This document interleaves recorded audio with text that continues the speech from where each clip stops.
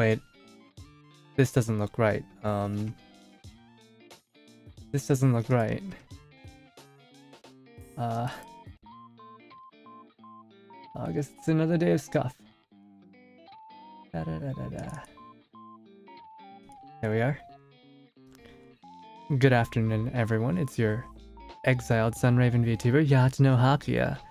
Once again back on another Saturday with some more Neural Cloud.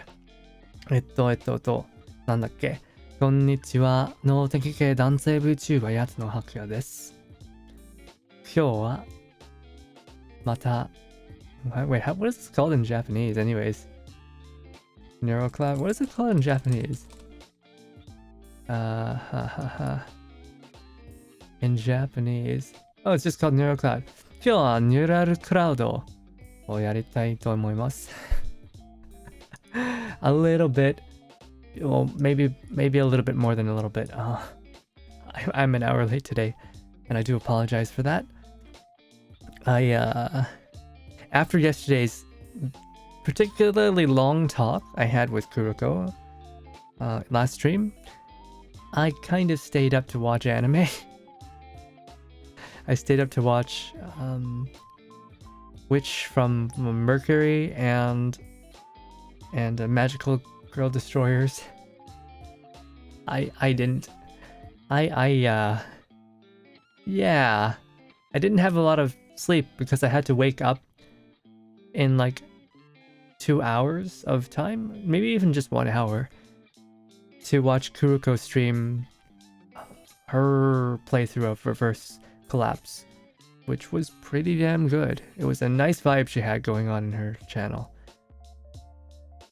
And I kind of passed out partway because I was so tired. And then I passed out until now, which is maybe half an hour after my supposed stream time, which was 1 o'clock. I didn't schedule the stream yet because I was so tired. I figured that I would do it when I woke up. Unfortunately, I ended up, crashing. And then I couldn't get up from bed because I was not feeling good at all. I was not feeling so good. I'm still not feeling so good, so if today my energy levels are not as great, if it's a little bit more of a, comfier stream, please don't mind it too much. But yeah, here we are. I woke up, I immediately did my thumbnail. It was easy because I already had a template.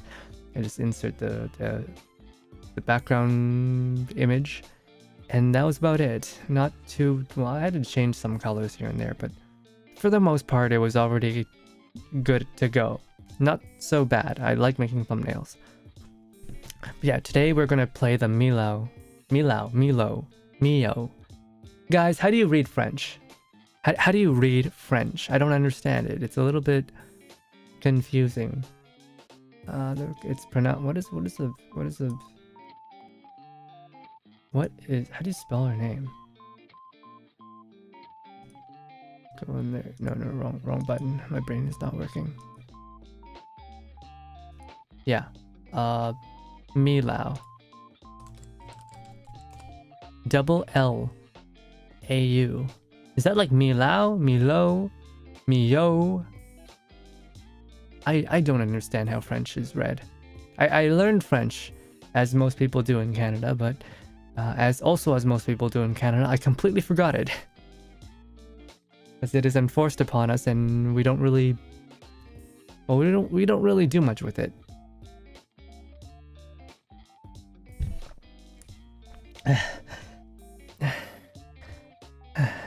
Don't mind me if I have a bout of panting here and there. It's perfectly normal for me.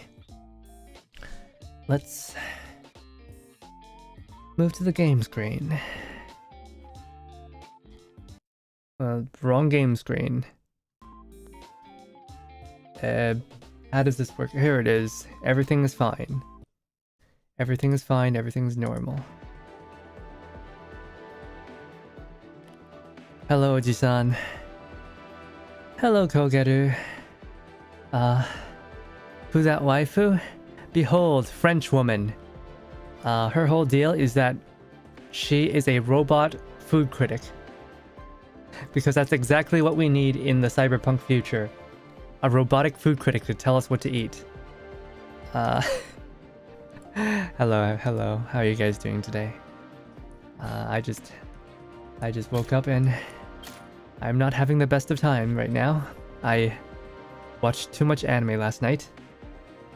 Because our stream last night went a little bit further than I was expecting, and it's been a long week. I've streamed pretty much every day.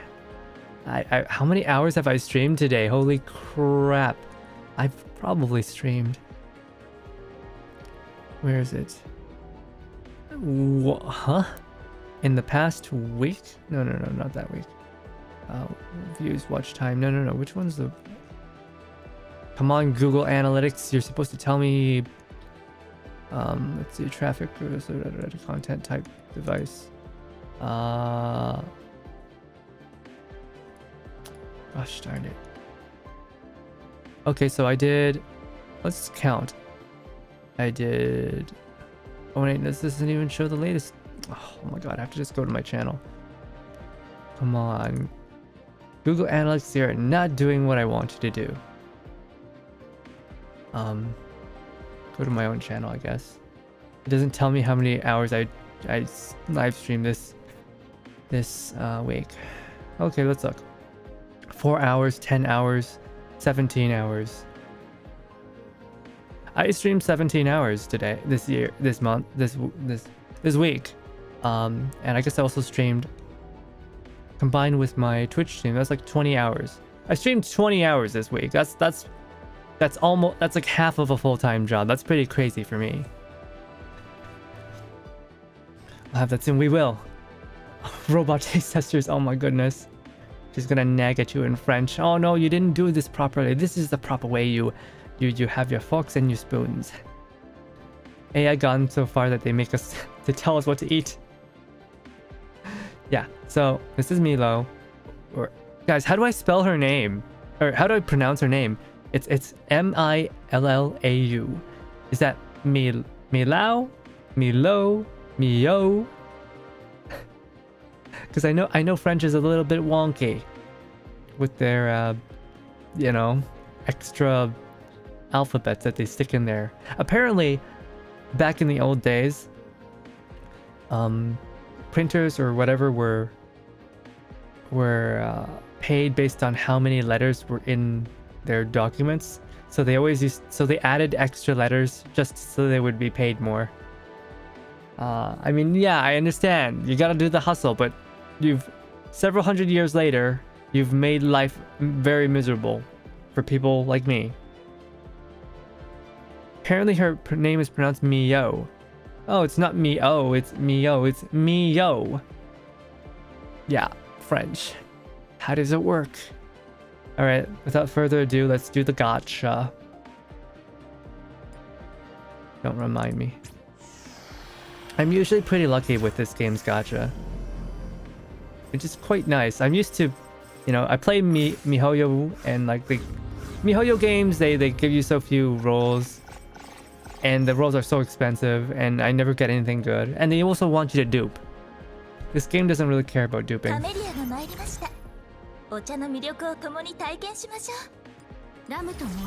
Yakukai? Oh, you got pitied. Oh no. Oji-san, I'm sorry. So yeah, the last 2 streams before my stream with Kuruko, I was playing Reverse Collapse, the demo. And I expect the game to come out this year. It's a really good game, and some of the characters in this game actually show up in the mission that I played in the demo. It was a really good experience for me. Because this game, in universe takes place more than 30 years before the events of Reverse Collapse. They're in the same universe. So you would expect, robots to go obsolete and go to the scrapyard. But they're still there. 30 years later, they're still kicking. I'm like, how are you still alive? They don't know. Reverse Collapse is a strategy, turn-based strategy TRPG game. Think Fire Emblem mixed with Metal Gear. It's like Fire Emblem with stealth mechanics. It's really, really nice. It's basically this company's, it's their extreme passion project. They've been wanting to make this game for over 10 years, and they finally got around to finishing it. So when it comes out, it's pretty much all I'm going to be playing. This girl. She shows up in this game, Girls Frontline 1, maybe Girls Frontline 2, but she also shows up in Reverse Collapse. It's just so nice to see the same characters everywhere. The anime sequel to Bakery Girl? Yes. It's a remake. Quote-unquote remake. They call it a complete overhaul and remake, but, you know, just between you and me, I think it's actually a sequel. Like an actual sequel, not a remake. But you'll understand what I mean. You'll be like, wait, if it's a remake, why would you think it's a sequel? Well, watch my playthrough, watch my stream of it, and you'll understand why I think it's a sequel. They still owe us GF2 they still owe us the third closed beta. The third closed beta has not even come out yet. It's been like a year or something since the second closed beta. They've probably changed a lot in GF2, but it's fine. I care more about Reverse Collapse anyway. GF2 is gacha. This game, Reverse Collapse, is not gacha. It is a standalone AAA offering from a small indie company known as Mika Team. Maybe it's not even true AAA. Maybe it's more like AA. But that's fine. I like the game. It's so much fun.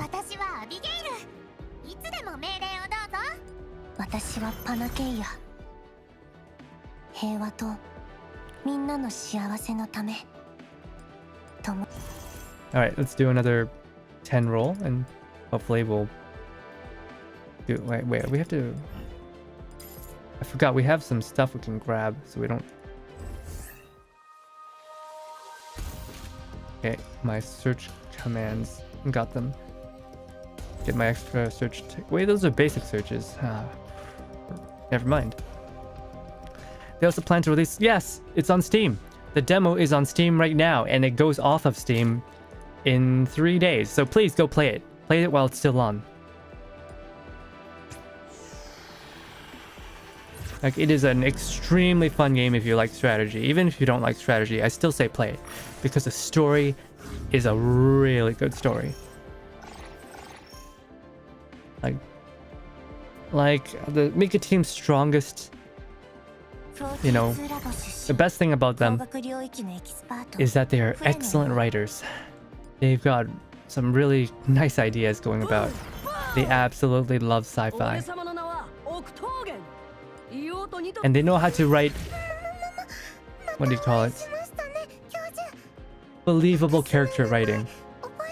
The thing I remember about Arknights is that I couldn't believe any of these people were actually people because of how awkwardly they spoke. And like, you know, in games like Blue Archive and Nikkei, right?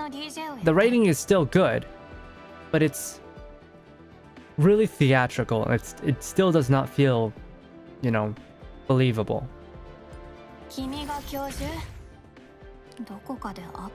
I'm glad that with this remake, since Bakery Girl is based on 2092 on Game Time. Is it 2092? I thought it was like 2094. Well, it's off by a couple years, but that's fine. I'm still gonna play GF2 first for the story's sake. No.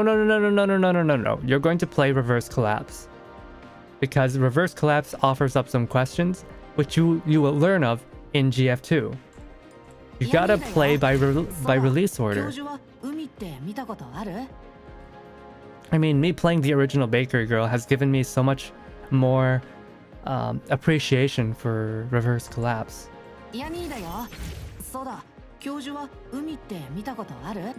Like, playing that game and seeing a certain scene is giving me PTSD flashbacks. Love and hope. Love and hope.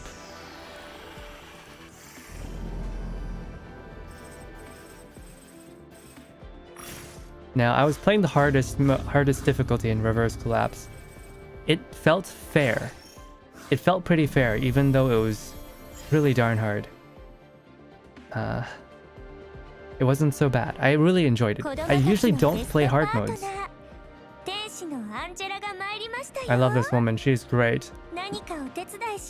This woman child. She is one of the strongest characters in this game. And I just really like the idea of a robot caretaker. A robot kindergarten teacher that wants to be spoiled like a child. That's just... That's such a gapmoy that... it's such a good gapmoy. Oh yeah, Betty is also in Reverse Collapse. Spoiler! But I don't care. It's already all over Twitter, who cares? It's not really a big story point, it's more like a cameo episode. Or a cameo mission. So I don't really consider it a spoiler. Damn it, Nanaka. I didn't want you, Nanaka. Please, I already have you. Don't spook me. Alright. Come on. Give me Mio already. Let's start the game. I need some more water. I just woke up. I'm so... Oh.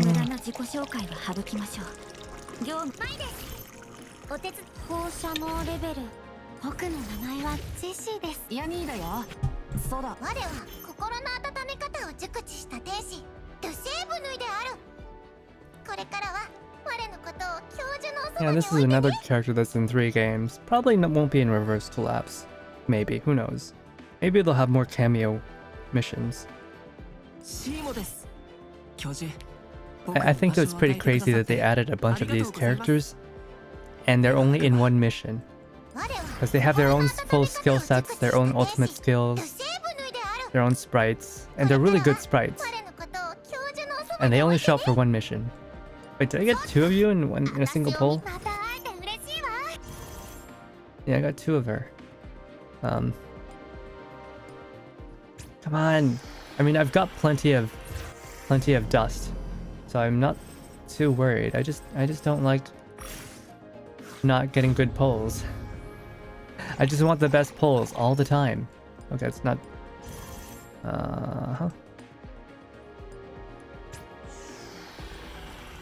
Come on. Give me the French woman. So we can start her event. And it's not... We are not getting the good polls today. I'm getting 3 stars, but they're not the 3-star that I want. Okay, this is 80 polls. This is one of my less lucky characters. Then, oh my lord. Oh, there we go! Cyber Media, the best dolls.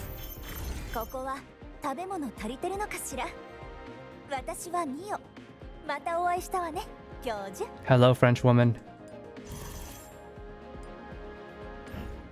Alright, let's go upgrade her. I don't know what she does actually. What do you do? What are your abilities? That's too long. Start a battle, applies indulgence to self and allies in contact, contributing to fine cuisine. Lifesteal increases. Effects of it doubled. Can be collected by dolls within a 1-tile radius. Granting a shield. Okay, so she gives people lifesteal and a shield.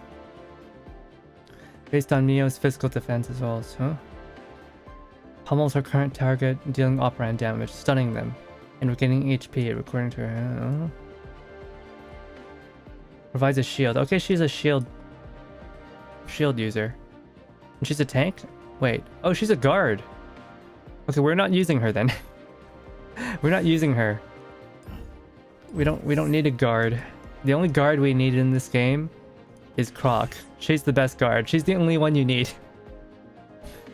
Got her for 100. I guess so. For 10 polls. It's not the worst, but I would prefer to have her in one poll, you know? I deserve to have everybody in one poll. Everybody. Where'd she go? Where's Mio? Here you are. I deserve to have every single character in one poll, okay? Every single one. This is like the one game that I want to have 100% completion. Or collection rate.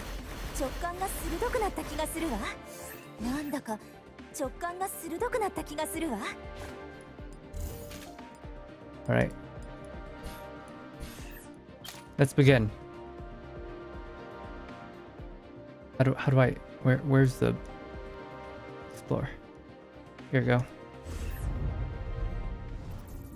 Let's go. Gastronomic journey. Meal prep. Preparations for a meal are tedious, but give you something to look forward to. And what are these? Meal vouchers. Crudely made plastic card with a special code on its surface. Some restaurants adhere to the ancient formula of pay, collect voucher, collect food by exchanging voucher. Mio feels that there's more of a ritual feel to this process compared to the unfeeling smart meal. Smart meals? What the heck is a smart meal? And everything in the future has to be smart. It's freaking weird. The product becomes smart, but then the people become dumber. Howdy, hello Zuni. Hello. How was your respite in between streams? I passed out. I passed out as Kuruko met Atena. I just passed out. I had no sleep. I was watching anime all night.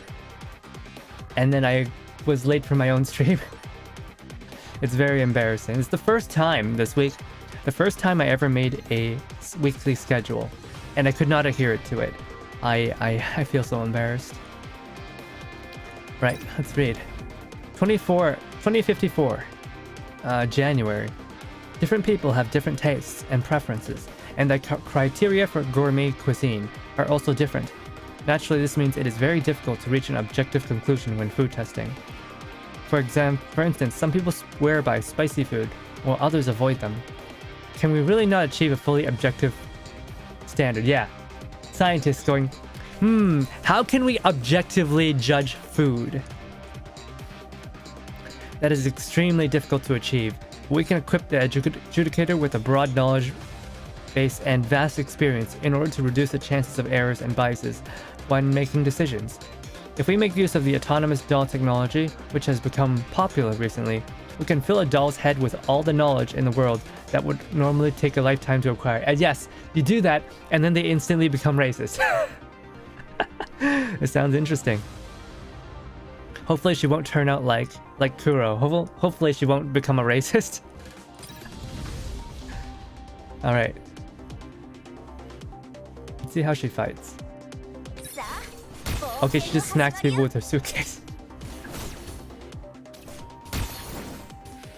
Yeah. Kuro, they fed her online lingo when they trained her, and basically she just became racist. Oh no, she speaks French. Oh, that's pretty cute.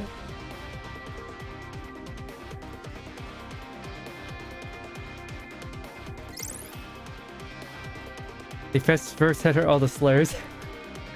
They're like, okay, we're gonna give her meme modules so that she understands all the internet memes and lingo and can, like, you know, talk to all of her audience and adapt to them. And what ended up happening was that she just became racist, which I find so funny.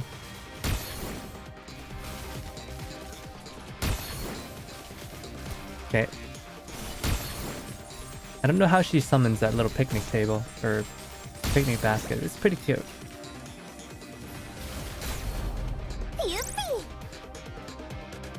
What does Yuppie mean? Is Yuppie just Yippee but French? MVP animation. Yeah, it's pretty nice. There is one character I'm really looking forward to. It's the funeral services lady. She's pretty cute. A gastronomist doll. Do you think that would even work? It's definitely a bold attempt. There are too many problems we need to solve, and frankly speaking, can we really simulate human senses with machinery? You just made my point. This project is an attempt to bring our sensory simulation technology to the market. If it works out, we might be able to convince HQ to fund further research into it. The ability to allow humans to connect to a cloud server and taste food.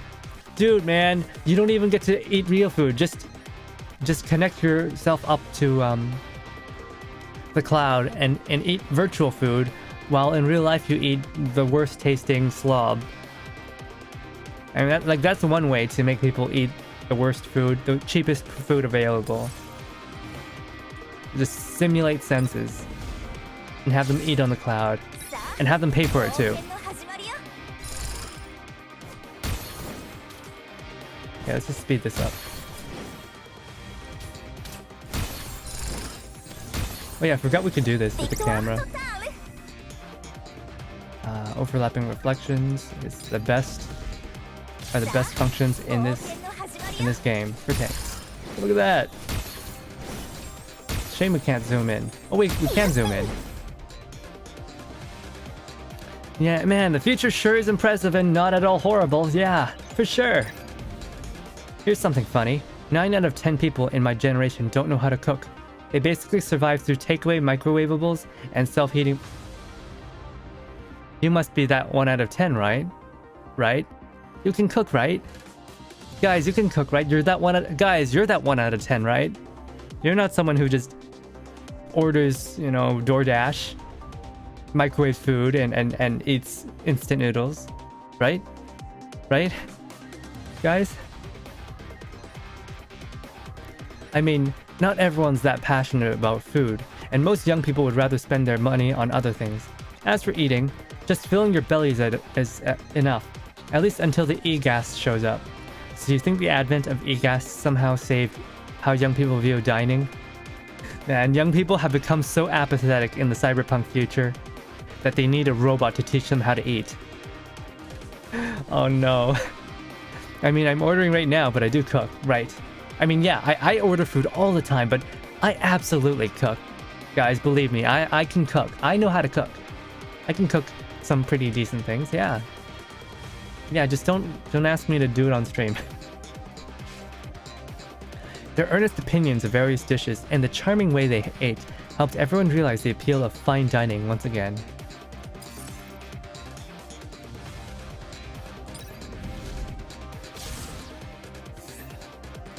Like, I was actually thinking of doing a baking stream. Not at all spurred on by me playing Reverse Collapse Codename Bakery. No. I always forgot you can actually zoom in and then rotate and witness the 3D. Wow.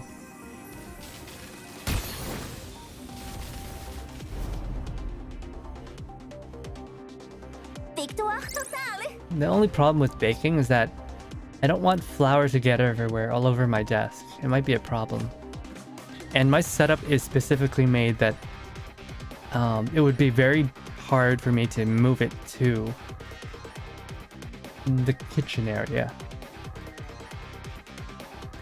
So I don't know, but I really would like to do some baking. Maybe not, you wouldn't see me putting the bread in the oven, but you know, all of the rolling and mixing of the dough. It feels like it would be a very, I don't want to say comfy. I mean, it would be comfy, but a relaxing time. I don't know, have you guys ever baked before? I really enjoy it, though I don't do it often. 2055, January. So after 1 year, the success of the e-gas development is inextricably linked to my wife. Yes. Always credit your wife. In the previous decades, we either fought or stonewalled each other, so I didn't expect us to be so in sync during this project. She's been working in the culinary world for 20 years, and currently hosts Mrs. Black's Secret Kitchen. That day, she drove to her old home by herself, and came back with a trunk full of recipes. That was close to 30 years of her life experience. Hey, I've seen that show before! They make cooking look like a circus act. What? Huh? Is that a compliment? gotta work on my stuff. I'm like, alright, see you, Oji-san. Have a good one.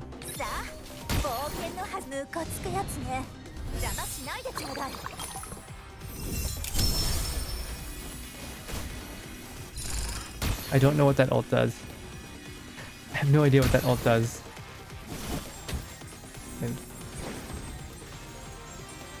I forgot what it did. I read it earlier, but I have already forgotten.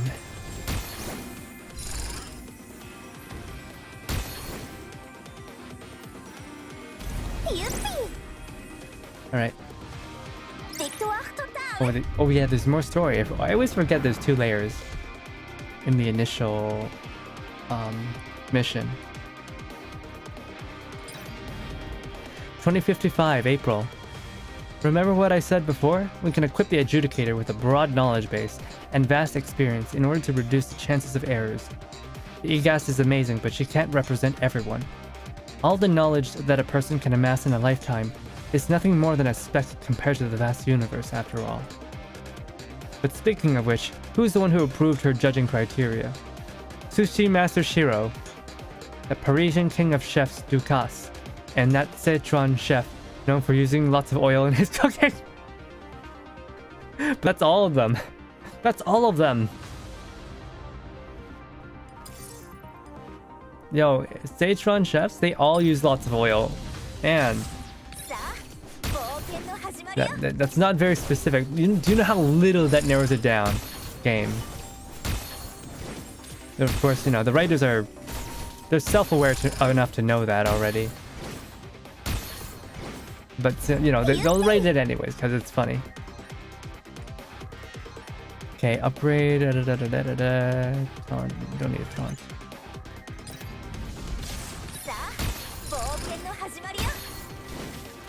Yeah. They had to add this unit to like, damage everybody. Because tanks do no damage. Oh, boy.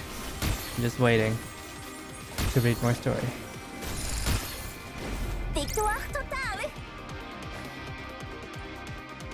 I like how this game just gives us a upskirt of her every time she wins. 2055, September. How's the progress in the deep learning project? Kitchen skills are also a fundamental skill for a gourmand, in addition to food tasting. While it's not mandatory, perhaps giving a good performance there might lead to a good rating. It's extremely bad. I advise you to place your hopes elsewhere. Should we yoink a culinary module from another company? Let's just respect the advantages of the Neural Cloud. Speaking of which, what does she like? We can tailor her growth to suit it.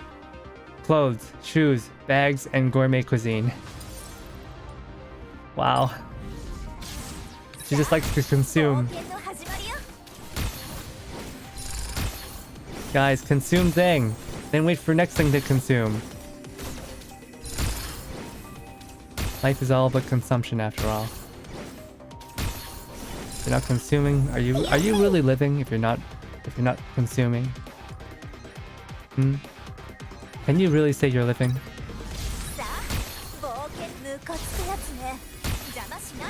Oh yeah, her ult just gives a shield, I guess. It doesn't really do that much when I'm trying to bash people's skulls in with a suitcase.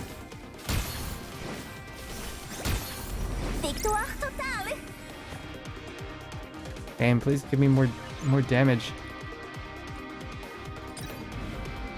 2056, September. Aren't you nervous? This is the first contest which the EGAS prototype was taking part in, after her production trials were completed. Have faith in her, she's our best work. Wait, no! Kuro's your best work. Come on. Don't forget the records from her trials. Isolating the 1,000+ basic ingredients for a secret sauce isn't something anyone can do. Nobody here can beat her. But what if she loses? Then I'll have to trouble you to take her shopping for luxury goods after work. Yeah. So, I guess she stress buys things. She doesn't stress eat, she stress buys.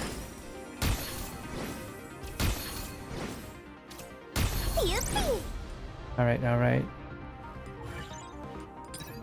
2057. February. Before this, my wife and I fought a lot. And we even had the divorce papers typed up and ready to go. If the e-gas hadn't hit the market, we might have... The e-gas? Are you sure you have the right model? She's a gastronomist doll. Yeah, how did a gastronomist robot get you and your wife back together? That's her, alright. On our divorce trip, she brought us to try all the restaurants along the way, and her extraordinary passion for food infected us. We gave up on the divorce at the Barack Normandy restaurant in Normandy. We're planning to grow old together. Congratulations! You somehow fixed your ailing relationship by finding a mutual interest. Isn't that... Yeah. It'd be nice if all failing relationships could end like that. Just find something you both love.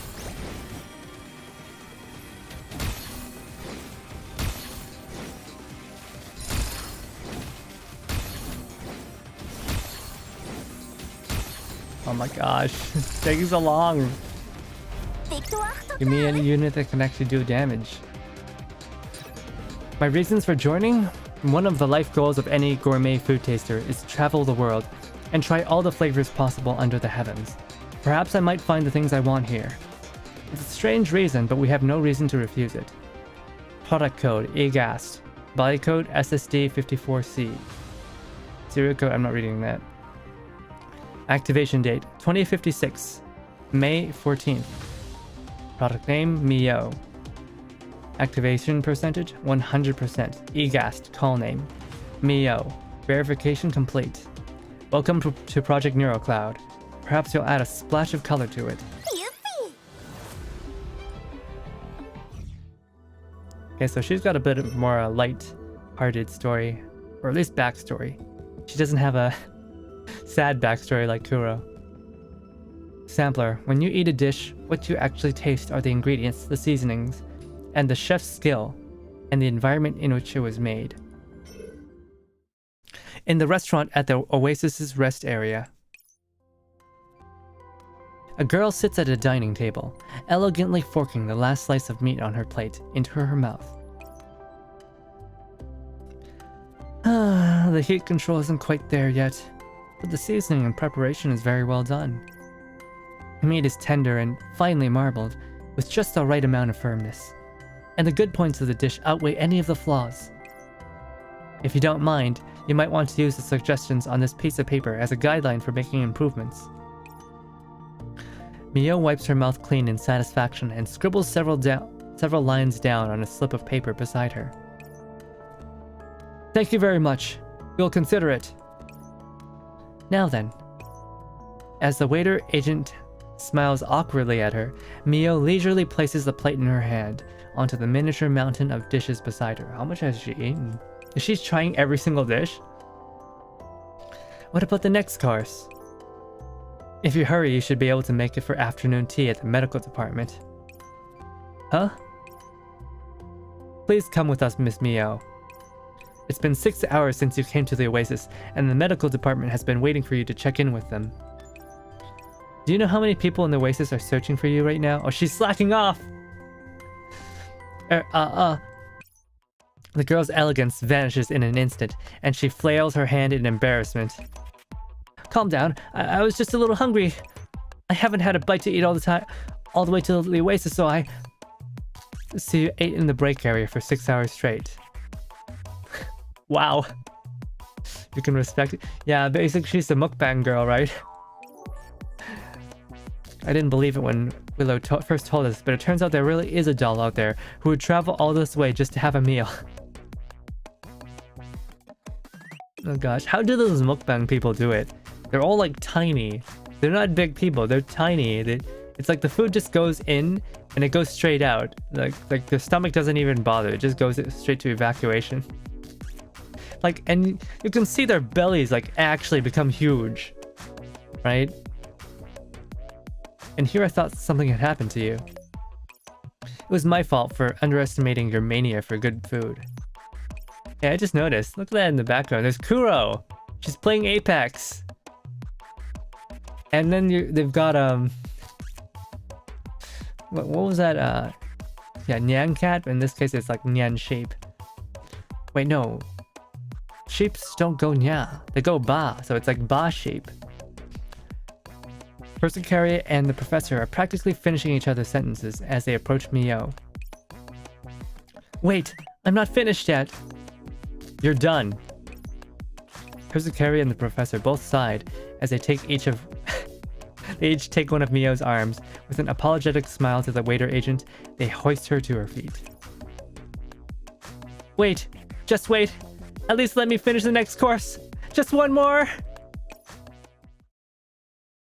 At the Oasis's medical department. I knew it. You were the one who sold me out. Oh, it's Willow. Oh, it was just a trivial thing, really. Willow is all smiles as she takes a picture of Mio. I guess these two are going to be the pair for this event. In every event, there's like a pair, right? It's not just the character, it's like two of them. So you get to learn about both of them. I guess this one's we're going to learn about Willow. What do you think of renowned gourmet connoisseur becomes Oasis criminal for the headline? The next day's headline will be renowned female reporter ends up being eaten by gourmet connoisseur. Oh no, she's a cannibal. Mio glares at Willow as she pinches her face. I was curious. Well, I don't have to eat you, but in exchange, hand over the gift. Let me guess. It's either macarons. Yeah, that's right. I'm going to say it the French way. It's macarons. Or Brittany pancakes, right? Unfortunately, it's neither. Did you even forget our agreement, Chloe? Chloe. Chloe. You wound me. You still need to complete your neural cloud examination, so you can't eat too much. Still, I prepared this. Ta-da! Mio raises an eyebrow and then picks up the chocolate from Willow's hand before sniffing it. It has a unique and clean smell. The classic hazelnut goes very well with the cocoa. I can tell it's good stuff just from the aroma. Now, as for its taste... The rich flavor of cocoa blossoms on the girl's tongue, and the smooth chocolate melts in her tongue. Wait, what? Blossoms on her girl's tongue. I think this is... No. Yes? Yes. Okay, having tongue twice in a sentence feels weird. Melts in her tongue, filling her entire mouth with its taste. This is truly... How do you like it? Magnifique! It feels like silk and melts instantly in the mouth.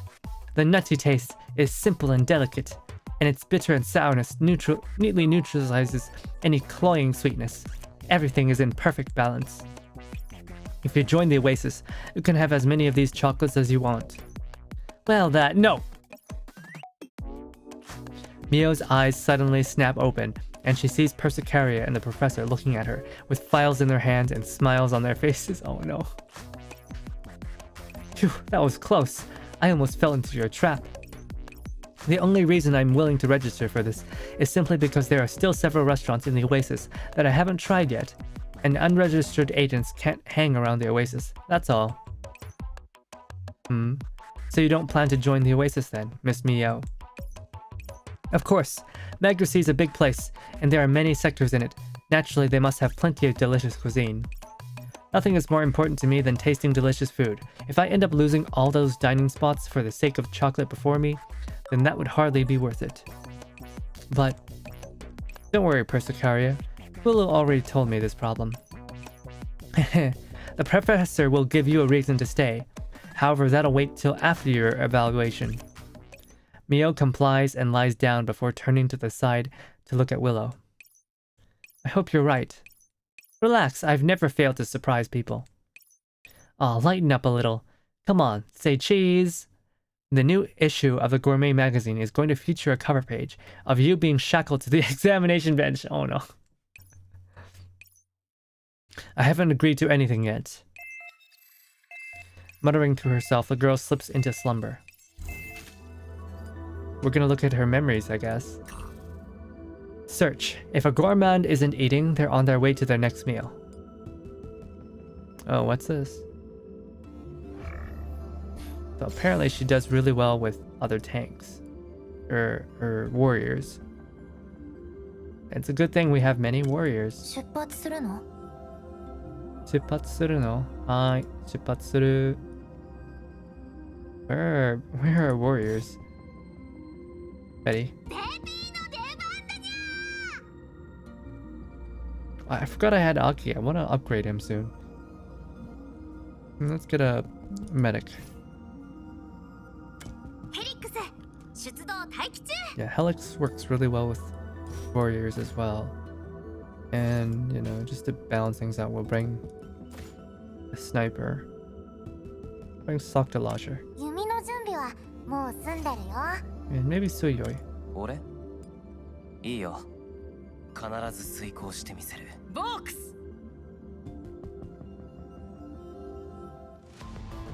Oh no, not this place. Not the art sector. I don't like this place. Modigliani Station. Oh hey, this place looks nice. The girl drags a suitcase off the tram that's almost half as tall as she is. She removes her hat and closes her eyes in exaltation, as though there's some kind of scent flowing in the air. It's been a while, Cayenne, but I've returned to you at last. My journey in search of exquisite cuisine began here, and it shall end here as well. Time for my last meal in France. Wait, is this the real world? Without further ado, she whips out her cell phone and quickly scrolls down until she reaches the bottom. Rich seafood soups, roast scallops, tuna, fried oysters. Yes, that's it. The first record of my taste buds being stimulated in my gustatory systems. Just revisiting that flavor makes my neurocloud systems want to give in on the spot. Well, I can't wait any longer. I'm famished. As the call connects, Mio wipes away the non-existent drool from her mouth. Wait, it's not really real? With her sleeve and immediately straightens up, as though she were already sitting at the dining table. Hello, is this the Just restaurant?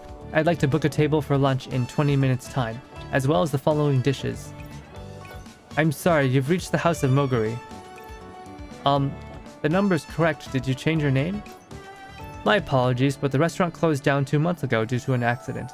We now specialize in the sale of agricultural and animal husbandry products.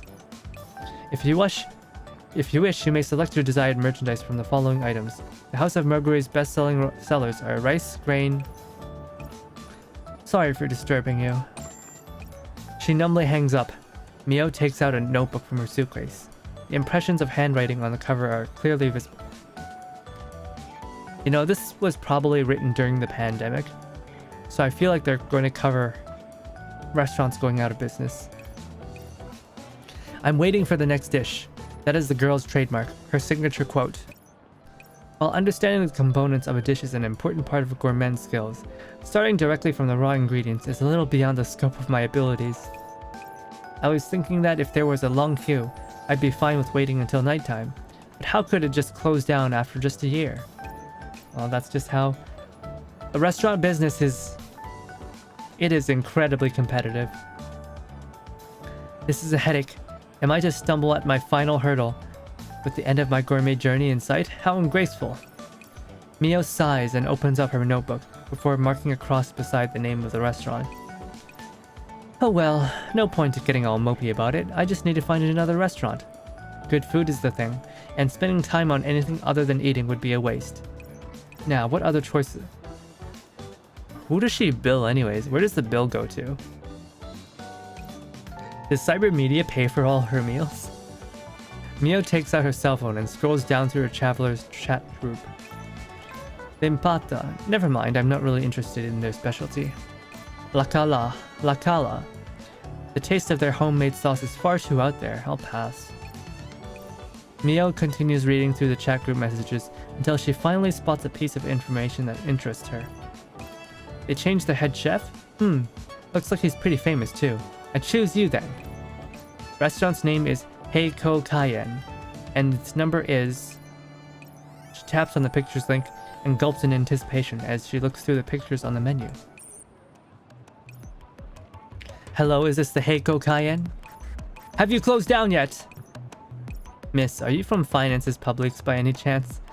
The restaurant is doing very well and we have filed our tax forms on time. No, I'm calling to make a reservation. I'd like to have a lunch in 20 minutes. We'd be happy to serve you. What kind of meal are you looking forward to? Are there any special requests that you have? I've never been asked this, but I guess I've also never gone fine dining before. I heard you just had a new head chef and I'd like to try some of his dishes. So we'll start with 6 entrees, and if he's good with desserts, you can serve them up as well. As for the other requests, I have none for the time being. My sincerest apologies, miss. We may not be able to fulfill your request. Our head chef is currently fully booked for the afternoon. If you don't mind, you can arrange a booking for this dinner. Dinner? Ugh. Mio's face turns pale as she shifts her gaze from her phone to the station clock, and she can distinctly hear the protests from her tummy. She is hungry. No, don't let the robot taste tester go hungry. Let's see. Mio, we'll have you be a taunter. You go here, and you go here. And... wait, no, that doesn't work. What do we do? We'll do this.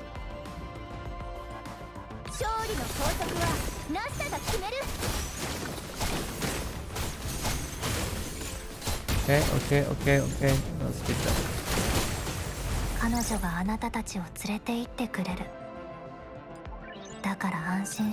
I'm sorry, but the restaurant has closed for good. The webpage didn't update in time. This is what you hear upon arriving at your destination, after enduring half an hour of the blazing sun beating down on you. The hunger and fatigue are beyond what... I've had this happen many times before. Especially when I'm traveling in a foreign country. I look at online for something that looks nice. I go there and either it's closed, you know, or it went out of business.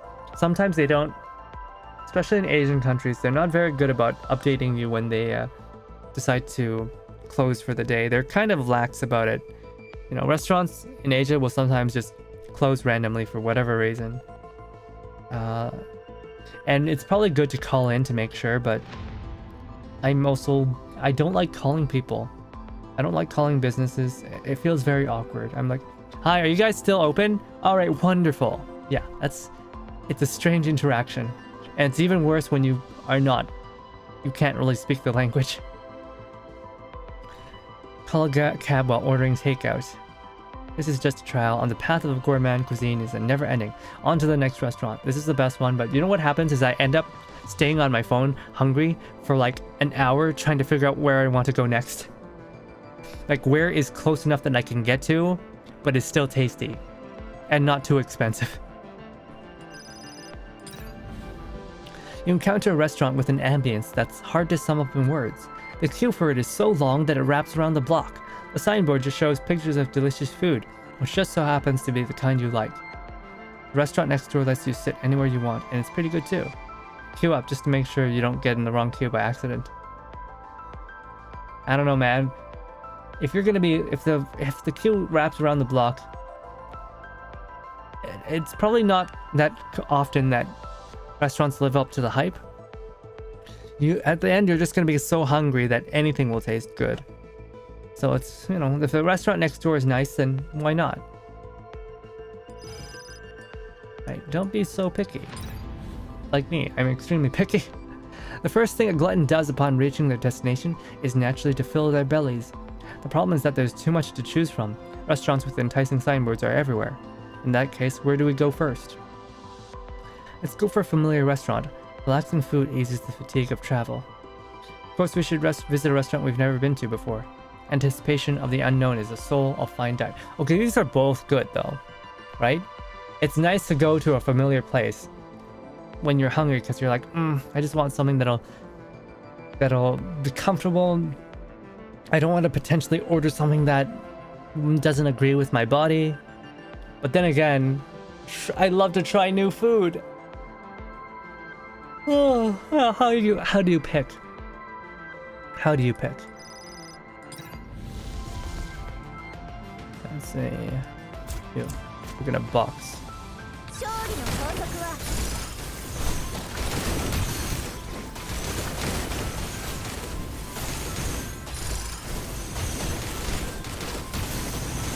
あなたたちはどんな風に見えてるのとか。On the outskirts of Cayenne at the Heiko restaurant. Though it is located in a suburban area, the crowd outside the restaurant is as large as that around any landmark within the city limits.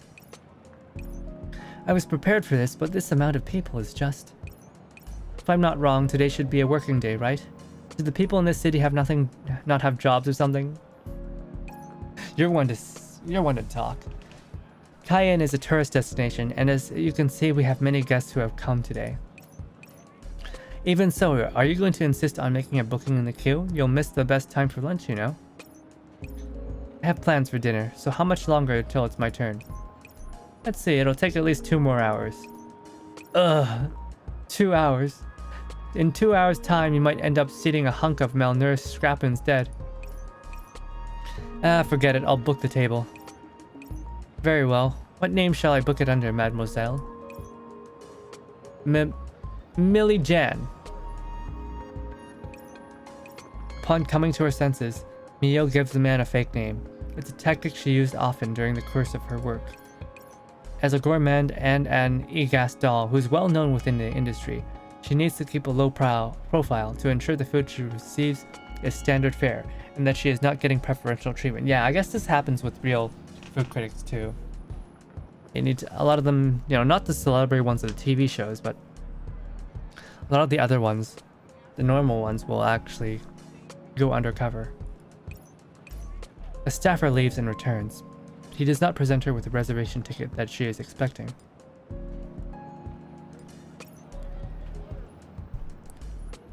Mademoiselle Jan, are you willing to share a table with another person?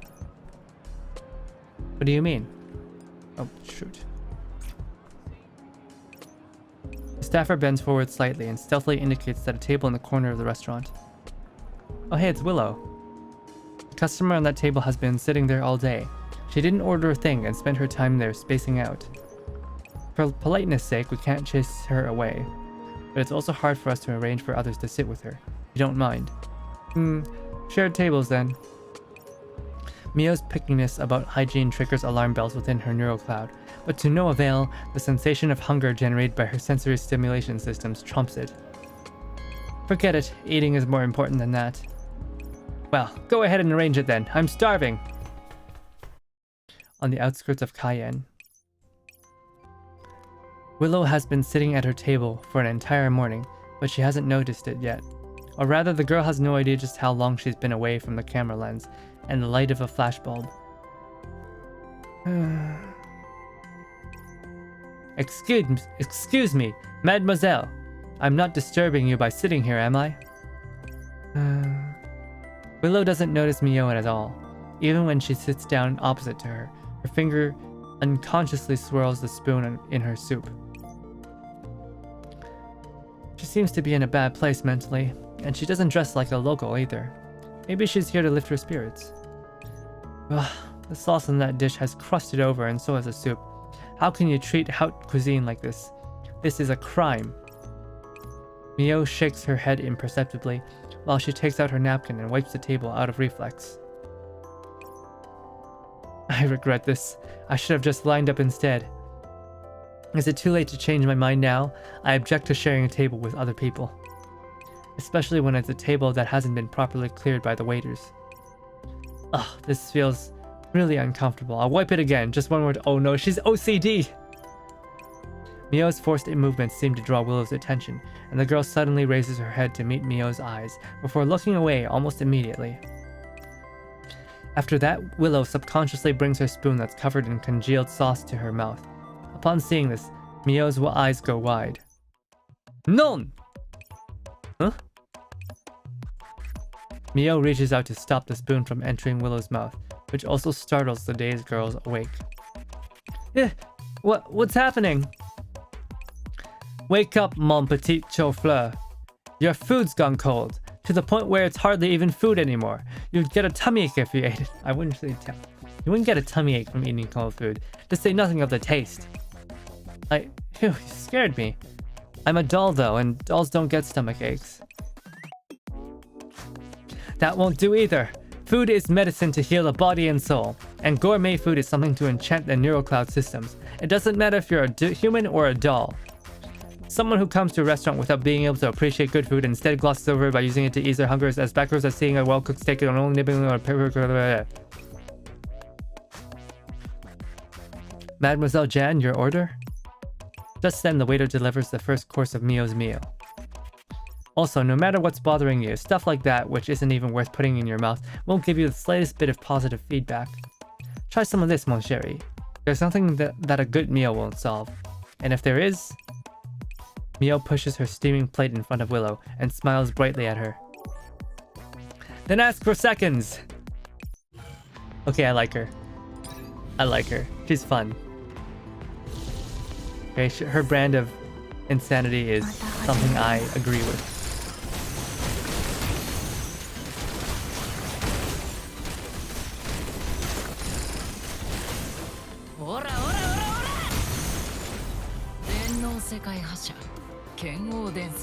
I really need to max out Magnilda. She's really cool. だから安心して眠って。だから安心して眠って。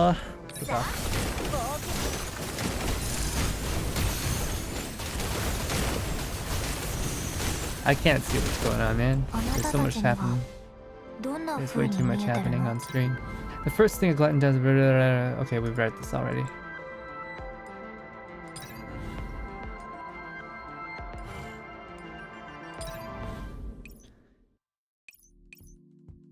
The waiter divides Mio's dish into 2 portions.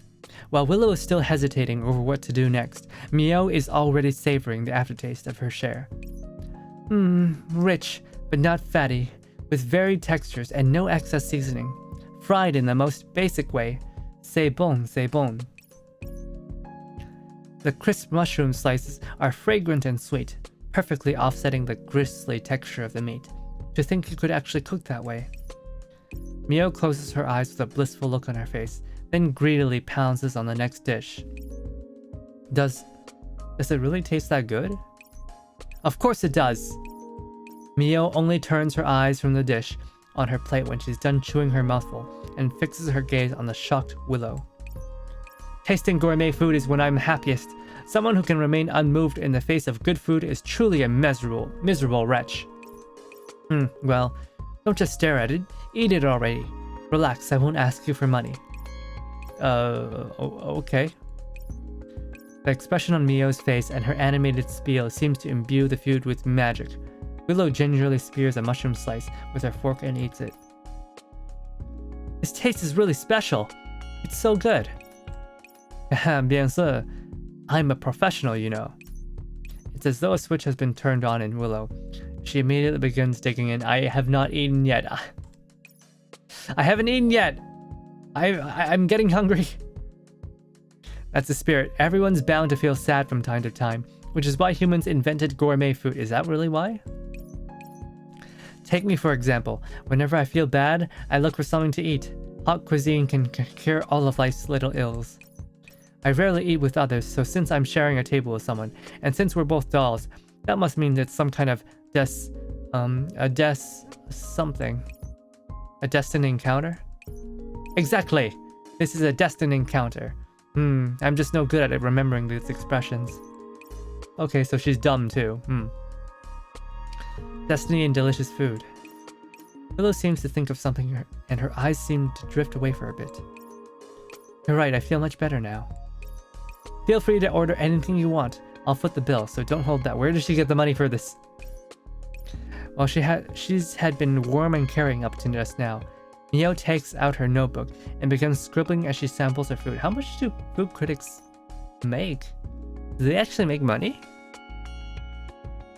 The wine has a beautiful luster to it and a full body. Its texture is rich and nuanced, yet even, and with a long finish in stark contrast to its price point. The medium rare steak was skillfully cooked, with a good balance on black peppers and sauce, out of consideration for the smoothness of the texture. The escargots were made differently from before, with a light seasoning of garlic, and I'm guessing the butter it was served with was especially prepared and not greasy in the least. On the whole. Are you reviewing the food? Yep, I'm grading them, and then putting them onto my blog to share with other lovers of fine dining. Here, this is it. Mio fiddles with her phone and then shows her blog to Willow. There are 13 major zones and 96 provinces here, and over 1,000 restaurants in total. Want to see? Wow, 13 major zones. Does that mean you've pretty much traveled across all of France? And Cayenne is your endpoint. Ah, no, there's a Cayenne restaurant among your reviews. So you've come here before. Well, Cayenne was actually my starting point. I went in a big circle before coming back to the beginning, so I could eat one more time at the restaurant where I had my first experience, in order to neatly wrap up my gastronomic tour de France. What do you think? A romantic plan, no? Yep, it's very romantic. How nice, you're brave enough to discover yourself and experience a new journey. As Willow says this, she looks around and takes in the restaurant that she had previously overlooked. Mio, did you start out in a place like this? Not really. The place where I first ate was a just seafood restaurant, but they've already closed down. But that's alright. The important thing is the food. Huh? Is it really okay? You'll have regrets, won't you? Does that bother you? Well, it's a bit of a shame that I won't be able to eat from there again, but it can't be helped if they close down, right? I mean, this restaurant is pretty good too. If it were me, I might go to the original address of the seafood restaurant. And even if I couldn't eat there again, I'd wrap things up in picture form. That sounds very romantic, but having a lady who lives for gourmet cuisine take a picture at an agricultural supplies store isn't a very good idea. You seem to have a very strong sense of formality. Wait, really? Well, it's because of my job. While my physical appearance is modeled after Westerners, I've actually spent all my— Wait, Willow's Chinese! This whole time, Willow was Chinese! She's not really Westerner. She's not really a Westerner. She's actually Chinese. Wait, China still exists? I thought China exploded. What happened? I thought China got destroyed in this setting. They've been kind of vague and inconsistent. In some of the lore settings, all of China just disappeared under a radioactive cloud. In others, Hong Kong still exists, and some other places. And now Willow is saying that she spent all her life in China. We just don't know. The people there value sentimentality more than others, and they're willing to accept some concessions in exchange for that. I kind of like that notion. Well, after thinking about it for a bit, I don't get it at all. There's no soul without food. Food is my focus. Mio nonchalantly tilts her head, but just as she's about to put her phone away, Willow stops her. Hang on, I have a few suggestions for your blog. Saying so, Willow takes her phone from her, then retrieves pen and paper from her bag, and begins scribbling and drawing while looking at the screen. It might be better if you change your layout so it looks like this, and then change your navigation bar. What the heck? My iPhone's already out of power? What the? Well, I guess my iPhone's battery is all messed up. And it's really hot. Why is it getting this hot? All I'm doing is using VTS. That's really weird. Why are you doing this? Why are you doing this? Turn off the Bluetooth.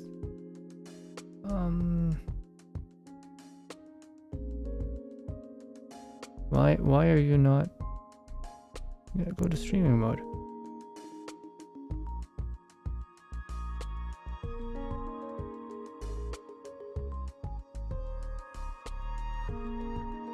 Streaming mode on, yeah.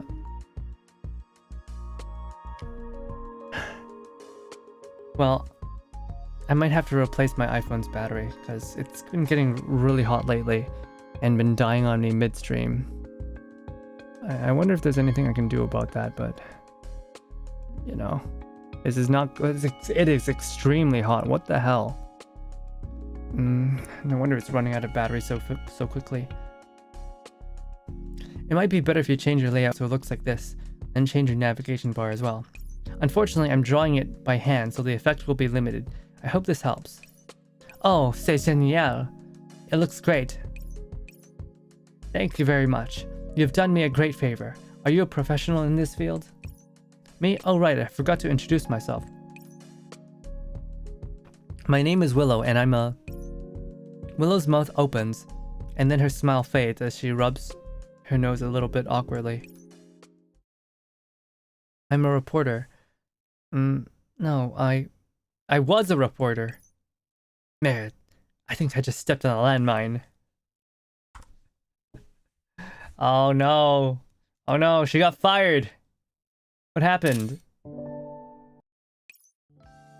Oh, look. It's a new dish. Let's try it out. Huh? Yeah, let's try it out. Thank you, Mio. Aww. You're welcome. Oh, that's cute. Eating shouldn't be a miserable experience. Good food exists to be enjoyed by the people. Sorry, but I'm not hungry. Eat with your best smile and whet the other person's appetite. Don't ever step yourself and refrain from nagging. No. There's always time for good food, you know? You can order an appetizer or like a dessert, you know? I've been asked recently, you know, to have lunch even when I've eaten. And what happens is like, I don't feel that hungry, but as soon as we step into the restaurant, sit down, and I smell the aromas, I get hungry again. I get hungry again. After much difficulty, you are finally seated in your desired restaurant. The waitress taking your order seems to recognize you. She asks about your identity. Proudly state your name and leverage your status as a food taster to get preferential treatment. I feel like a lot of YouTubers do this.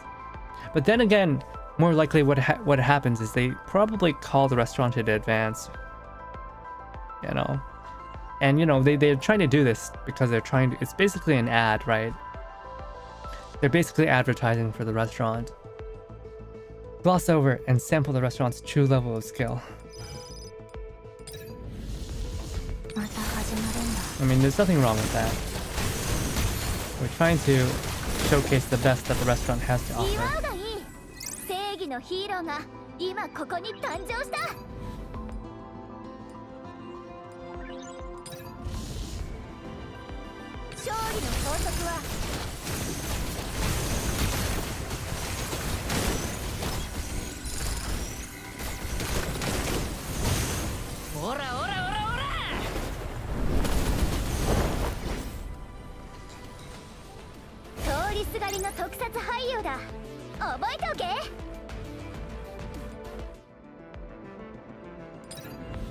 On the outskirts of Cayenne, at the Hakuya restaurant. Several glasses of red wine later, the two of them are looking visibly flushed. Robots can get drunk? I didn't activate my alcohol filtration models due to my work habits. But what's up with Miss Willow? Never mind, I shouldn't be probing into that. Is there anything you plan to do after this, Miss Willow? I don't know. Maybe I'll continue walking around outside. I don't know what I should be doing next either. How nice. You feel like you don't have any stress at all. Your employer must be very kind. Rather than having no stress, it would be better to say I'm on the verge of being tossed away. Is there even a reason for unwanted dolls to exist? Aww. Well, let's leave me aside for now. What are you going to do after this? I'll still be running around to try gourmet cuisine, since my backers are starting to press for me for more reviews. Granted, I do enjoy the process. But haven't you traveled all of France already? Are you going to travel it again? Again? No. I'm done with France. Next on my itinerary is the entire world. You're working towards such a well-defined goal. I'm so envious. You must be kidding. Surely everyone has an aim in mind, don't you, Miss Willow? I do, or rather I did. A long time ago. Aww. The dreamer and the disillusioned. Willow rests her head on the table. Her cheeks are so red they're practically steaming, and a look of sadness slowly fills her unfocused eyes. Mio looks like she's about to say something, but then closes her mouth and remains silent. In the end, all her attempts at speech are reduced to simply reaching out and lightly patting Willow on the back. It's so hard to work for your dream. It wasn't even my fault to begin with, but why did things end up being pinned onto me? It must have been hard. Fine then, I'll quit. Maybe I will take them up on their suggestion and go into public relations. I can excel there too. I'm sure you did your best. Slowly, with Mio soothing her, Willow begins to calm down. But I guess I still... Sorry to disturb you, ladies. This is Cayenne-style beef offal, our restaurant's signature dish. Enjoy. Ah, this should be the last course, right? Come, Willow. Have a bite to eat and something to drink. The star of the show has arrived. Willow sniffles and mumbles a... Okay. This had a lot more story than I thought. Hello, Sayo. Have you been here this whole time? This had a lot more story than I thought. What, you thought it was just going to be about eating? I mean, it is about eating, but there's going to be more than that. They're really good. I love it. I can't say it enough. I love Mika Team, and I love their ability to tell good stories. That's right, let it all out. There's no end to the bitterness of life, so when you can rest, you should properly enjoy all the flavors that the dining table has to offer. They say this dish is the masterpiece of the Heiko Cayenne. Many of my colleagues recommended it to me. Willow? I just got back from my outing, but I was listening. Naruhodo. Where'd you go? Mio is halfway through picking up the jug to give Willow some warm water when she finds that the latter has stopped eating at some point. Her eyes are brimming with tears. This dish. Are you alright, Willow? This dish. It's just like Uncle Lin's beef tripe. It's good. It's so good. Oh my. Mio puts the jug back down and hurries to take a piece of tissue from her backpack while silently dismissing the waiter with her free hand. I want to go home. I want to eat Uncle Lin's cooking. I want to go home. I want to go home. We'll go home at once. There's not a moment to delay. I'll book a ticket for you right now. Go on then. Tell me where you live. Even if it's in the Antarctic, I'll send you there while fighting off polar bears if I have to. Mio places her cell phone on the table with a thud. The combination of her words and actions startles Willow to her senses, and she chokes back her tears. There's a hint of laughter amidst her sobbing. Wow. I didn't know robots could get homesick.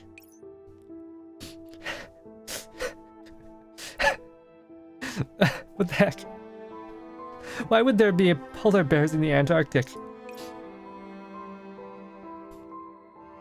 Beats me, I just made it up.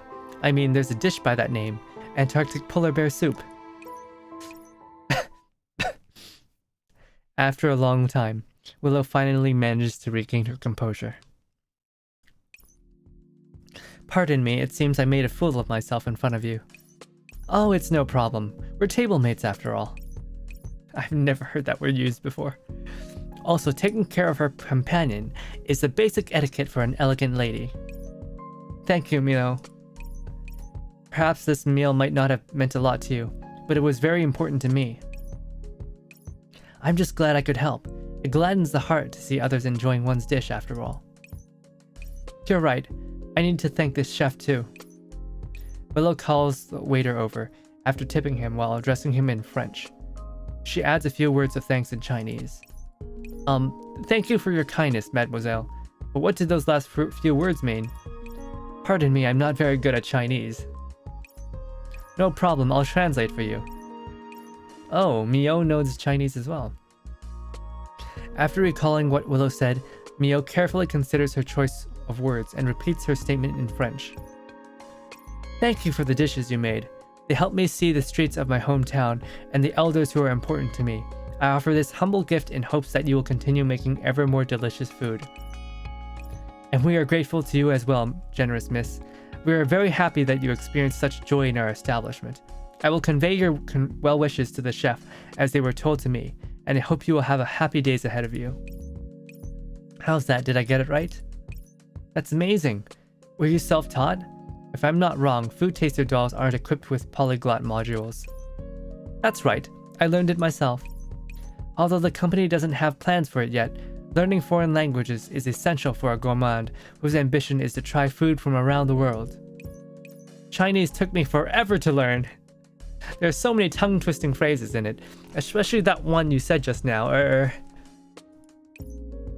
Mio frowns a little, seeing the streets of my hometown and the elders who are important to me. That's not right. I had that dish too, and I'm pretty sure there were no hallucinogens. There were no hallucinogens in it. And if there were, they shouldn't have had an effect on my neural cloud systems. Mio tentatively scoops up a spoonful of the broth. What's the matter? What are you talking about, Mio? I was just wondering if the restaurant spiked their food. I didn't mean to make fun of you. It's just that I've been a gourmet for a long time now, but I've never seen anyone react that strongly to food, and certainly not to the point where they'd see their homes and ancestors. It all sounds so surreal. Sup, hey Optidoc, how's it going? We're on a food journey today. It's not what you're thinking. How should I explain this? Yeah, Willow on the side here, she just got fired from her journalism job. And here she is eating food and it's made her become really homesick. She wants to go back to China. Food is a very special thing to the Chinese. I guess I've been infected by it too since I've stayed there for so long. This dish is like a signature item of an eatery I used to visit often, and the boss was a mean-looking old guy who was actually really sweet. What I ate tonight reminded me of that time, and it reminded me that I've been away for too long, and that I ought to go back and look around.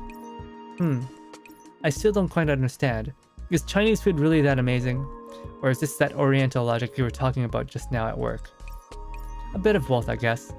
Also, Chinese food is amazing. I dare say it's the best in the world. Say the Chinese writer.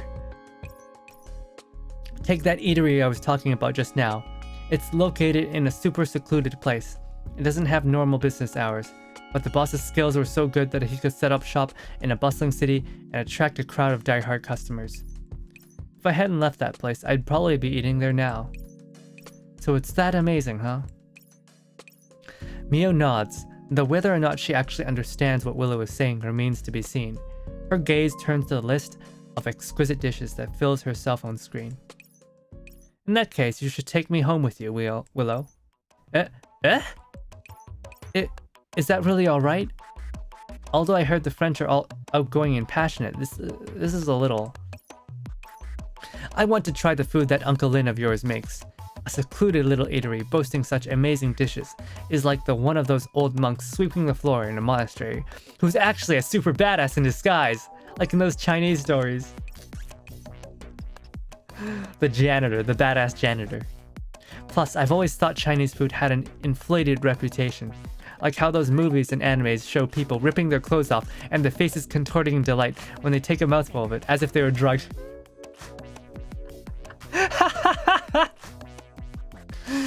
It's definitely not Food Wars, right?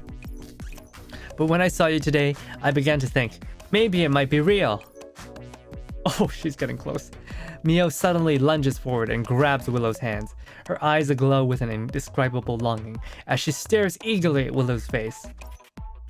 I want to try it. I really want to try it. That amazing Chinese food of yours. Of course, no problem. It's a deal then. Since you want to go home too, I'll book the tickets for 2 of us. Now when's the next flight to China from Paprika Airport in Cayenne? You're moving too soon, no need to rush.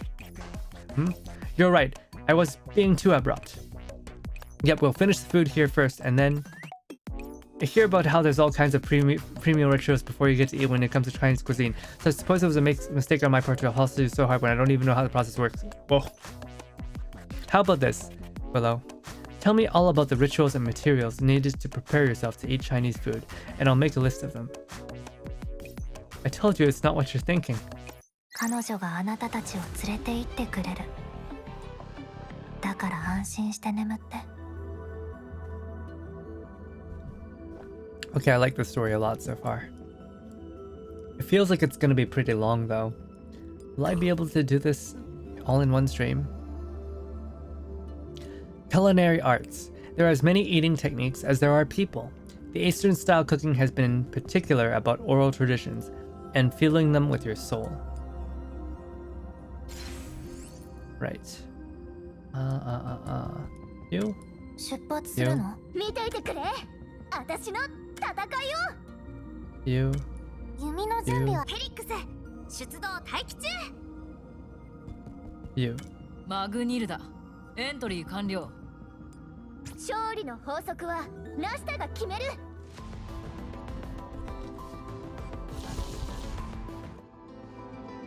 Okay. Jinghai City at the Dongqiao International Airport. Wait, Jinghai? Where's Jinghai?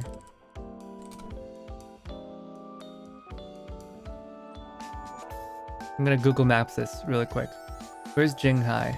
Ah! Okay, it's in northern China. It's in Tianjin.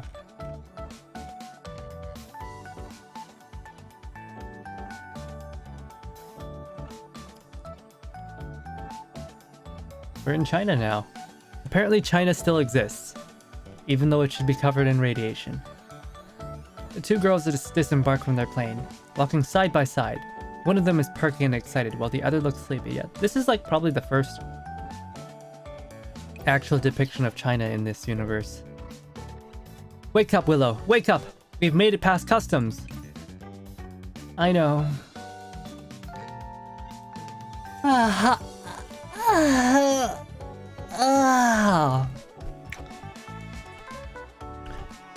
A nice cue to stretch. You're a mess. It's rude to go around outside looking like that, you know? Both for yourself and for others. Mio puts down her suitcase and raises Willow's arms before issuing orders in an unquestionable tone. Now stand still and don't move. I'll clean you up. It's one thing to not wear makeup, but if you're going around barefaced, then you need to take care of it. Especially in a place where people come and go like an airport. You need to pay attention to hygiene. You can't be careless just because you woke up. Mio tugs and pulls on Willow like a marionette, and the latter slowly comes to her senses. And done. I'll give you a box of doll cleaning goods when I go back. Thank you, although I think most dolls don't need stuff that's so extreme. Willow sounds a little deflated. I've been meaning to ask, but why do you look so lifeless? You fell asleep shortly after getting on the plane. Are you not used to long journeys? Maybe it's because I haven't been well rested over the past few days. Whenever I thought about how I'd be coming back here, my heart filled up with conflicting emotions. Aha! I get it! I feel the same way too when I just arrived at Cayenne, like the city was waiting for my return. Mio, I'm really impressed by how you can describe things in that way, that seem almost the same but are different in subtle yet important ways. If I had to describe it with a local saying, then I suppose it would be feeling uneasy as you approach your home. Is that how it is? Well, that doesn't matter. There are so many restaurants here. Which one should we visit first? Naturally, the answer is none of them. Let me teach you an ancient, unchangeable truth. In any city, the airport restaurants serve the least edible food at the most expensive price. That's true! The airport restaurants are awful! They're extremely expensive. They will rip you off and they'll serve the worst crap. And they'll ask you to give them 5 stars. Fuck off, man. I ate at one airport restaurant and I was like, never again. Never again, never again, never again. I will only eat at a restaurant if I'm at an airport restaurant if I'm truly desperate. But if there's like a sandwich shop, I'd rather just get some sandwiches. I'd rather just get a prepackaged sandwich because like none of that stuff is edible. C'est vrai? I thought things were different here. I mean, there are so many more restaurant signboards here than in France. And the illustrations on them look so tempting too. Trust me, once you've seen the eateries at one airport, you've seen them all. As an ace reporter, as a former ace reporter who's been there and done that, you can take it to heart. In any case, let's go to the city first. If you want to understand Chinese cooking, then I suggest you read this. Willow hands Mio a travel brochure from a nearby rack. Alright, this is your turf, so we'll play by your rules. Will we be looking up to this Uncle Lin of yours once we enter the city? I can't wait to see him. Well, I've never had those teppanyaki or egg pancakes or soup-filled dumplings or whatnot before. Just hearing your stories is making my neural cloud press for a meeting. I want to eat! Calm down. Willow opens up the complimentary lollipop from the airline and pops it into Mio's mouth. Uncle Lin's restaurant only opens at night. Honestly, I told you so much earlier, but the things that go on in your mind is eating. It must be because of the time difference. That's right. I'm sure it's just because of the time zone. I haven't adjusted to it yet, so my body thinks it's nighttime. Robots can get jet-lagged? Mio glances at the clock in the corner of her eye, then tugs on Willow's sleeve and gives her the most pitiful puppy eyes she can muster. But it's so early! Surely you won't let me starve until nighttime, will you? Please, ma chérie Willow. I bought you a generous meal, you know. Willow can't help but laugh as she takes in Mio's attitude, although it's helped her recover more of her emotions. Before the setback, Willow had lived every day full of drive and energy. Of course, how could I let a food buddy go hungry? Although I haven't thought everything through yet, I've already decided what I wanted to do first. Willow takes out a camera that has languished in her backpack for a very long time. I want to revisit my days as a reporter, starting with a special article on haute cuisine. How about it? Are you interested in delving into the city with me and embarking on a gastronomic adventure? Zai la banane. Oh, y va. I hope I wonder if I've pronounced that properly.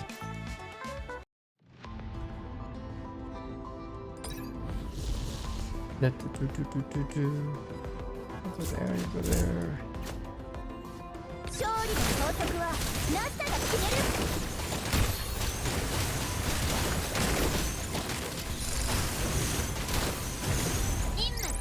I want Chinese food now. But it's hard because Chinese restaurants, when you order an entree, the entree is not for one person. The entree is like basically meant for a group of people. And I don't generally eat with groups of people. I generally eat by myself, so it's kind of not easy. Wok hei, what's that? It's not a very well defined term. In general, it's what people think cooking food on a hot wok with oil over a charcoal flame tastes better than with an electric wok. How does that even work? Okay, this is a very specifically Chinese cooking sort of thing, and it's hard to describe.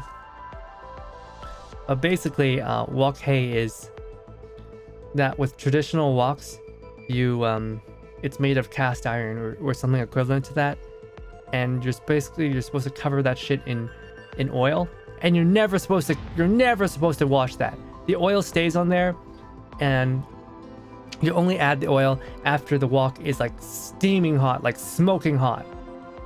And having the oil go on there like at such high temperatures causes caramelization, and just, you know, as it cooks like over a fire, it just caramelizes over and over and over, like the food that you're cooking, until the food is just glistening, right? That's how it's supposed to work. You're not allowed to put cold oil on it because it'll just. You're not allowed to put oil before you heat up the wok because it'll frick it up. The wok must be extremely hot for this to work, and you won't get that sort of heat from an electric wok. It's just not possible. It has to be over an open flame. Try and see if you can tell the difference between two. Yeah. It's not scientific, but food is not scientific.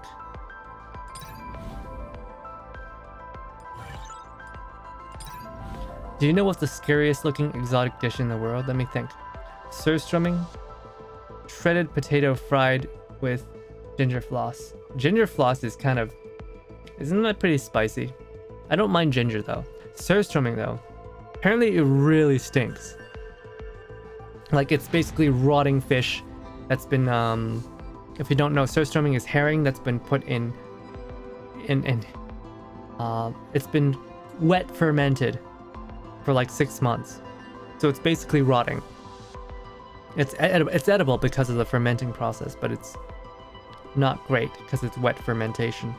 And fish are fermenting fish is not very pleasant. But I want to try it. I want to try surströmming actually, but I just because I eat durian, right? I eat durian. I don't mind the smell of durian. Surströmming might have a different kind of smell, but I think I can conquer it, for food. As long as it tastes good. No, maybe I won't open the can of surströmming indoors. I'll do it outside. I've gotten off the plane. Would you mind rating the in-flight food and the airport restaurants? Certainly. Bad.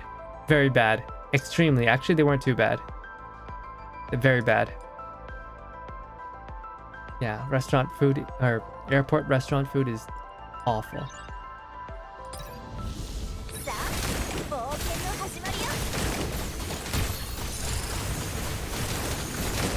It's no good.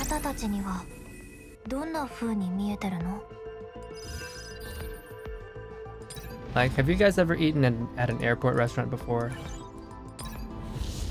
I feel like anyone who does so instantly regrets it.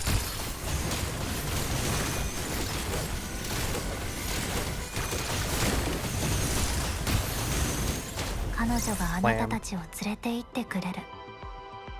Okay.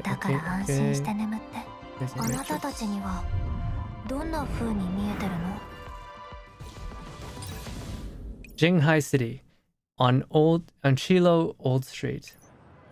Oh. Wow. Now this is scenic. All the steamed, I don't think those are steamed buns. I think those are just steamed bread. Northern Chinese don't really do steamed buns. Steamed buns is more of a central and southern Chinese thing, I believe. Northern Chinese, when you look at these, it's just plain steamed buns. Maybe with a little bit of filling, like a very tiny amount of filling, but it's not the same thing. They do have soup dumplings, but these are usually not soup dumplings. Soup dumplings are more restaurant food, I guess. Oh, it looks so good though. It is evening, and the stuffy air that fills the crowded streets seems to be trying to hold back the coming of the right night with its clamor. I am so hungry. I want to eat. From roasted meat stalls to push carts hawking handmade snacks, all manner of unique-looking food outlets decorate this corner of the streets. And a hunger-inducing aroma combines with the shouts of the vendors to produce an atmosphere that is unique to city life. Yeah. These areas are extremely crowded, they're extremely loud, and the smells everywhere. This is a very Chinese thing. And Asians, what I've noticed is that they prefer loud and rambunctious places. And if the place is not loud and rambunctious, it feels like something is missing to them. And then they get depressed. Ta-da, here it is. Chilo Old Street is the most famous foodie spot in all of Jinghai City. Not only does it feature local delicacies, even famous dishes from other places have authentic restaurants here. Are you ready? I'm going to take you eating from one end of the street to the other. I wonder if this is true in real life as well. Actually, I can go look it up right now. Chilo Old Street. Chilo Old Street. Let's see. Located in Haikou, Hainan province. Wait, no, this isn't the right one. In Jinghai.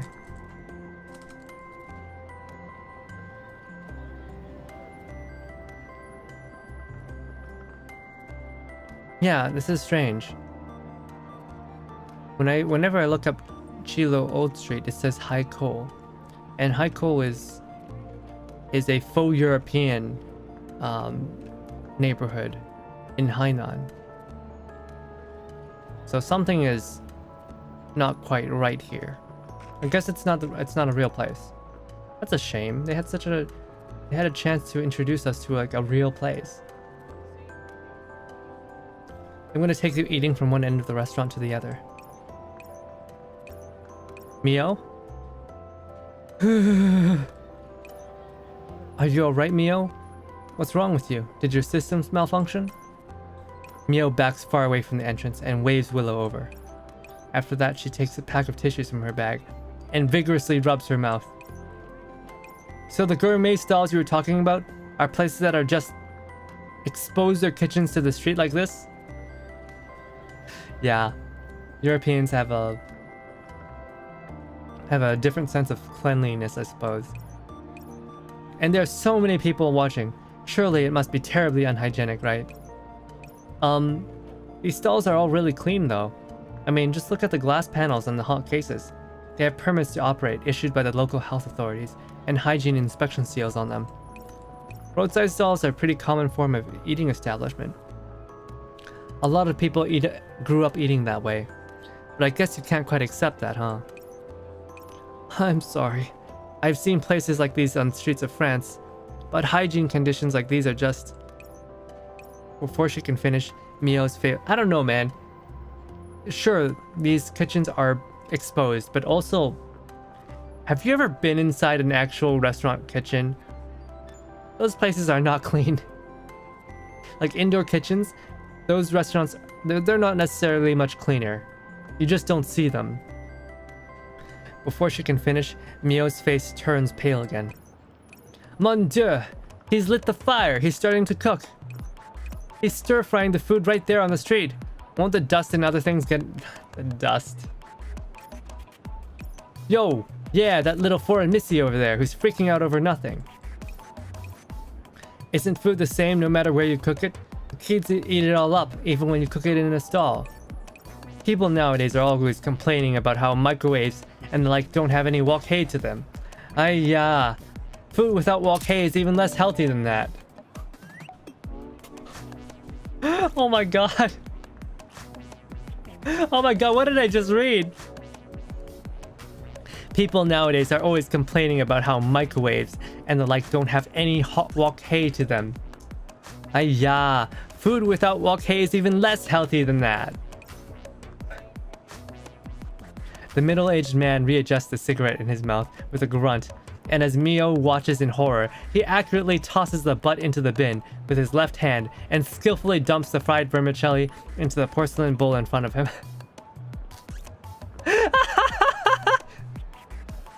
Oh my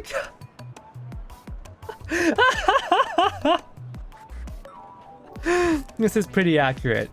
If you've ever been in China, this is pretty accurate of the hawkers. Want some?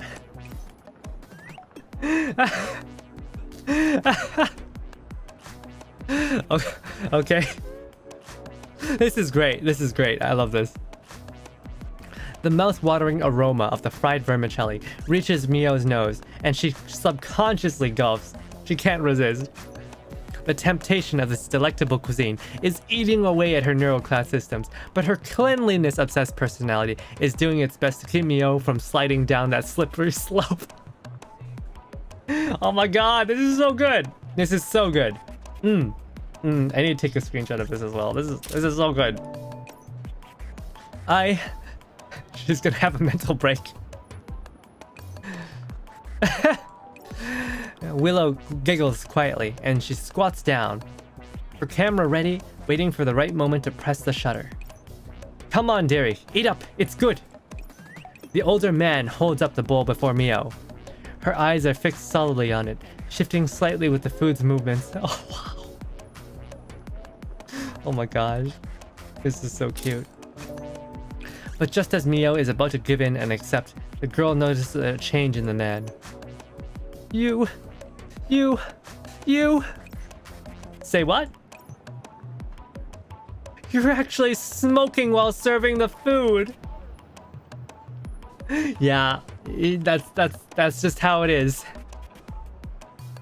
That's just how it is in these sorts of streets.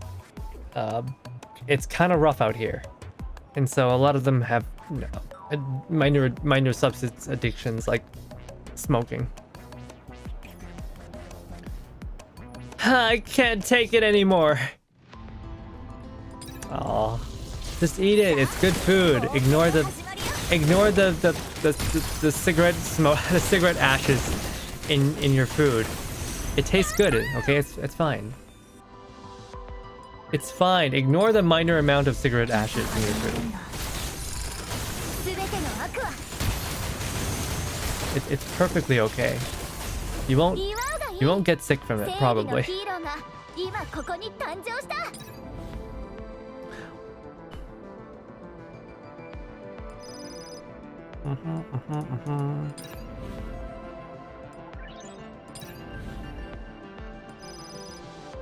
Okay, go here.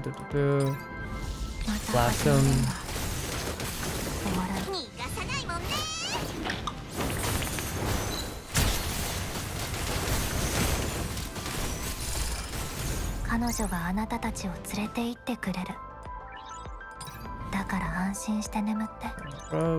Okay, more story. That's what we're here for. In Jinghai City, in a chain hotel. This looks just like France. Wait, isn't this CG from Girls Frontline actually? This is the dinner party where you first meet our good friend Ye. Graceful music plays in a brightly lit hall, which has guests scattered throughout it. Faced with Mio's unrelenting insistence, Willow has no choice but to temporarily delay their plan as she accompanies Mio to a hotel of her choice. Phew, I'm alive again. Now this is a place for dining. That uncle just now was too scary. No, can't let myself recall it. I feel like my hard disk and my appetite were both dirtied by it. You don't get it. Roadside stalls are where you find the essence of good food. Individual chefs often have their own secret skills that make them famous, but are never passed down to outsiders. You mean like those master martial artists and their hidden skills? That kind of makes sense, but hotels like this are also highly rated, right? Well, just take restaurants like this for example. Especially when it comes to franchise outlets. While their quality is generally above average, it's hard to say that anything they produce is really outstanding. Really? I mean, I'm not doubting you, but what you're saying runs completely counter to common sense. Well, you know, common sense changes depending on where you are. So the pinnacles of taste hide in the roadside stalls, while lavish restaurants like this are just average. I find that a little hard to believe. You'll know once you try it. There, the food's arrived. Yep, it smells great. Hang on, let me guess what we're having. This is Jinghai's crispy pork hooves. This is sweet and sour pork with pineapple. These are fried onion pancakes, and those are black bean paste pork ribs. Okay, these are very classically Chinese foods. Yeah, This cuisine looks southern Chinese to me though. Yeah, pork hooves. Oh, I'm my stomach is crying out for food. Yeah, these are more classically southern Chinese dishes. Like sweet and sour pork is a very southern Chinese dish because you're not gonna find pineapple in northern China. Fried onion pancakes, yeah, you'll find those all across southern China. Black bean paste, yeah, pork ribs, very southern Chinese. Indeed, although the exact ingredients aren't quite the same, the fact that you know their names is already quite impressive in itself. Of course, I'm a famous gourmand, you know. I take food and eating seriously. Oh, then what's this? Willow takes the lid off of a bowl and beside Mio's hand. Let me think. It's white and comes in little lumps. White and comes in little lumps.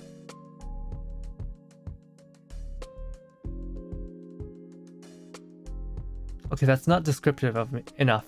I have no idea what she's describing. Oh, I've got it. This is the legendary plebeian's breakfast. You what? Plebeian's breakfast? What? Huh? Meat wontons? Nope, these are glutinous rice balls fermented in wine. Wait, fermented in wine? I've never had that before. I don't think. Yeah, I've had glutinous rice balls before, right? It's not really. I'm not really that big into them because they're extremely starchy and they usually don't have a lot of filling. If they do, if they have any filling at all. But fermented in wine, I've definitely never had that before. Eh? C'est pas fait? Are you kidding me? How could wontons be so tiny? They'd slip through the gaps in your teeth. Oh, these are really small. Yeah, these are really small glutinous balls.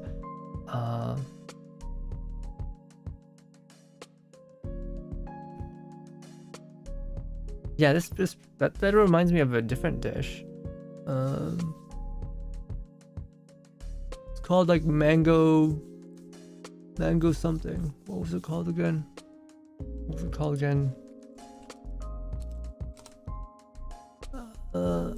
called mango sago. That's what it is. But this doesn't seem to be mango. It's wine. There's foods even I don't know about. I consider myself pretty well versed in East Asian cuisines. Probably the least well-known I know about East Asian cuisines is Korean. I need to learn more about Korean food. Well, this is the first time I've seen someone call fermented rice balls wontons.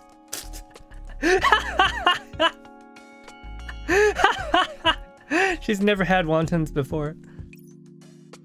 Hey, don't laugh at me. No, not at all. By the way, do you know how to use chopsticks? I can learn right now. There's no eating utensil I don't know how to use. Okay, this is also a very East Asian perception.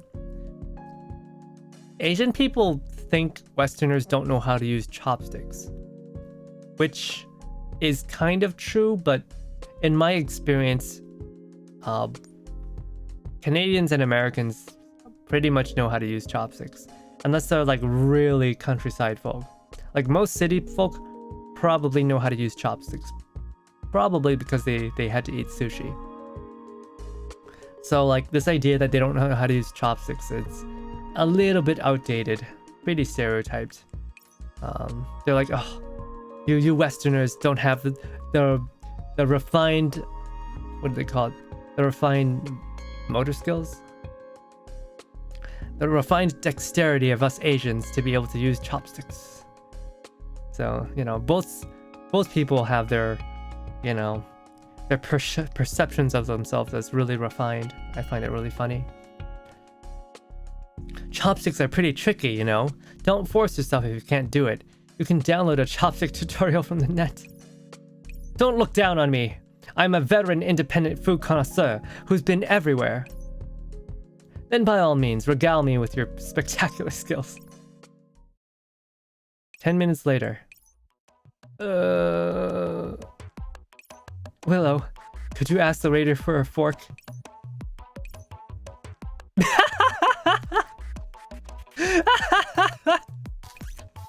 Quit laughing! And what did you do just now?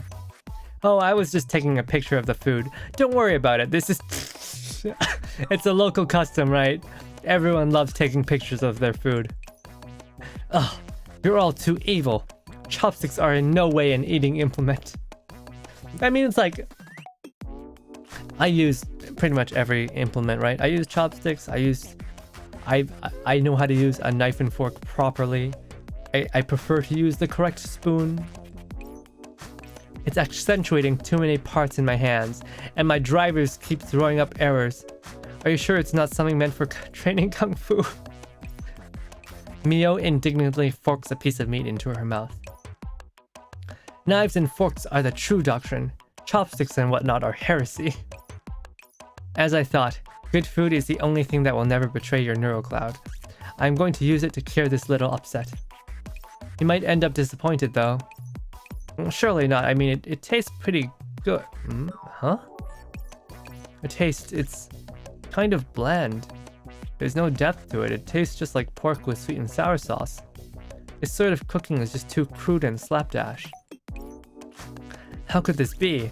It looked and smelled pretty good. It doesn't smell of smoke or fire, and no local specialty techniques went into making it. Still, it's to be expected of food that rolled off an assembly line. But the information I found doesn't say anything like that. Isn't sweet and sour pork a traditional dish of this country's southeast? It is. The same recipe produces a completely different dish when made by a different chef. That's one of the special features of Chinese cuisine. The recipe data over here isn't exact as in French restaurants. Things like a spoonful, half a bowl to taste, that sort of thing. It means the data is vague, and the skill of the chef is what sets them apart from the pack. You're right to say sweet and sour pork is a traditional dish from this region, but it's like taking pictures. Different people will achieve different results, even though they're photographing the same subject. Saying so, Willow hands over 3 pictures. As you can see, all of them are of you learning how to use chopsticks. One of them shows a klutz, another shows a hard worker. So you were secretly taking pictures of me. No wait, there's another picture here. This one shows a hard-working little oaf.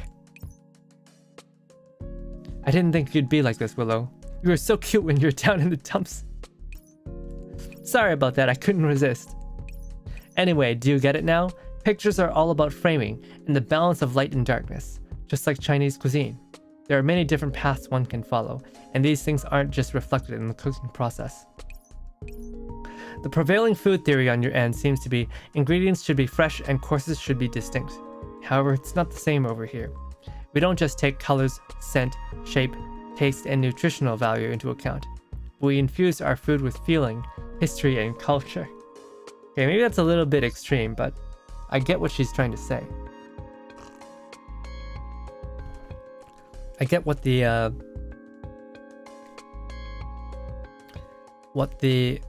writers are trying to say. They're saying that like Western food is a little bit too regimented. It's too by the book. It's too close to the recipe. You need to feel the ingredients, as it were.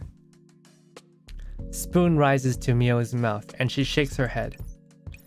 Feels like you're making food sound so complicated, with all this stuff about story and feelings and culture. But food is food. Does it taste good or not? It's that simple. I get the feeling that you're just messing with me. I mean, Mio has a good point here too. Food is food. As long as it tastes good, that's all that matters, right? Sure, there's history and whatnot, but at the end of the day, you're meant to eat it. Everything you said just now sounded like a sales pitch. Saying so, Mio samples a spoonful of the wine-fermented rice balls and wrinkles her brows. I'm starting to miss caviar. There. Uncle Lin's cooking will satisfy you for sure. It's about time, we should be off. Hang on, I haven't finished eating yet. I thought you didn't like it. Also, we can bag it up to go. Finishing what a chef brings you with gratitude is a basic courtesy to the chef, and also a critical form of professional etiquette. I mean, that's true as well, you know? Like, 1, it's bad to waste food. 2, it's kind of rude. You know, you want to eat it up. Like, if you're gonna insult someone, like, you know, say as a food critic, if you're gonna say someone's food is bad, the least you can do is actually finish the food. I mean, like, writing on your review, oh, the food was so bad I couldn't even finish it. I mean, it's pretty scathing on a review. But it's also like much more professional, and it's like, okay, you actually ate the entire meal, so you can say for sure you didn't like it, right? If it's not poisonous or anything, right? If it's not killing you, what's wrong with just finishing the food? You're gonna get hungry anyways. And while it does taste quite ordinary, it's something I still must do. And bagging it up is out of the question. That would make an already average texture downright disastrous. Give me a while longer, Willow. I'll be done soon. Yeah, and that's the thing about ordering food, right? A lot of food tastes really, really, really bad when you decide to have it delivered. It's always best to eat it fresh. And probably the most extreme examples of this is like tanage udon, which is udon that has tempura flakes in it. because you want to eat it as soon as they drop the tempura flakes. Otherwise, those flakes will get all soggy and mushy. Or like, what do they call those?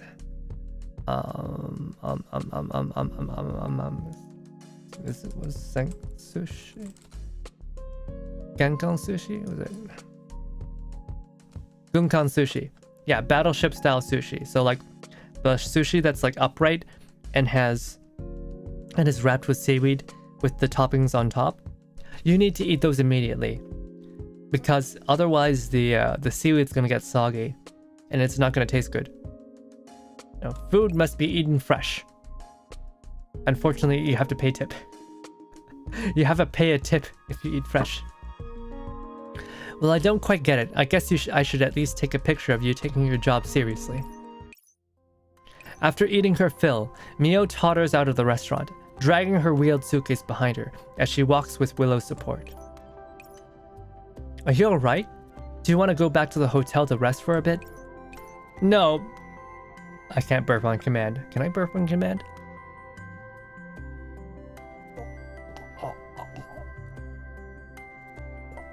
Nope, I can't do it. I cannot burp on command. No, I'm fine. Phew, I'm alright. I'm equipped with a special digestive system. It's just that the stuff I ate today was a little bit much. So the system is taking some time to cope. Sorry, but I think I should go stand to the side for a bit. It would be terribly unladylike for me to go around in this state. As Willow looks on worriedly, Mio closes her eyes. While she digests her food, she browses through her system's library of tastes for the flavors she encounters just now. There really is a big difference. The ingredients are the same, but the taste is worlds apart. I think I might need a drink to help it all go down. You're going to stuff your tummy with even more things? I am a gastronomist doll after all. I have systems to deal with food, so digesting it is no problem at all. I just realized Mio's jacket is pretty tight fitting, but she always eats so much food. And like, if you ever watched mukbang video makers and streamers, right? Their bellies get huge. Yeah. I wonder how that's gonna work. Right now, however, the more important thing is to have something I like to soothe my poor, unsatisfied taste modules. Fair enough, that's a blind spot in my knowledge. What do you want? An apple brandy, for starters, and some Brittany buckwheat crepes would be even better. I always have them with every meal. How do you do that when you're outside of France? I don't think we have anything like that here. Eh? Mio freezes, and she unconsciously looks around. The novel sensation of coming to a new country after disembarking from a plane is long gone, and Mio, who was insulated from the outside world by sitting in a restaurant, has completely failed to notice the shift in her feelings. Up till now, she was subconsciously assuming she was still in France. I don't think she's ever left France before. Mio? Unfamiliar buildings, rapid interspersed bursts of Chinese, and the passerbys who look far removed from what she knows. Mio's neural cloud systems seem to freeze for a moment. That's right. I came to China with you. It's not like Mio isn't experienced with long journeys. She did travel all of France after all. However, she always managed to find something familiar, no matter where she went. Just like how there are little eateries scattered throughout China's cities, no matter their size. But this is different. So, there's no apple brandy? Or buckwheat crepes here? Well, we have pancakes, but they might not be like the kind you're thinking of. Forget it then. I'm almost fully recovered now. Let's go look for this Uncle Lin of yours. As she follows behind Willow, Mio suddenly recalls how Willow's eyes were filled with tears as she ate. At that moment, the hazy barrier keeping Mio from understanding Chinese food seems to have cleared up a little. So they put their feelings, their history, and culture into food. また始まるんだ。 Culture into food. Don't all cultures put their culture into their food?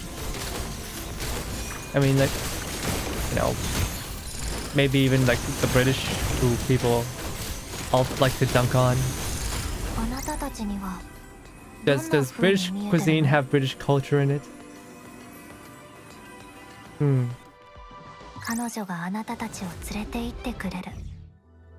I don't know. Would you guys consider afternoon tea to be cuisine? I don't quite think so. Okay, we got like a couple more stages. I think we can do this all in one stream. Probably, hopefully. Stage 4, new taste. I am so hungry. I am so hungry. The intersecting balance of moistness and the heat produced on the freshness of the plate. Alright. So since we're in China, let's try to use our Chinese characters. I am so hungry. Do we have Chinese characters? Okay. Dr. Lodger is not Chinese. フェリックス、出動待機中。 Do we have Chinese characters? I don't think we have any. Yeah, I don't think we have any. Huh. I mean, there's Sochin, but I haven't upgraded her at all. Oh well. 見ていてくれ。出発するの？マグニルだ。エントリー完了。勝利の法則はラスタが決める。 Qinghai City, on a residential street. Past the towering buildings and the lights of cars and neon signs, the clamor of modern society and the harshness of reinforced concrete seem to fade away, along with other traces of a modern age.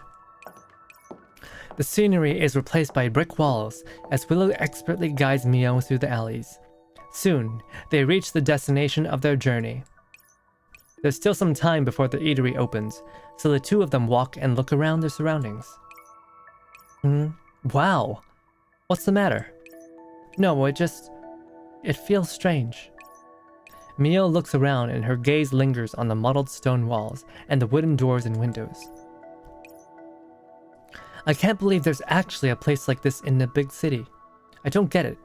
France has its fair share of old buildings that have been preserved for posterity, but none of them have given me a feeling like this before. It's like I've stepped into another world. What was that saying again? Like an age gone by? Like a bygone age. Willow smiles and turns a circle in front of Mio, her fingertips running over the uneven marks on the walls. The Chinese imbue objects with their sentiments. Nostalgia is a common form of expression among them, so they like to fix their items in order to retain the history that they've had with them. We move forward so we can leave things behind, so it goes for the scenery, for buildings, and for food, of course. They say you can taste the land, the people and their feelings in the bite of a food. Do you believe that?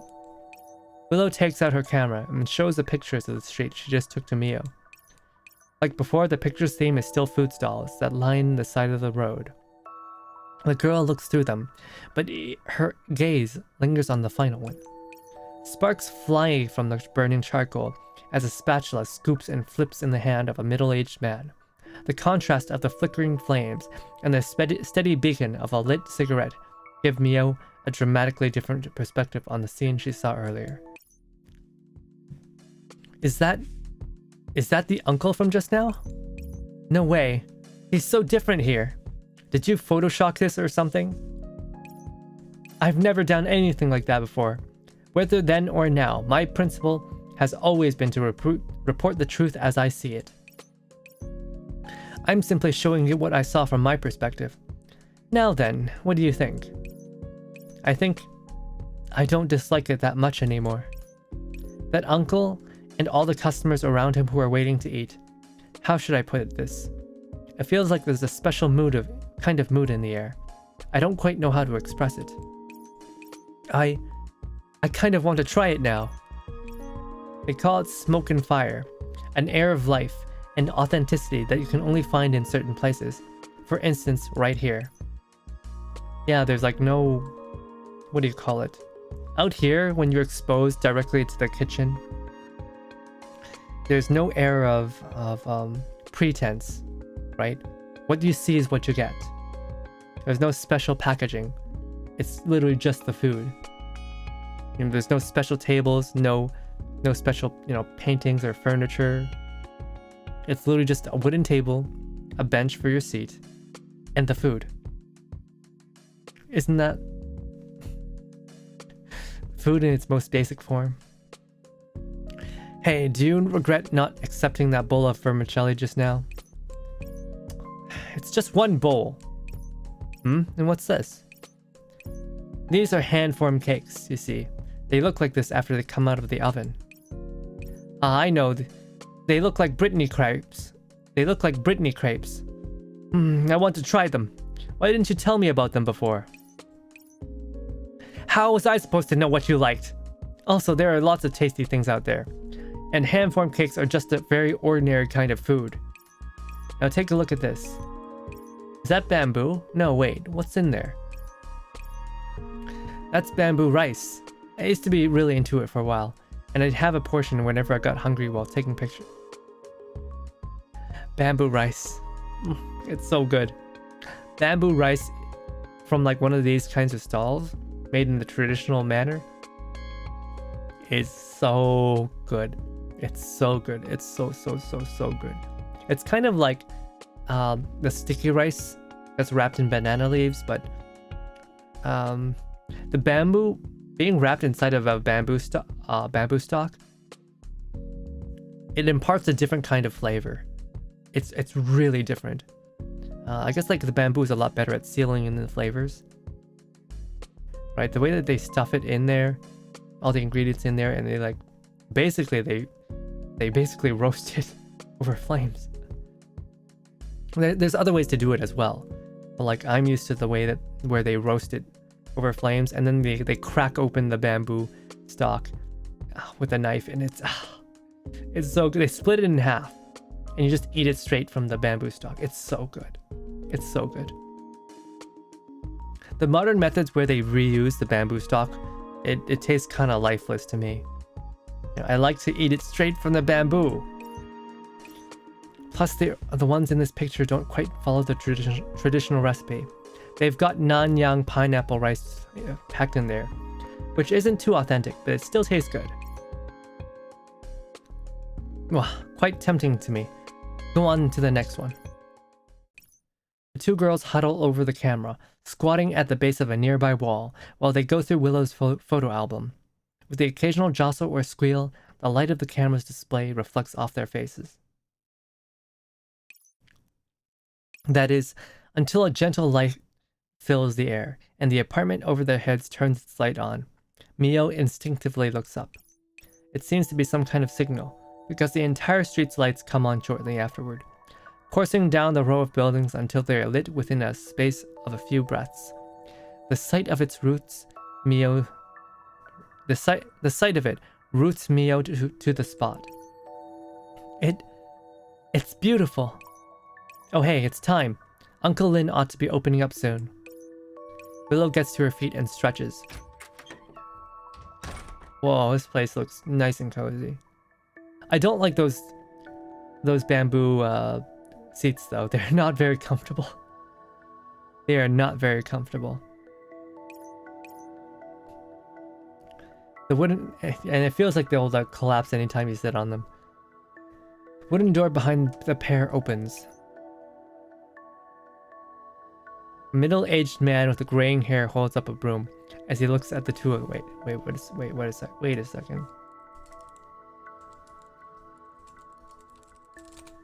a second.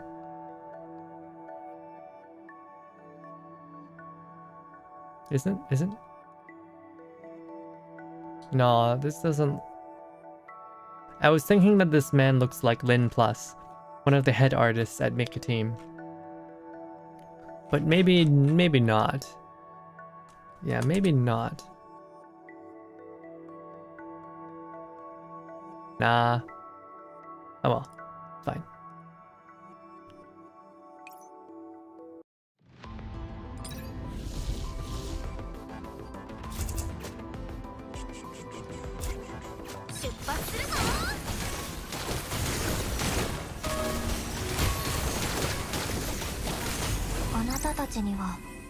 Oh, I'm so hungry.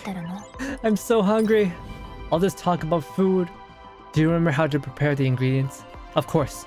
Peel the shell, remove the bones, wash, soak, and rub the meat. How could I forget?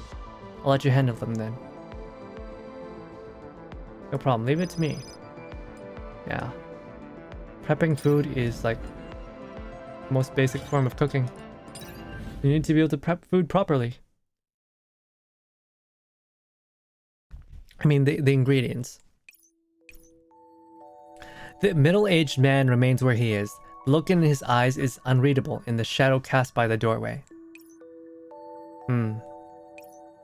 Uncle Lin, Before Willow can finish her sentence, the middle-aged man's eyes narrow, and a sudden pang of nervousness runs through Willow. Her original cheerful tone turns gloomy as well. Oh yeah, and then there's the crate of sodas. This is like very common in Asia. They just have them out there. I'm back. What if Uncle Lin asks me how my job's been lately? What if Uncle Lin asks why I haven't been coming back to eat? What if... You're back? She doesn't hear any of the questions that she was expecting. The middle-aged man reaches out to pat Willow's head. The same way he always used to. Aww. Welcome back.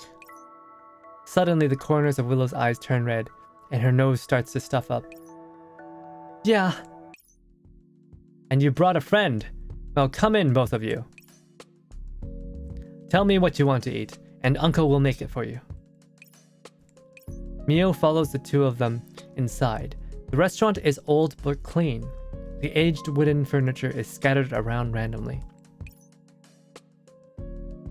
I do enjoy like this kind of cozy atmosphere though.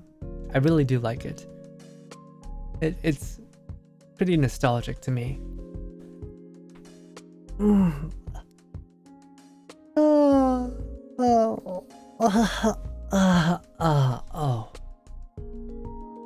Despite never having lived in such an environment before, she suddenly feels a touch of kinship with this place. Yeah, it's very warm and welcoming. Will it be the usual, little Willow? And what would you like, little miss? I'm okay with anything. I'd like to try your specialty, Uncle Lin. Willow said you are good at beef tripe, teppanyaki, soup dumplings, pork rib gai fan. What's pork rib gai fan? Egg sandwiches. Egg sandwiches? Fried noodles. What's an egg sandwich? Pork gai fan. What's pork gai fan?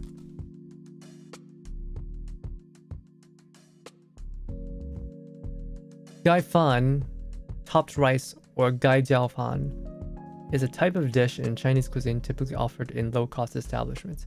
It consists of fish, meat, or vegetable topped serving over rice. The dish can either be freshly cooked or previously cooked. Oh, okay. It's just a... Gai fan is just like a general term for rice with some sort of food topping on top. So it's basically like the Chinese equivalent of donburi. Yeah, it's basically the Chinese equivalent of donburi. It's not very specific.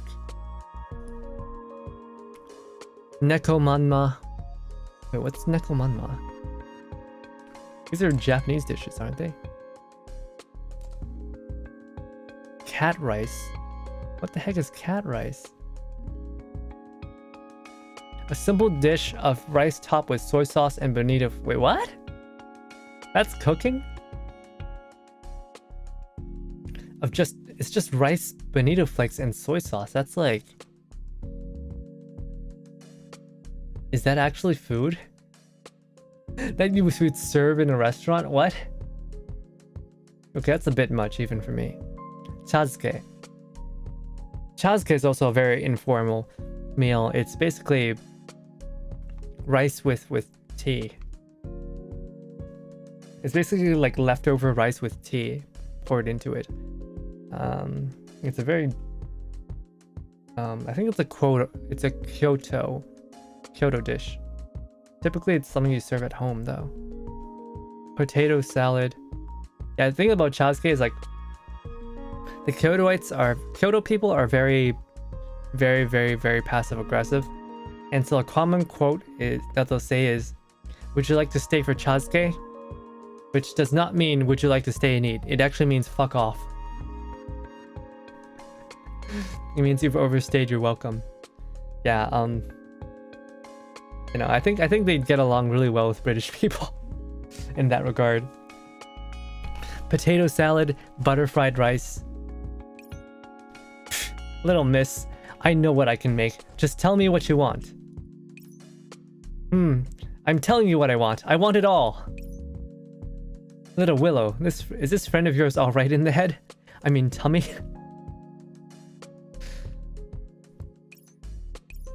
It's fine. Meow's just like me. We're okay no matter how much or how little we eat. Just make it for her, uncle. Oh, I see. Even so, I can't make all that food for you. But why? I'll eat it all. I won't waste the food. If you don't have enough ingredients, I can go get some.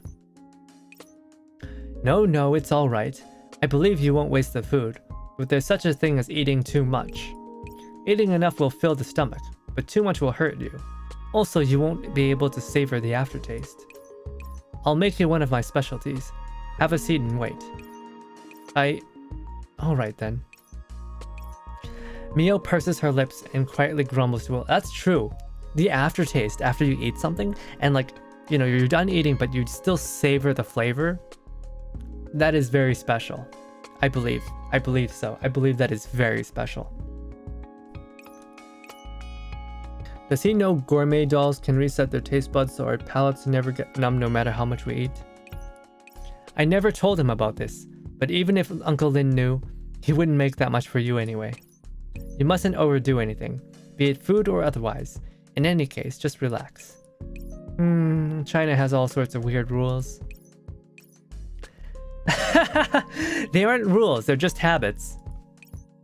Also, Uncle Lin probably treats you as a child, and he's not the sort to thoughtlessly spoil a child. A child? But I'm not a child, that's terribly rude.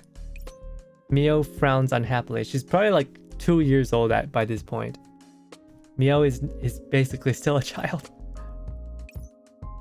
You've gotten it all wrong. That's just the way the older generation here treats the younger ones. I'll explain it all to you on the way back. Just have a seat first. I'm going to help out in the back. Help out? You're going to cook? Is that one of those Chinese eating rules? Nope, it's the same reason. A habit. There's a sense of satisfaction when you make your own meal. Haven't you cooked before, Mio? I'm a gourmet, not a chef. Neither am I, but that's not important. I'm going in. Willow puts down her things and rolls up her sleeve before heading into the kitchen. Alone now, Mio boredly surveys her surroundings. She's looking for signs of gourmet cooking, but instead she finds pictures on the walls. Are these pictures of the customers?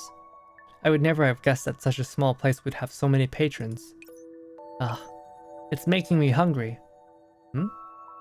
Is this Willow? Mio's gaze lands on the big picture where many people are gathered around a table, hoisting their glasses to the camera. The heat haze from the hot pot in the center distorts their features, but Mio can still make out Willow in the photo. How lively. Wait a minute. Aren't they going to portion it out to each of them? Why is everyone sticking their chopsticks into the pot? Is this some kind of horror movie? That's just how communal eating is, my dear. That's just how communal eating is. Everyone shares from the same entree plate. As Mio exclaims, the sound of creaking can be heard again. Customers have arrived. This is your first time at a Chinese restaurant, and you receive the menu from the owner. However, only one thing is written there. Order what you want. So I can make any kind of dish. I can order anything I want? Then I'll have... Mio rattles off dozens of dishes and is politely refused.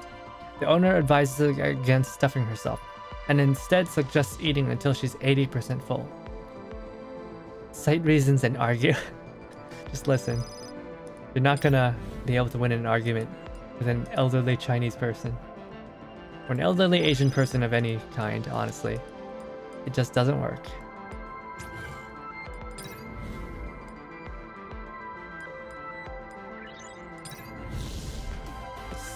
Simply does not work like that.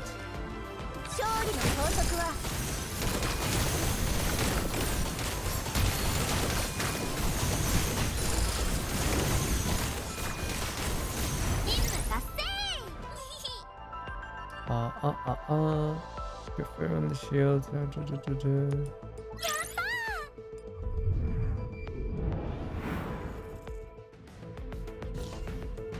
Right.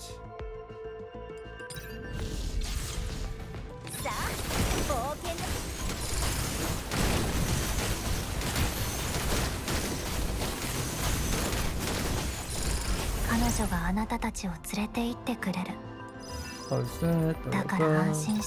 This is your first. Okay, I've read this already.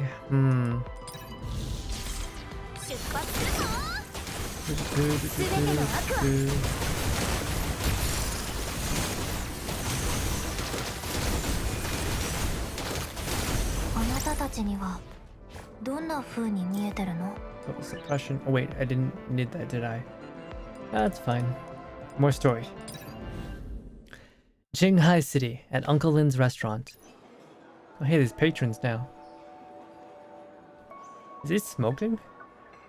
Okay, if there's one thing that I really dislike about Asia, it's smokers in restaurants. I don't give, like, actually this is bad. If it's outside, okay, it's not that bad. But indoor smoking at a restaurant, it ruins the mood for me. I absolutely hate it. I absolutely cannot stand it. Time to eat. You owe me one now, Mio. After begging and pleading with Uncle Lin, he eventually gave in and agreed to make some extra dishes for you. Behold, beggar's chicken, sake steamed clams, lanzhou la mian, and actual pork wontons this time. Remember, wontons look like this. I'm just imagining Willow like looking at Mia like she's retarded. Mio covers her pale face with a napkin and tries to soften her stiff features. Huh? What's the matter? I saw you in a picture just now. All of you were eating from the same pot and drinking together. Je suis choqué. Je suis choqué. No, it's not je suis choqué, it's je suis choqué. I guess she's saying I'm choking. If my French is working. My French might not be working, but that's what I believe she said. I didn't know you were like that. How can you bear it? You ate separately from me when we had dinner together. But there's nothing special about it, is there? That's the hot pot I was telling you about. And we also have a practice of eating from separate hot pots, so you don't need to worry. What do you mean by also? Vous êtes insupportable. Only one thing works, and that is to dine completely separated, apart from each other. Yes, separate positions it is. Or separate portions it is. Uncle Lin, more bowls and chopsticks, please. Girl, I can see the chopsticks right here. What are you talking about? Oh yeah, you guys can't see it. My face is blocking. Like, girl, I can see the chopsticks right here. What are you talking about? Asking for more chopsticks? Let's move back. Coming. New bowls arrive, and Willow's expression is somewhere between laughter and tears as she gives Mio her portion. Mio watches Willow carefully, all as though terrified the latter will spike her food. Her gaze does not waver, even as the steam hits her electronic pupils. Mio, you're just so adorable. If I had a free hand, I'd love to take a picture of you now and paste it on a gourmand's magazine titled "Foreigner Eating Chinese Food for the First Time." I don't know why, but that text just makes me laugh. There. No need to keep looking. Your portion's ready. Cringes. Keiho. When I think about all the dishes in China I haven't encountered yet, and they might all end up being like this hot pot, wouldn't that mean I would... Ugh, my head hurts. Well, your head's going to hurt a lot more from now on. Can't help you there. Here, have some sour plum juice. Uncle Lin said we look underage, so we aren't allowed to do alcoholic drinks. The sake steamed clams are also already a huge concession. I don't know if that's really a common thing. I ate wine steamed clams all the time, and that was not really an issue. Because like all the alcohol gets burned up, gets cooked up, and it evaporates. All you're left with is the taste. That doesn't really bother me. Sour plum juice, you say? The name alone sounds challenging. Let me give it a try. After recovering somewhat, Mio picks up her glass and studies it. Just then, Uncle Lin, bring on the hot pot. Everyone's here. Got it. I'm preparing the ingredients, so have an appetizer first. Smash. Mio's glass crashes on the table and her hands tremble. After much pleading from Mio, the two of them had transferred to a corner table, some distance away from the hot pot customers. Granted, they're still less than a meter away from them. How about it then, oh grand gastronome? Won't you rate this humble establishment? Mio slowly downs the sour plum juice from the high-stemmed wine glass she brought along. She brought her own wine glass. My gosh. This woman, she smiles in satisfaction. The beggar's chicken is tender and juicy while crispy on the outside. The garlic seasoning lingers without being oppressive, and the mild spice offset by the sweet and sour beverage is most excellent. Wait a second, beggar's chicken? It's beggar's chicken. Is that like orange chicken? By the way, orange chicken is awful. It's kind of gross and disgusting. What the hell? I was in America recently and I had it at Panda Express, and orange chicken is like the most awful thing I've ever had in my life. I don't know how anyone can eat that. Let's see, what's beggar's chicken supposed to be?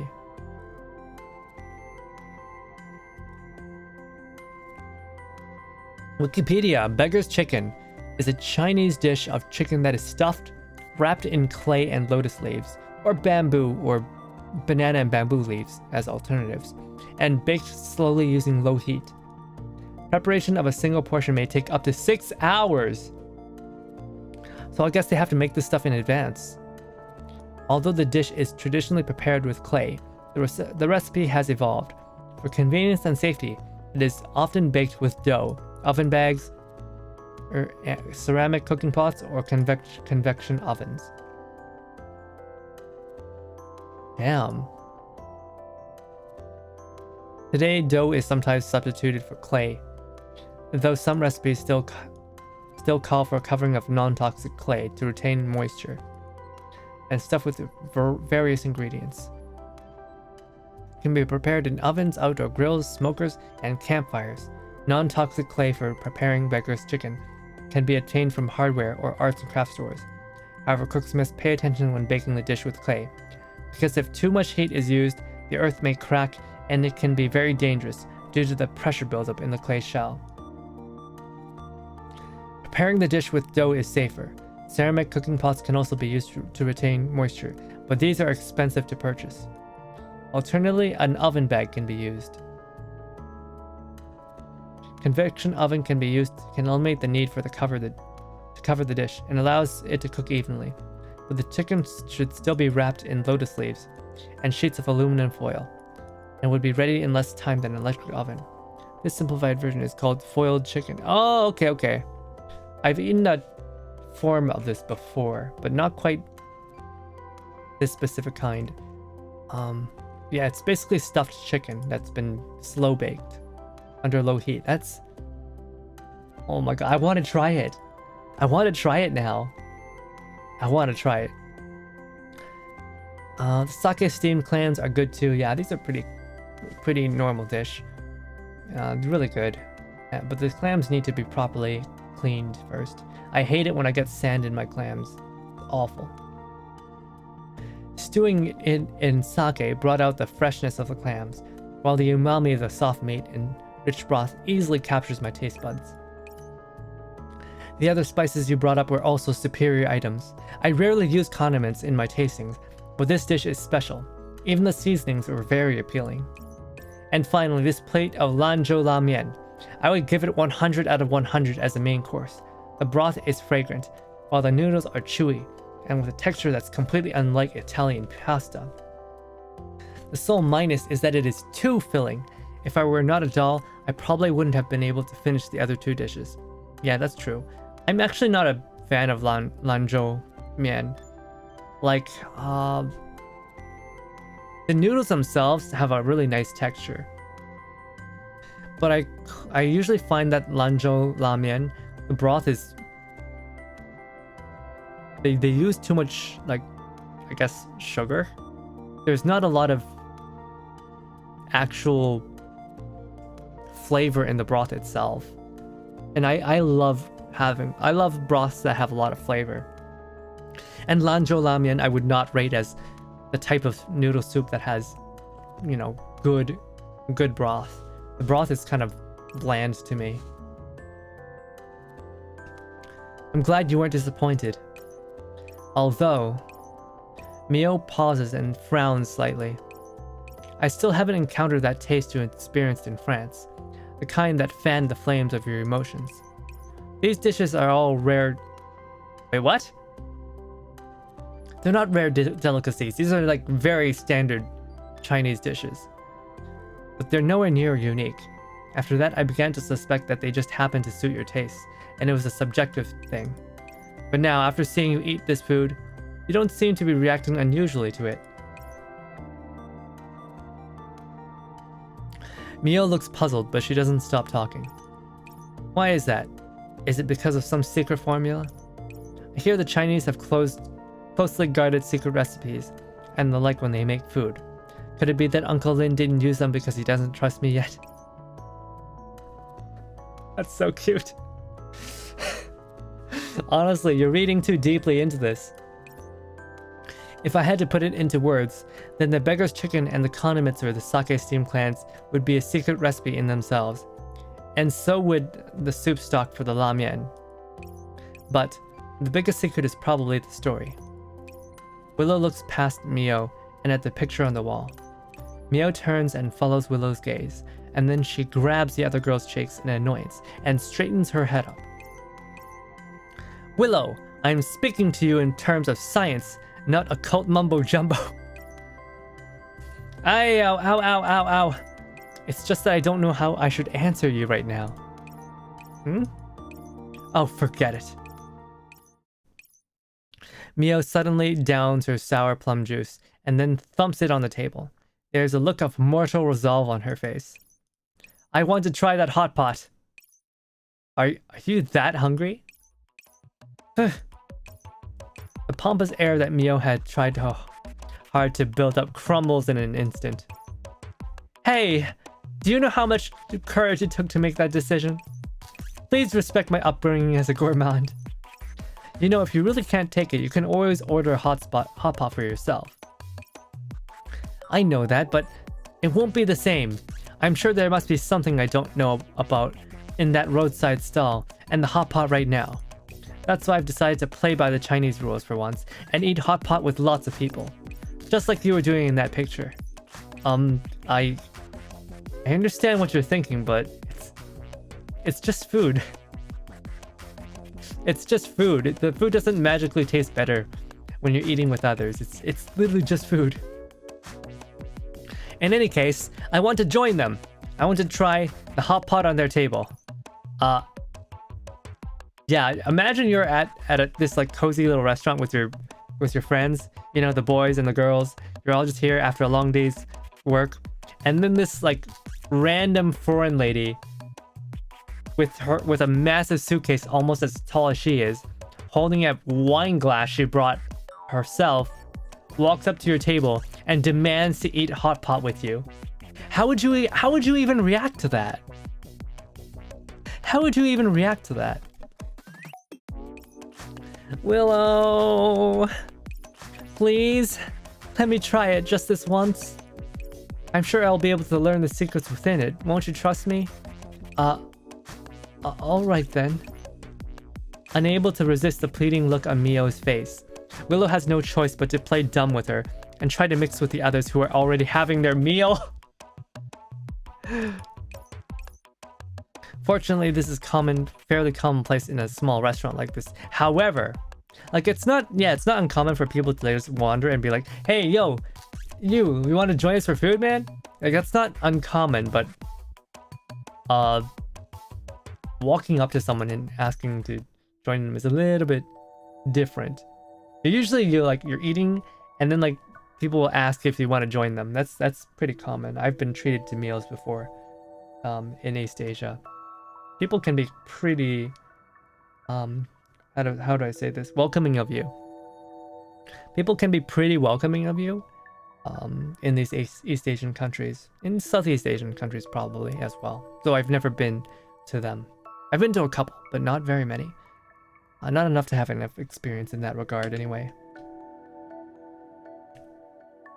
In the hot pot in the center of the table discharges and billows steam, spreading a tempting scent in all directions. Countless ingredients are lined up beside it, in a great array of bowls and dishes. There's no sign of them eagerly partaking in the food, and drink or any commotion. All the diners are just playing with the utensils, as though they aren't here to eat. Fat diner. So you're not gonna say anything? Petite diner. What's there to say? How about something festive? And then we'll just go our separate ways. The table is enveloped in a gloomy air until a sudden request breaks the silence. Hello, mind if we cut in? Sorry to disturb you, but we absolutely need to have some hot pot. But it's no fun when it's just the two of us, so... Is it okay, guys? The question is like a spark that triggers everyone's urge to speak. Fine by me. Wasn't that how we met in the first place? In that case, welcome. Have a seat, both of you. Merci. Don't mind if I do then. I've never had hot pot before, and there's so many dishes. So what do we do now? Dump them all in the pot? Let's start with the seasonings. What do you want to mix in? We have tahini paste, fermented bean curd, mashed garlic, sesame oil, chili oil, chive flower oil, vinegar, seafood soy sauce, mini chilies, chili and spice sauce, pepper, mustard, and so it goes on. I'm okay with anything. There's so much stuff here. I thought I'd only see this many condiments in a kitchen. Mio excitedly begins adding them in, completely failing to notice the strange mood in the air. So we can just put all these dishes into the pot? Alors. I haven't mastered chopsticks yet. No. If I ask Willow to help me while having pot, wouldn't that defeat the purpose of the whole thing? Pardonnez-moi, but could you lend me a hand? I'm still not too good at the cooking part. Huh? Let me do it. What would you like? Beef will do? Merci beaucoup. La bouffe it is. I see you're swishing the meat up and down while holding it. Why is that? Oh, it's a little trick to cooking your meat in hot pot. There's a saying that goes 7 times up, 8 times down, implying that your food will be done once you finish doing that. What a strange way to put it. 7 times up, 8 times down. I get it now. Mio holds her bowl and watches the meat bobbing up and down in the bubbling pot, her eyes aglow with anticipation. Are you okay? Did you choke? No, but don't you think she's just like Brother Yu? Yeah? What does that have to do with me? This is just how we first met you, Brother Yu. You know, when you were ordering roasted meat. The way you say that is a little... The girl simply laughs but does not reply as she transfers the meat slices to Mio's bowl. Merci infiniment. Don't mind if I do.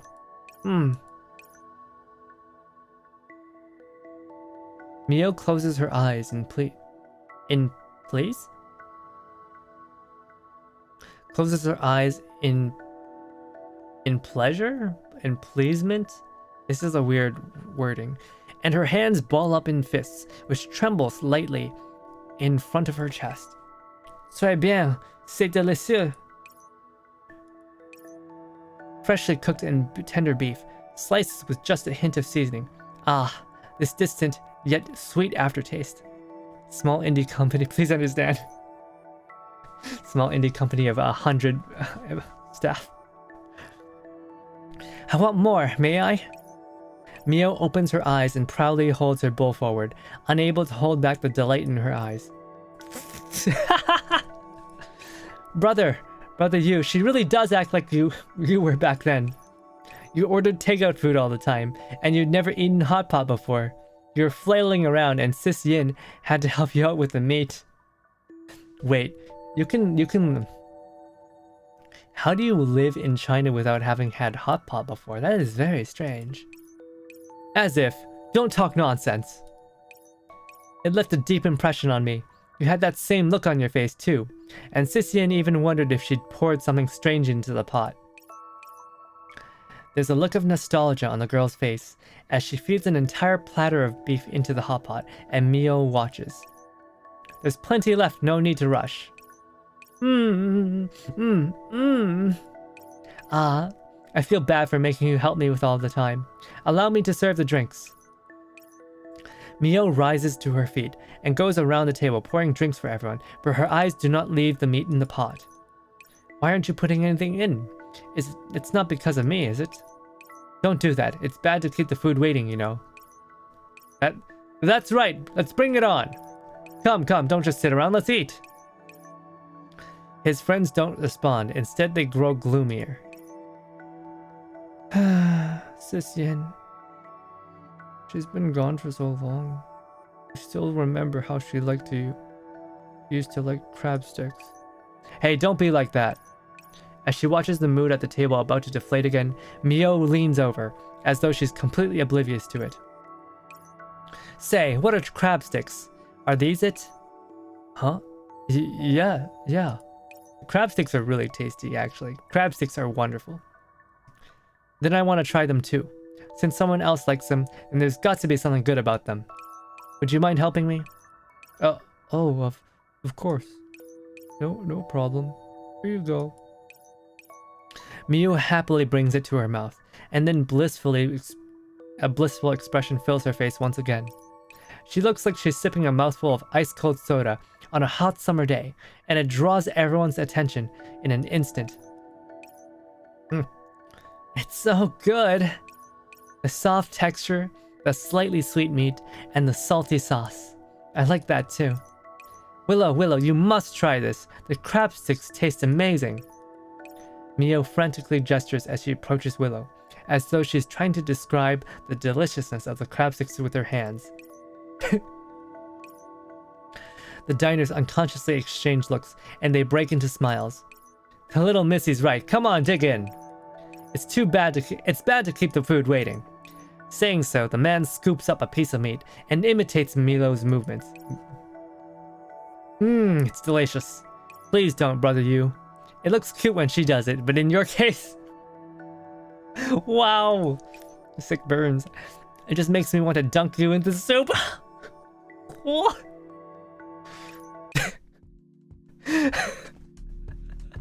That's so rude.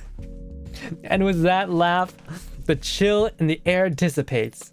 Upon seeing this, Willow happily adds more ingredients into the pot and lightly bumps Mio with her shoulder.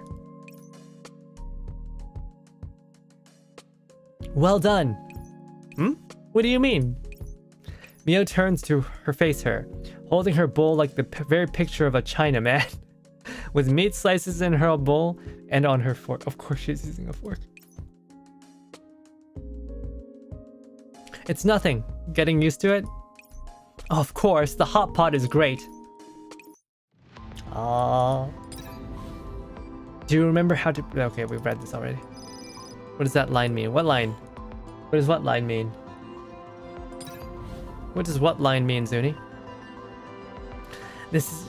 Oh wait, I've read this one as well.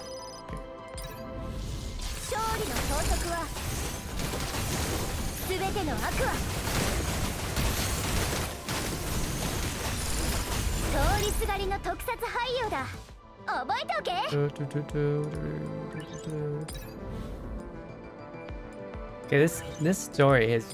It's been very cute so far.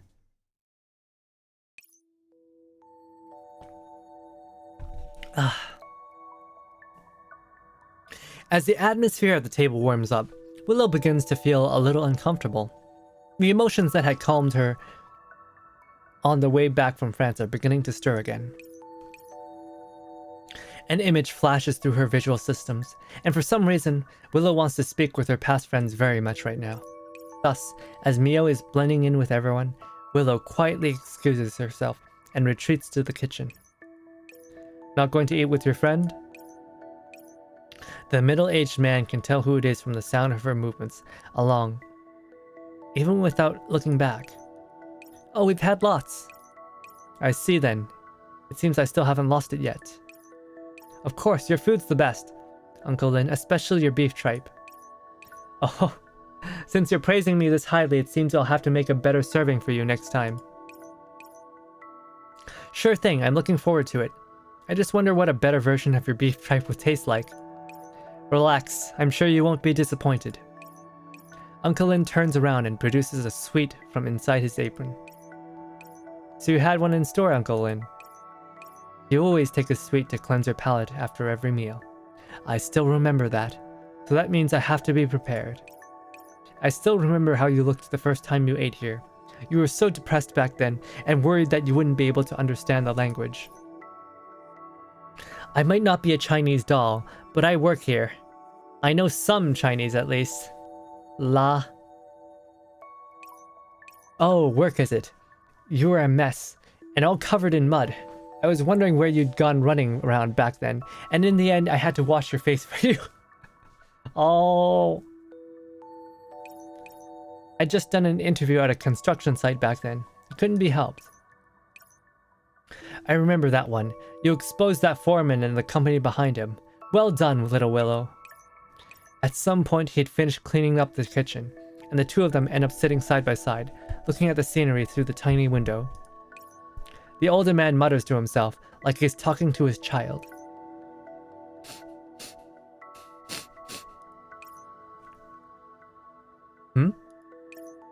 The middle-aged man suddenly stops as he hears sobbing from beside him. Sorry, it was my fault for not looking at the wrapper closely and getting the wrong brand. Is it too bitter? Willow presses her mouth shut and vigorously shakes her head. It's sweet. Really? Really? Then, do you still want to buy more sweets? Willow starts to nod, but then shakes her head. I don't know. I bought lots of sweets for everyone, but many of them ended up getting tummy aches. Right now, I don't know if I should keep buying sweets anymore. Well, I think that the problem is with the sweets and not with you. Remember that rice noodle dish? I do. I think that was the first time you messed up, Uncle. Oh yes, there was something wrong with the seasonings I bought, and it was my first time making it, so I thought that was how it was supposed to taste. Don't say it, Uncle Lin. Just remembering the taste scares me. And what did I do after that? You went to the market and looked it up, and then you bought the proper seasonings. The rice noodles after that tasted great. You see? So if there's a problem with the sweets you bought, little Willow, then you just need to go to a different store. Or perhaps you could learn from me and study how to make the sweets taste good, and get rid of their weird taste. Once you do that, it'll be okay when you give these sweets out to everyone, right? And if anyone tries to say your sweets taste bad, I'll help you starve them. Alright, thank you, Uncle Lin. Uncle Lin doesn't answer. Instead, he simply ruffles Willow's hair. You should head on back. Don't keep your friend waiting. Yup. Aw, what a nice father figure. Willow gets to her feet. Her expression is much brighter now. Thank you, Uncle Lin. While I haven't made my mind up to not buy sweets in the future, I think I can at least do a feature article on the sweet shop. In any case, I'm going to start by making your place famous. I'll let everyone know that this place has the best sweets. Nah, you don't have to. I don't want to have to expand this place. After all, once it gets big, you and all those other kids won't have a place to rest, right? Uncle Lin. Ayya, don't cry. I misspoke. Don't take it to heart. You're not wrong, Uncle Lin. You treat me the best. Willow exits the kitchen with Uncle Lin. By this time, all the diners have left, leaving only Mio in the store, deep in thought. The girl walks around the hotpot, standing, sitting down from time to time, attempting to divine some kind of secret from the food that has already gone cold. Dear, are you still hungry? I'll make some more for you. Oh, you guys came at last. I was wondering if I should go in and look for you. Everyone else has gone. How was it? Did you manage to taste it at last? Delicious food filled with emotions that move the heart? That was what I wanted to ask. There's a puzzled look on Mio's face as she gives an unexpected answer. I didn't manage to taste it at all. The hot pot was delicious, but I still don't get it. Why were they crying while they were eating? It's not like there was anything strange in it, right? Mio pulls up an analysis menu in her systems.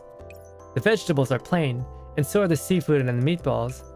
I even checked the organ meats and used, but it was the same as the beef offal I first had with you. They're all ordinary ingredients, and hand-cooked by them to boot. It's not like there were anything extraordinary cooking technique went into it. It's because they added another ingredient to it, I'll bet. Separation is a painful seasoning. Those kids will be leaving this place after today. I don't understand. If they're crying because of that, then doesn't it have nothing to do with the hot pot? How could that be? Rather, it's closely linked to why they shed their tears. In the future, they'll be in different cities and different times, but they'll think of each other when they taste the same flavor. Aww. Yeah.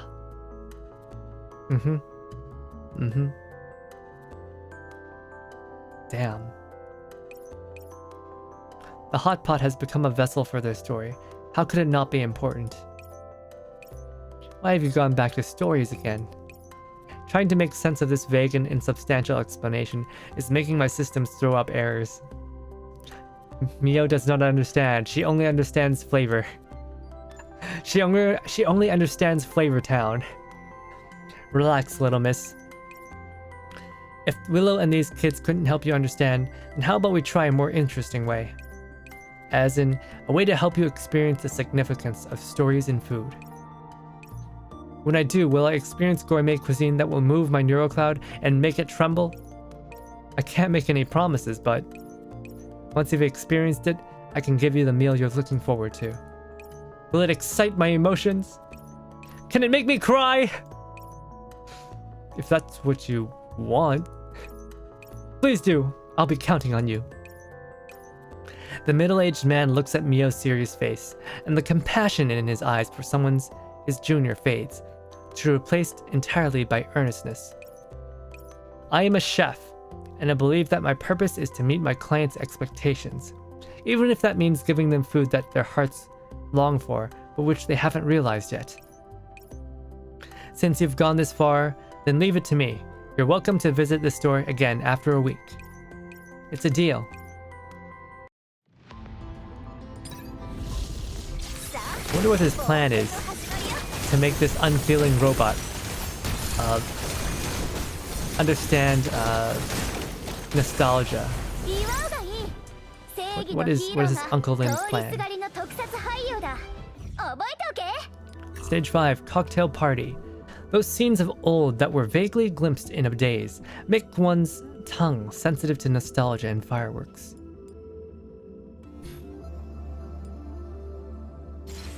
Okay. 出発するの Same 見ていてくれ setup. 私のベビーのでフェリックス出動タイベビーので弓の準備は俺いいよ。あれ勝利の法則はラストが決める Iyo. At the Mika Hotel. Oh, wait. Mika's franchising in hotels now? The next morning, a neatly dressed Mio knocks on Willow's door. Knock, knock. Dank! Dank, where are you? How do I pronounce this? How do I pronounce this? How? How do I French? Dank, where are you? I need you now. Oh gosh. Lève-toi. Lève-toi. C'est Willow. C'est Willow. Bonjour. Oh my god, my French is so bad. Lève-toi. Lève-toi. Lève-toi. Like, are the L's silent though? It's time for breakfast. Do you know what time it is? 5:38. What the fuck? Who would wake up this early for breakfast unless they were making breakfast themselves? Can you imagine there's one? There's one L? Revel? Réveille-toi? Oh, Zuni, you know French as well? Réveille-toi?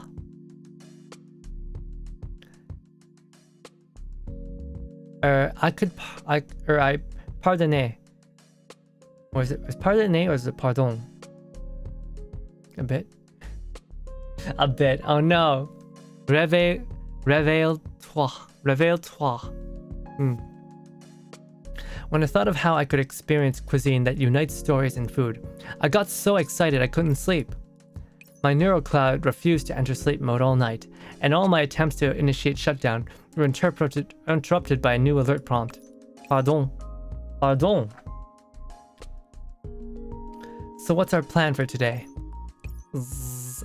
While Mio frantically gesticulates, Willow falls asleep while leaning on the door. Upon seeing this, Mio scratches her head and half carries Willow into the room. I think I got carried away. Honestly, not being able to sense a companion's fatigue isn't a lady's style. As she puts Willow down, she feels something strange under her foot. It is only then that she realizes the floor is covered in handwritten notes. What are these? Su Xiao Ming Chai Xiang Yi Xuan Hui Ge Ya Yuan Mon Dieu. Were you working on the restaurant itinerary last night? That's amazing.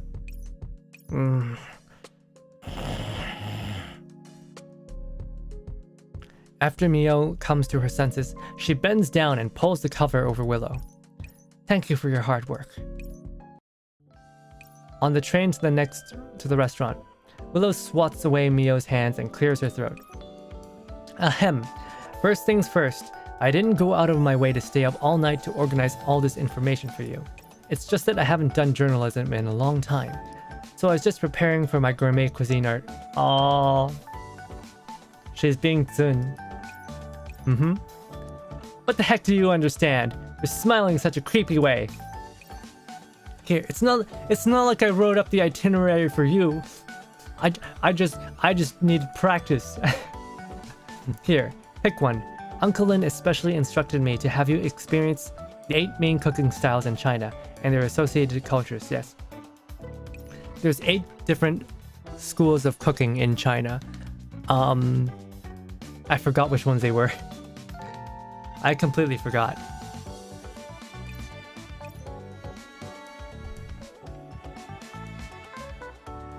Let's see, there are 8 main cooking styles. Are they really that complicated? When I saw the restaurant itinerary this morning, I thought that there was just a lot of restaurants. So they named 3 right there, right? Did they? Oh yeah, so there's Su Xiao Ming's High. What's Su Xiao Ming's High? Ming's High. Let's read.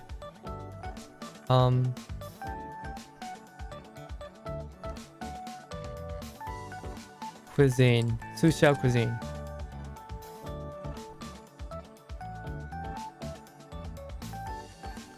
So, Ming's High. Google does not give me anything.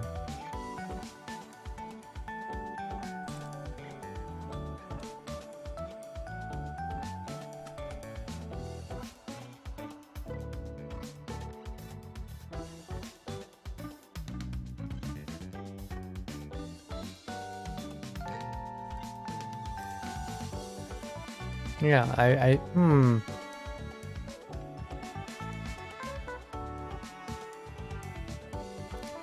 Let's see, let's do.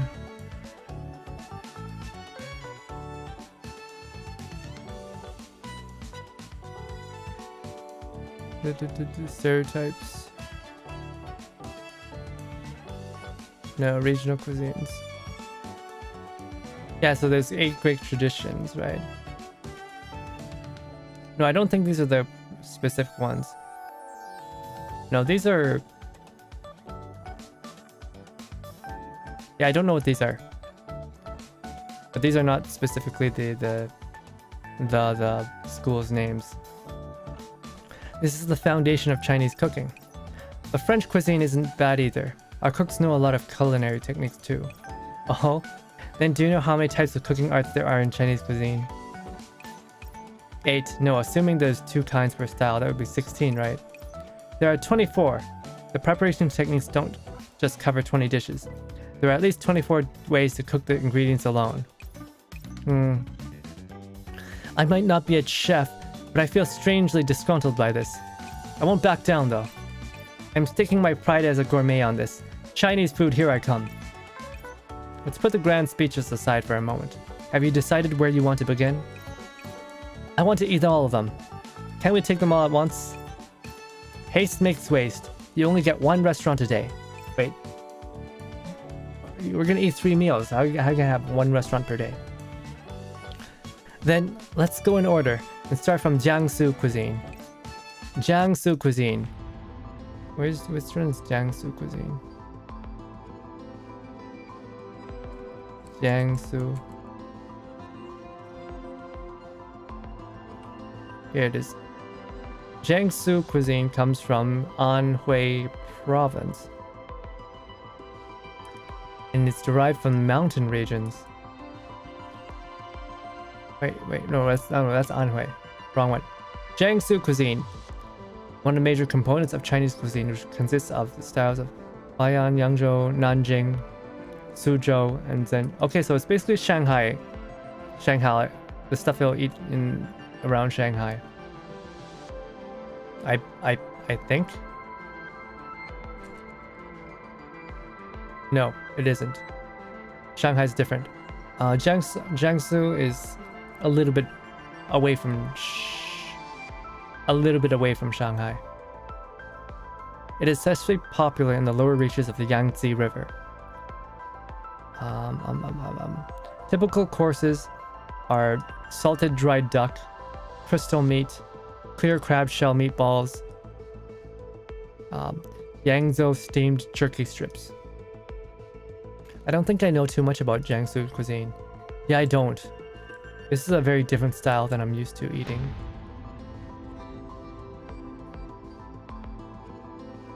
Alright. Enough Googling. Let's actually, like... We're gonna be here forever if I don't finish this. It's already been 3 hours.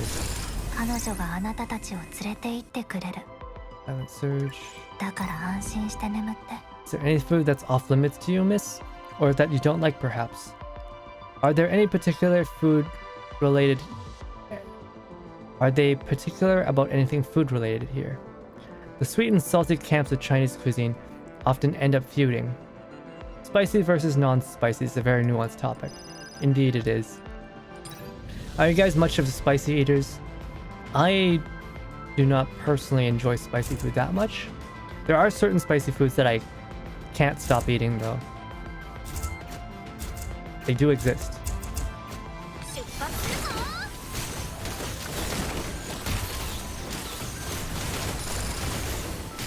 But there's also like spicy foods where I take a bite and I can't stop, and even though like it feels like I'm bleeding from my eyeballs, I just keep on eating. Well-made chili con carne is one of those foods, as well as certain types of curry and biryani. I love biryani, by the way. Also, my phone is not having a fun time. I love biryani, by the way. It is so good. But I do try to ask them to keep it low on the spicy levels, because it just, if it's too spicy, I can't deal with it. I've always thought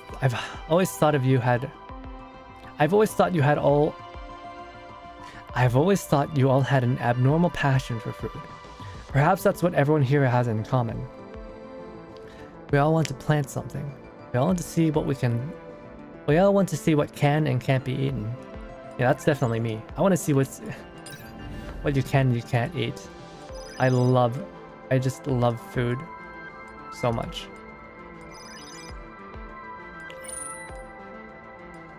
Right? So I will eat pretty much everything and anything.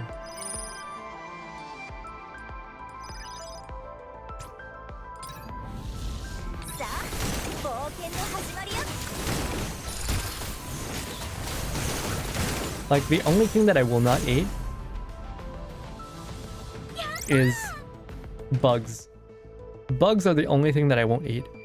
Ever think about how weird salt is? I wouldn't say so. Explain. Zune, explain. What do you mean? What's so strange about salt? It's something we need, but it's like just a rock. I mean, that's true, but we eat metals too, right? We have, zinc, iron, magnesium. These are metals. And we need them too, in smaller amounts. How did we figure out that salt is like naturally occurring and that we actually need it in our bodies? That is interesting. How did we figure out to just put salt in our food to make it taste better? This layout, isn't it strange? Is this really a restaurant? Are we sitting in the wrong place? Don't worry, this is a restaurant. Look, aren't there little tables in front of the chairs? Do restaurants normally use furniture like these? And there's a stage in front. Is this a cabaret club or something? Actually, you would be right from a certain point of view. Come, look at this before you eat. Willow takes 2 catalogs from the waiter and hands one to Milo. What's this? Are these name tags? Do you collect these before eating? What a strange rule. Is it unique to Jiangsu? Baffled, Mio opens the picture catalogs, but finds that it is filled with pictures of strangely dressed humans, as well as long passages of English text. The fall of the Qin dynasty, the Chu-Han contention. Wait, why are they reading history here? The king of Han Liu Bang appointed Han Xin as general and bade him to attack the Chu. Okay, so that's probably... Liu Bang is... I believe he's the Han Emperor. He's the person who becomes the Han Emperor. We have the fall of the Qin dynasty, the fall of the first Chinese dynasty, the Chu-Han contention, which is basically the finding out who takes over after the Qin falls. Well, why is all this ancient history being put in a restaurant? Why is it written in English? Is this a this is a tourist spot, isn't it? Yeah, that's what it sounds like. Is this a Chinese history book? Pardon the intrusion, we're about to serve the soup, so please move your hands. While Mio is still clueless, the server places a small bowl of soup on the little table, and then begins explaining. This is a theater program that briefly explains the contents of the upcoming Peking opera that you are about to witness. Oh, this is an opera. This is an opera hall. Opera theater. Hang on, I came to eat. Please calm yourself, miss. The main course will be served after the performance, so we seek your patient. You will be afforded the chance to dine. Willow, what is this? Shh. You'll find out soon enough. Just try the soup. It's one of the signature dishes of Jiangsu cuisine. I kind of want to try it now. Jiangsu soup. Jiangsu soup. What is Jiangsu soup? Oh, these look interesting. I kind of want to eat it now. I'm hungry. I'm hungry! I want food! I want food so bad! The moment the spoon enters her mouth, Mio's eyes light up. The soup is clear, yet the taste is rich and fresh. The chicken and turtle meat is fresh and tender, and with a smooth texture. Très bien. Such an exquisite dish. What is it called? You'll find out when you watch the opera afterwards. It's a name. Ah, yes. Because in Chinese, it is true, Chinese dishes are not generally named after the places, although they can be. But instead, you'll often find Chinese dishes that are named after events or people. That's probably why why they're watching this theater, this opera. Oh yeah, they're also named after characters in plays. Gongs and drums are beaten, and the actors begin filing onto the stage. Wow. Mio's eyes go wide. A performance she has never seen before unfolds in front of her. The brief show ends quickly enough, and the clamor of guests once again fills the West Hall. What a unique form of art is Farewell My Concubine, the name of this ancient dish. Farewell My Concubine, isn't that a... Wait. Yeah, Farewell My Concubine is a pretty well-known story. Yeah.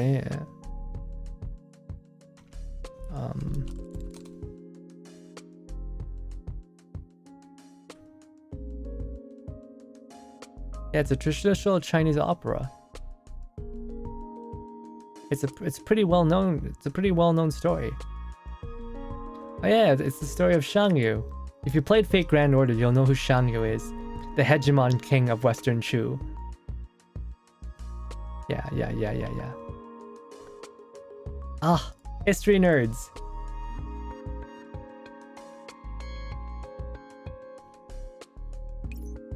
Of course, its original name was Dragon and Phoenix Stew, and it came from the capital of Western Chu Empire. This dish was meant to commemorate the hero Shang Yu and the famed beauty Lady Yu. Its ingredients of chicken and turtle are meant to reflect the dragon and phoenix in its name, adding an extra layer of meaning to it. I truly didn't expect that its origins would be so... Mio gestures for a while before she can finally think of a way to describe it. So grand. Are there many dishes in China with such a grand origin? There are, actually. Maybe you should ask which parts of China don't have such things. Alright, oh great gourmand, time to try the main course of Farewell My Concubine. Make sure you tell me how you feel about it. Mio takes the bowl and chopsticks and samples the Farewell My Concubine again. Although it's clearly the same dish, at that moment Mio can taste a hint of something different in it. I see. Is this the true meaning of imbuing food with emotions, history, and culture? It feels like I understand a little about the seasoning called stories in food. Oh, she's beginning to learn. She's beginning to believe.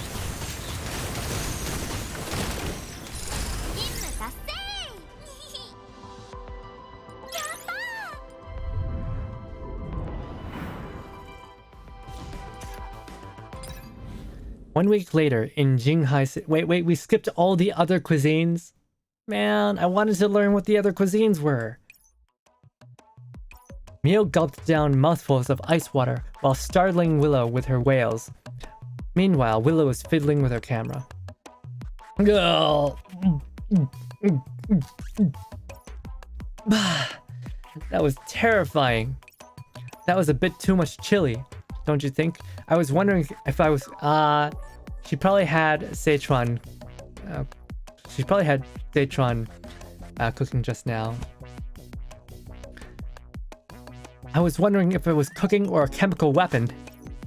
I picked moderate spiciness, but it was over 10 times hotter than that perverted spiciness from that street stall's crispy pancakes. Perverted? Did the waiter make a mistake or something? That's just how Sichuan cuisine is. And besides, you chose it. I did warn you that Sichuan cuisine was best left to the end. Still, this is a little troublesome, don't you think? Uncle Lin's already sent word so you won't have to try the last 2 dishes. Everything's ready, so all you have to do is drop by. Really? I'll be able to eat the best Chinese cooking then? It's a bit of a shame about the 2 remaining dishes. Dragon Prince sheds his robes, and Poetic Ginkgo. After eating at all those restaurants, just hearing their names is enough to conjure up deep and meaningful stories for them. There are too many meaningful stories, and even more dishes. You could eat for another month and still not go through them all. So do your best to try to eat it all up, my great gourmand. But of course, however, the most pressing thing at the moment is to try Uncle Lin's dishes. Given what you know of him, what dishes will he make for me? I don't know about that. It won't taste as good as the beef tripe anyway. Is beef tripe all you can think of? Beef tripe is pretty good, you know. But I will say, I want to try lamb tripe. I want to try like sheep and goat tripe. And I want to try it. I want to try it in the way that they prepare it in the Caucasus. It looks really good. In the Caucasus Mountains, they stuff the lamb tripe, they like tie it up, and then they like boil it. And then when the time it comes out, it just tastes so good. It looks so good. I don't know what the taste is like, but it looks like it tastes really good. I want to try it so bad. What's wrong with it? It did bring you all the way to China, didn't it? Yeah, I don't know if you guys know, but I love food. I love food so much. I love food so much. I want to try all the world's cooking. I want to try all the world's cooking. And the Caucasus Mountain cooking, it looks really damn good. There's this one channel on YouTube, I think it's called Wilderness Cooking, and it's just this man who cooks in this beautiful, beautiful, beautiful rural area in the Caucasus Mountains, up in the mountains. And he he probably spends like a lot of time with his film crew to make everything look really, really nice and natural. And he just gives you that feeling of freedom and comfiness and coziness up in the mountains. Of course it's not real. That's not how life would work if you lived there. But it looks so good. It looks really good. He really sells the Caucasus cuisines.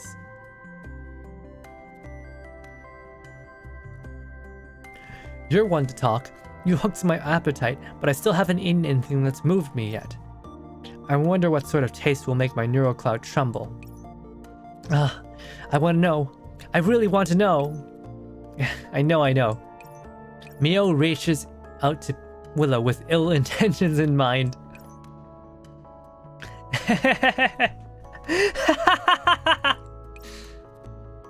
Don't do that. It's so ticklish. Oh my gosh. When this is all over and I go back to France, I'll take you to other restaurants to try their food and hold your appetite hostage so I can watch you beg for mercy. That might not be possible. I, for one, plan to stay. I want to start over as a reporter. The truth is, I've been pondering that question while I've been doing interviews for the past few days. Willow hands a set of sorted pictures to Mio. And while I only intended to do one simple food article, when I started taking these pictures, Willow presses her hand to her chest, where her core is. After so many interviews and visits, a feeling from before is starting to come back to me. A lot has happened, but I still want to try my hand at being a reporter again. Also, I want to meet all my old friends from before one more time and tell them that Willow is back. Willow spreads her arms, but then she suddenly feels a thump in her shoulders. Mio has embraced her at some point. Congratulations, mon ami!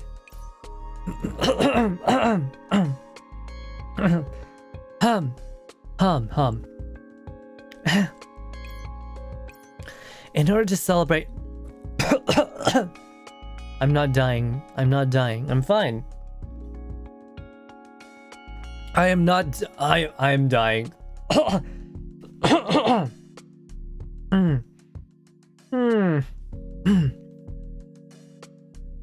My throat is not doing very well right now. Why? I don't know. Maybe it's because I've been streaming every day. In order to celebrate Ma Petite Willow's return, let's head out for Uncle Lin's place. Youpi, allez!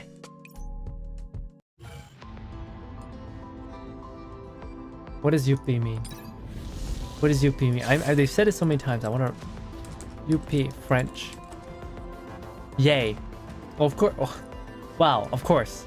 Of course, Youpi means Yippee. It's just Yippee but French.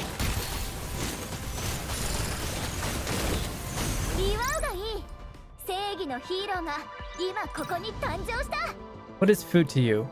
A survival essential, a comfort in life, homesickness. What is it? I guess it is a comfort. Even though I mostly just eat instant noodles, it is still a comfort to me.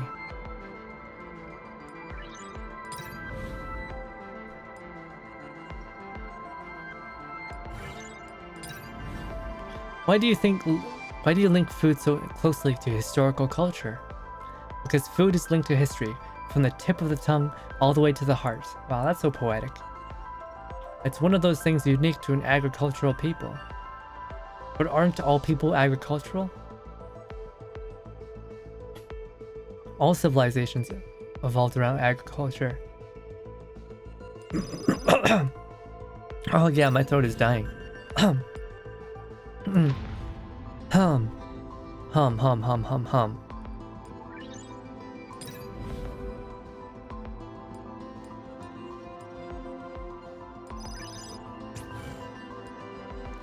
Nope. But also, migrant populations still have food culture, right? Oh, that is true. There are some civilizations that were migratory, but they still had their food traditions. That's true. That's absolutely true.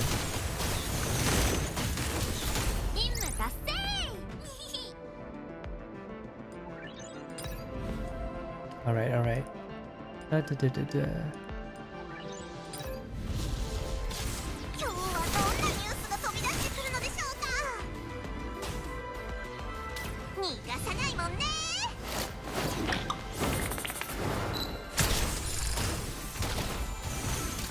So like Willow was actually a pre-register bonus for this game.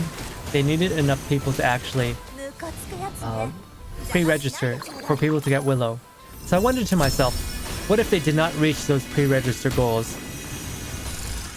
And we had Willow in this event, but not in the actual game. Wouldn't that have been terrible? Wouldn't that have been really bad?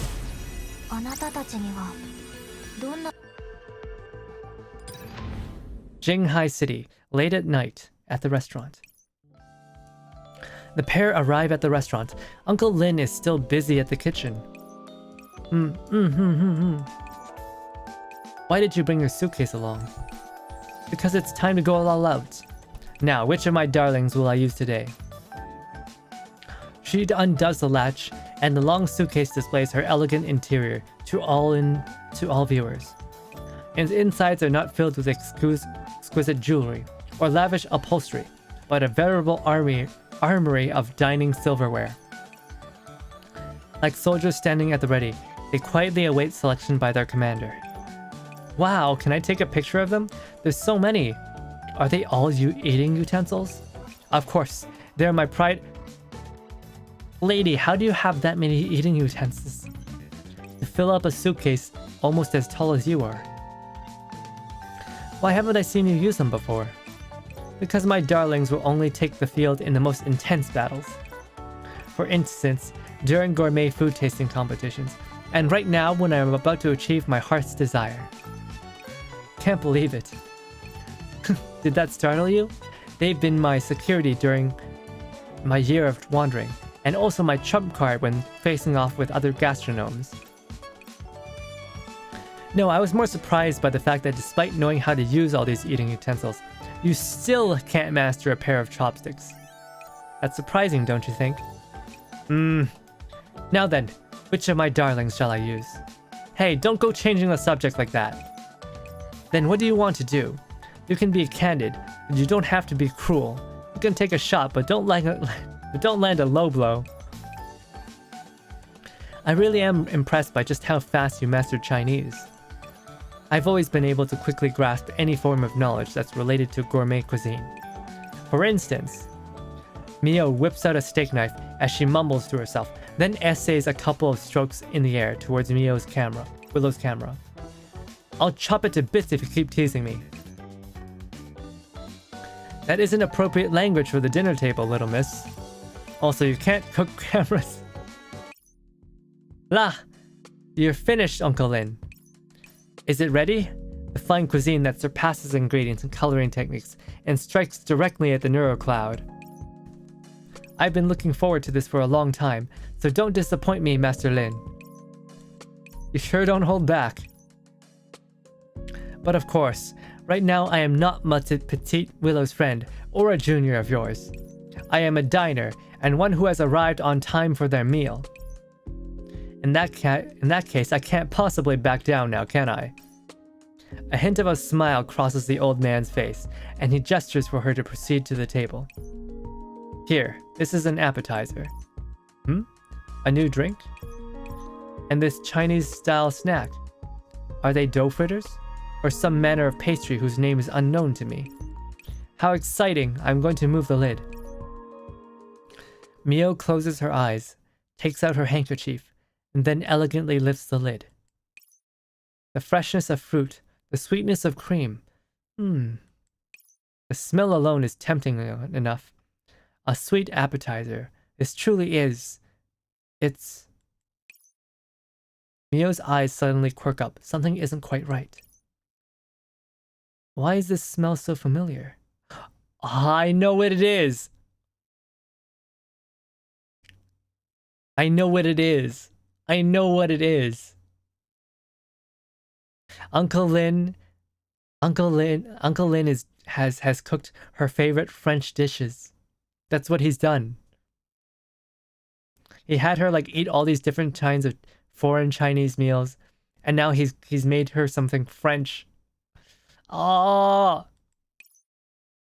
She opens her eyes, and what she sees makes her freeze. Macarons! Master Lin, what is the meaning of this?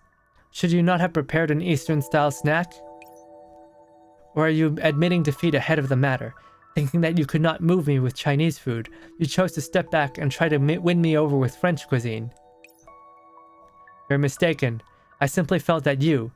No, perhaps I should address you as Miss Mio. I simply believe that you were under the effect of a misconception. The middle-aged man plates the macarons and lays them before Mio. This is not a habit of his. He's simply doing this because it aids him in setting the scene. Miss Mio, why do you think I had little Willow take you to experience Chinese cuisine? In order to understand the link between food and stories? I've heard and eaten a lot over the past few days. While I wouldn't dare say I understand it at all, I'm confident in saying I've grasped Chinese dishes to some extent. So, what does that have to do with French cooking? Mio hesitates briefly before placing a macaron in her mouth and biting down gently. Which is why I was saying you were mistaken, Miss Mio. The middle-aged man's voice is the last intelligible thing Mio hears before a change occurs in her sensory systems. Stories and food. Food and stories. Since they're linked to food, then why should Chinese dishes be the only ones with stories to tell? Oh my god. See, I told you guys. I told you guys. The writers know what they're doing. The writers know how to set a story and how to make you draw you into it and then hit you with a BAM! You were expecting some magical Chinese dish, but no. It's French food. Huh? Are? The crisp outer shell of the macaron crumbles under mild pressure from her teeth, and the soft contents spring free of their confines to embrace the interior of Mio's mouth. The mild sourness of fruit and the sweetness of the cream blend together to form a silent symphony that draws Mio into her memories. The very Chinese style decorations of the restaurant slowly fade away, and when she opens her eyes again, Mio finds herself sitting in front of a very familiar dining table.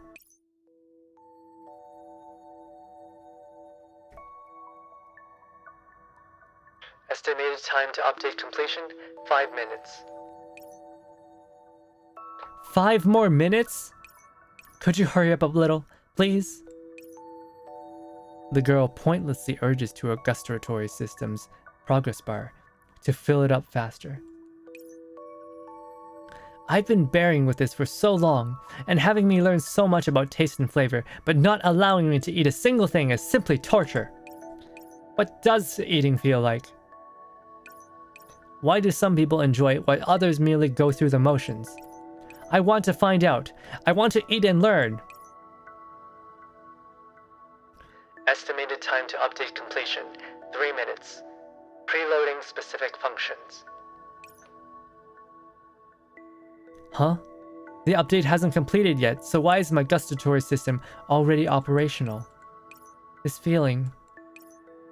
Mio looks at the plate beside her. The color of the macarons, which lie upon it, is tempting, and the sensory feedback from her recently activated gustatory systems make her gulp. I'm gulping too. Is this hunger? Update complete. Activating gustatory systems. Nom. Nom. No. It's la nom. Mio doesn't bother waiting for the system notice to finish before grabbing a macaron and shoving it in her mouth.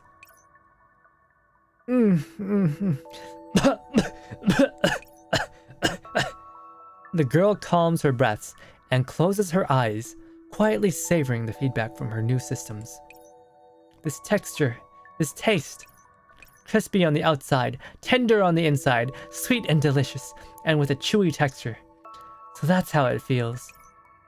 Those digitized logs are too bland. I want to let more people know about this. I want to eat more delicious food. Her laughter fades, and the scenery before her crumbles. Mio blinks and finds herself back in the restaurant. Mio looks at the middle-aged man and opens her mouth, but nothing comes out. How was the appetizer? I used egg whites, almond powder, sugar, icing, and fruit syrup. And of course, just a little bit of your story. Mio's gaze turns to Willow, who is standing to the side. I didn't violate your privacy. That's a taboo for reporters. I simply found some clues in your blog. Phew. That was just the appetizer, Master Lin. Although I have to admit, I did experience something just now. A taste I've never encountered in food before, but... that was just the appetizer. Of course, it was just the appetizer. Then, the entree. S'il vous plaît. Uncle Lim calmly lifts another lid off a platter. The unique smell of beef tripe mingles with sauce to form a fragrance that rushes at the nose, accompanied by the gentle waft of apple brandy. Specially made apple brandy beef tripe. Please help yourself. Mio's eyes are fixed on the beef tripe lying in the wine. In a rare display, her hands begin to tremble. She brings a piece of tripe into her mouth, her heart filled with anticipation and just a hint of fear. Then, she quickly closes her eyes. The taste of beef tripe spreads across her tongue. As expected, the girl returns to that summer day. Fragrant broth, tender carrots, and springy beef innards, délicieux. Is that all? Don't be so harsh. This is my first official taste testing. Don't try to bluff me. I sent the macarons. In any case, it tastes great. Why not try some more? You've got to be serious when taste testing, or you'll lose points. Later? You're eating again? Her memories scatter again. This time, Mio doesn't wait for the middle-aged man to move, but instead she lifts the cover off the dishes on her own. Rich seafood soups, roast scallops, tuna, fried oysters, pork platter, beef and red wine, buttered escargots, cream puffs, chestnut cake. Every dish is like a mighty cipher key that breaks through the wall of Mio's neural cloud systems, bringing the girl from one memory of her past to another. A year's worth of time unfolds as she goes over hill and dale, from morning to sunset. It isn't sorrow, but a feeling that could be considered sentimentality begins welling up in Mio's neural cloud. I'm getting gout just listening to what's in the soups. I don't know about you, but I'm ready to eat. By the time she comes to her senses, tears are streaming down her face. Willow, I'm here. Oh my gosh. She's a mess.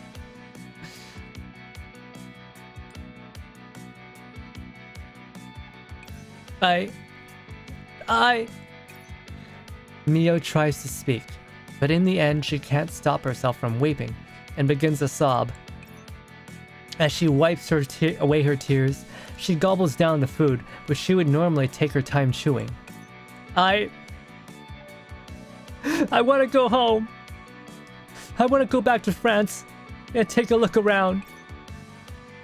I want to go take a picture of the Just Seafood restaurant. You were right. I should have done it. It's so good. So good. Why didn't I realize that this food tasted so good? Sounds good, but my toe will detonate. Oh no! Oh no! Oh no! I'm so sorry. I'm so sorry. At a table not far away, Willow's pen is moving rapidly over a piece of paper, revealing an incomplete column article beneath it. What is gourmet cuisine? Gourmet cuisine is the land, the scenery, and the taste of human emotion. Gourmet cuisine is the longing for home that people have in their hearts.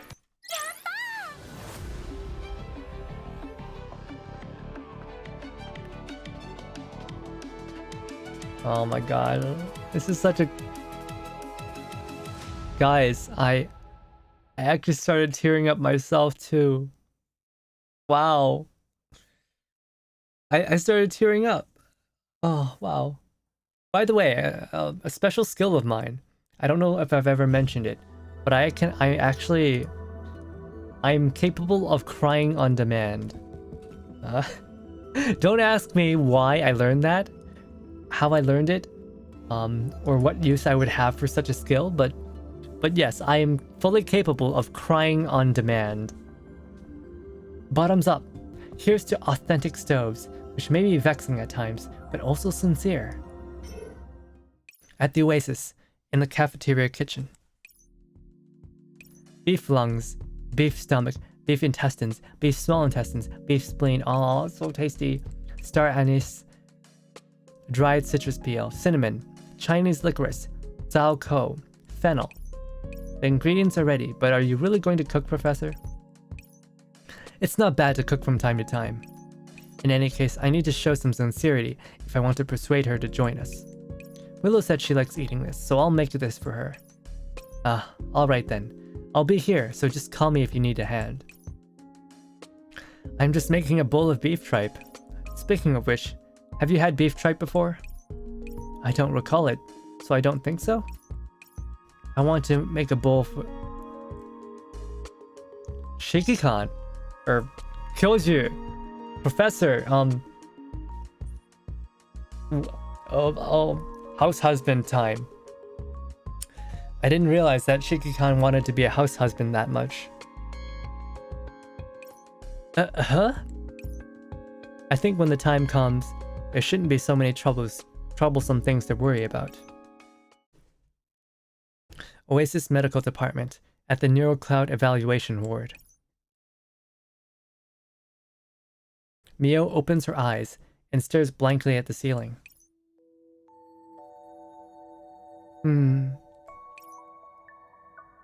Are you awake? Hello? Willow reaches out to wave her hand in front of Mio before the latter swats it away. Honestly, can't you just let me lie down for a bit? Sure I can, but you looked weird. I'm just glad you're okay. What did you see during the evaluation? I saw some memory data of the past. Like what humans call dreams, I guess. And when I woke up, I was thinking, wouldn't it be nice if this was just a dream too? Yeah, I understand. I was thinking of home too. It's all because of you and Uncle Lin. Otherwise, I wouldn't be thinking about this so much. The longing for home is embedded in the depths of every neural cloud. If we hadn't triggered it, then you'd have triggered it yourself somewhere else, sooner or later. I guess. Mio sniffs and then slaps her face hard. Alright, that'll do. I was being too nostalgic because you two twisted my emotions.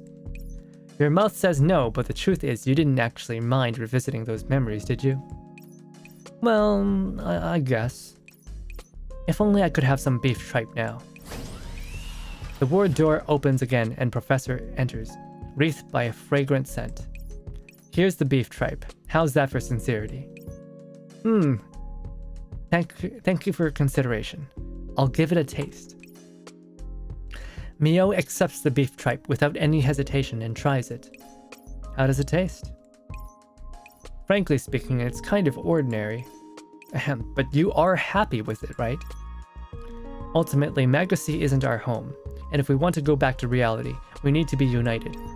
But unlike reality, you'll eventually be able to try all the food in the cloud server, right? Mio stares hard at the professor for a bit, and then she nods. To think you'd even comply with such a trivial request of mine. But I guess it's like what Willow said, you're a reliable person. Still, if I end up staying, I want that chocolate.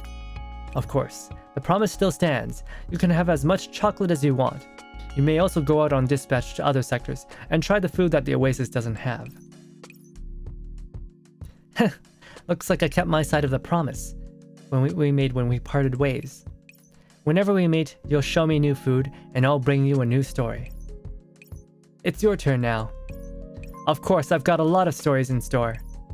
But before that, Willow takes a picture of Mio and the professor together before putting her camera down and spreading her arms wide. Mio pauses for a moment and then smiles brightly before gathering her long-lost friend in a big hug. Ah, this is so sweet! This is so sweet! Welcome to the Oasis, Mio. Oh, don't worry, I won't hold back. So you'd better take me to everything in the Oasis. No problem! Oh, that's so cute! That's so cute! That's so cute! That's so cute! That's so cute! So cute. Alright, let's finish this challenge stage as quickly as possible. There's probably some notes in it, but yeah, it's what it is. 配信開始投げ銭よろしくね And then we'll read up Mio's bio. We'll read up Mio's bio and then we'll finish the stream.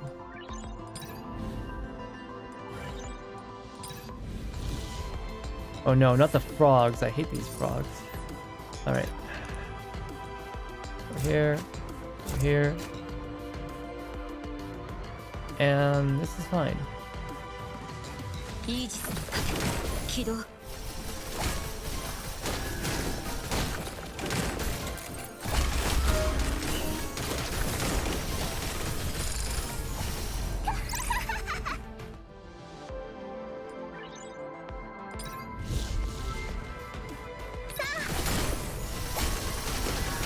Wait, there should be story notes in this, shouldn't there?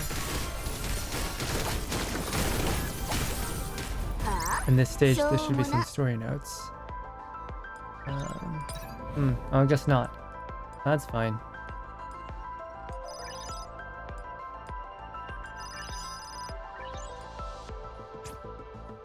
That is perfectly fine.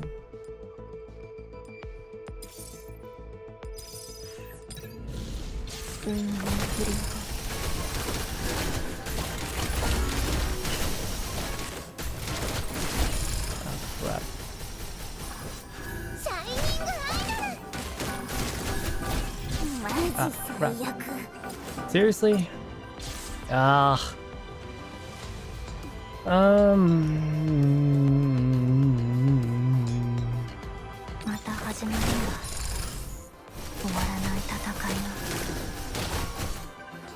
Yeah, the false god is an annoying enemy to fight.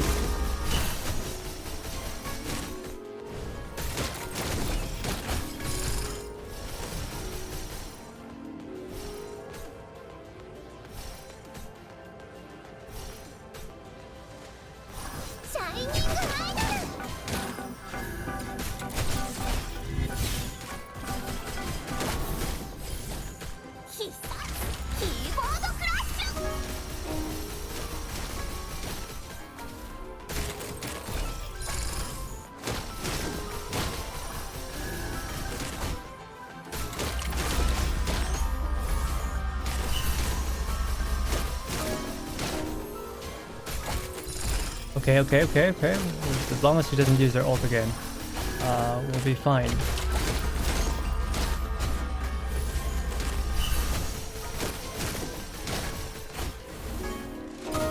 Guess we're in the wrong spot. I wonder we're not doing a lot of damage.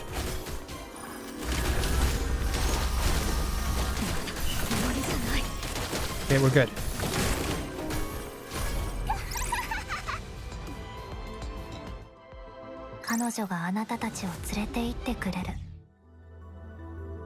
What we just guessed? Chinese-style tableware collection. Mio commissioned a craftsman to make this set on dining utensils after returning to France in order to commemorate her unforgettable trip to China. She's madly in love with this uniquely styled tableware set, having used it to slowly learn and like chopsticks. And she hopes that anyone using this tableware set will be able to understand the allure of food. Make sure you eat properly. Make sure you eat. What the heck is this? What am I looking at? Food is life. There's no such thing as food that's too good or fillets that are too thin. I'll be the judge of that. I'll be the judge of that myself.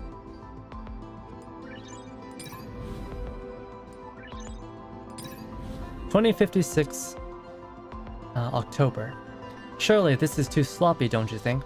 Leaving aside the fact that the batter fried pork is practically tasteless, the sauce itself is so thin it's barely managing to stick to the meat. This wouldn't pass even at a street restaurant. Take your time and eat the skin off the knuckles first. Speaking of which, this pork knuckle clearly wasn't cleaned properly.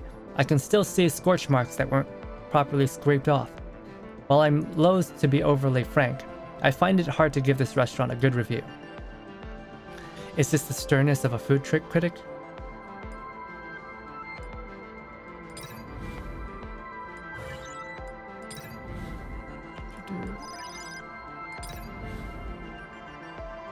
Oh, this is a long one. This was the second time Jin had to run into such a picky customer. The first time was when he encountered a customer who wanted him to make a grilled fish that he wasn't good at making. Python and Aki aren't concerned with the small details. They drink whatever is available, even if it's just ice water. Simo only ever orders beer, while Hubble occasionally asks for a Cobalt Fairy, which turns her teeth blue. Banksy and Groove occasionally order a Uranus explosion. That sounds kind of nasty. I don't want an explosion in my anus, okay? After Mio stepped into the bar, Jin concocted over a dozen different drinks as per her requests. All of them were differently colored cocktails with distinct tastes, but in the end, none of them were to her liking. Finally, she went behind the counter herself to mix the drink and invited Jin to try it. It felt like he had been punched in the stomach. Normal people would have been hard-pressed to understand it, but from a bartender's point of view, it was quite a surprising product. Let me get this straight. You think that coffee and I'm gonna try and think of something really cursed. You think that coffee and rice wine go well together?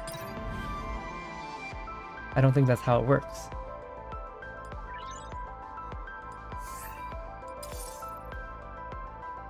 Because that sounds particularly nasty. Any sort of coffee cream kind of liquor with ice creams. With rice wine seems really cursed. Okay, that was really easy. Okay, I guess that was it. Let's go and feed Mio. I'm gonna guess that all of her gifts are gonna be food. Yep. Deluxe cake, meal for two, and coffee. I don't think we have enough though. Oh wait, what the? Oh my god. This woman is not picky. She likes everything. She will eat everything. Holy. I mean, yeah, she'll eat pretty much anything that's food. Well, let's not keep her waiting then. Let's give her some cake. They don't have the bread, let them have the cake. Give her some oden. Give her like maybe 100 oden. She is not picky at all. We can give her some extra large cake.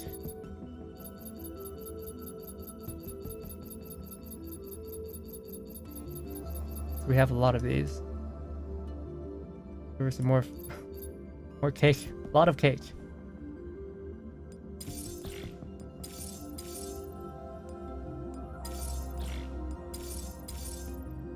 Wait, we haven't... Okay, so let's read. Let's read some more. Let's read her story.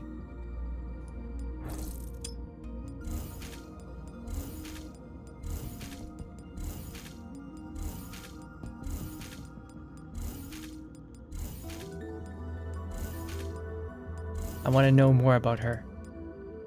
Alright, I'm gonna move to the side a bit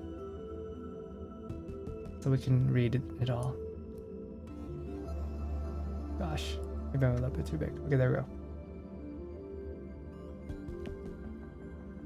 According to the criteria drawn up by Cybermedia, a gourmet had to be able to make as well as eat.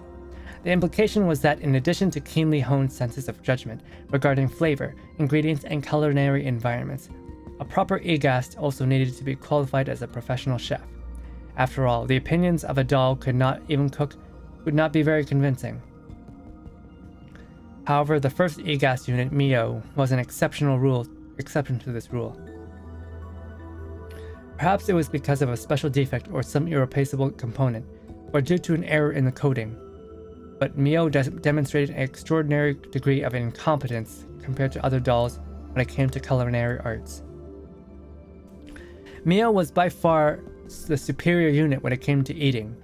Her skill at wine selection was particularly noteworthy, considering her focus on Western cuisine and her familiarity with wines of different styles.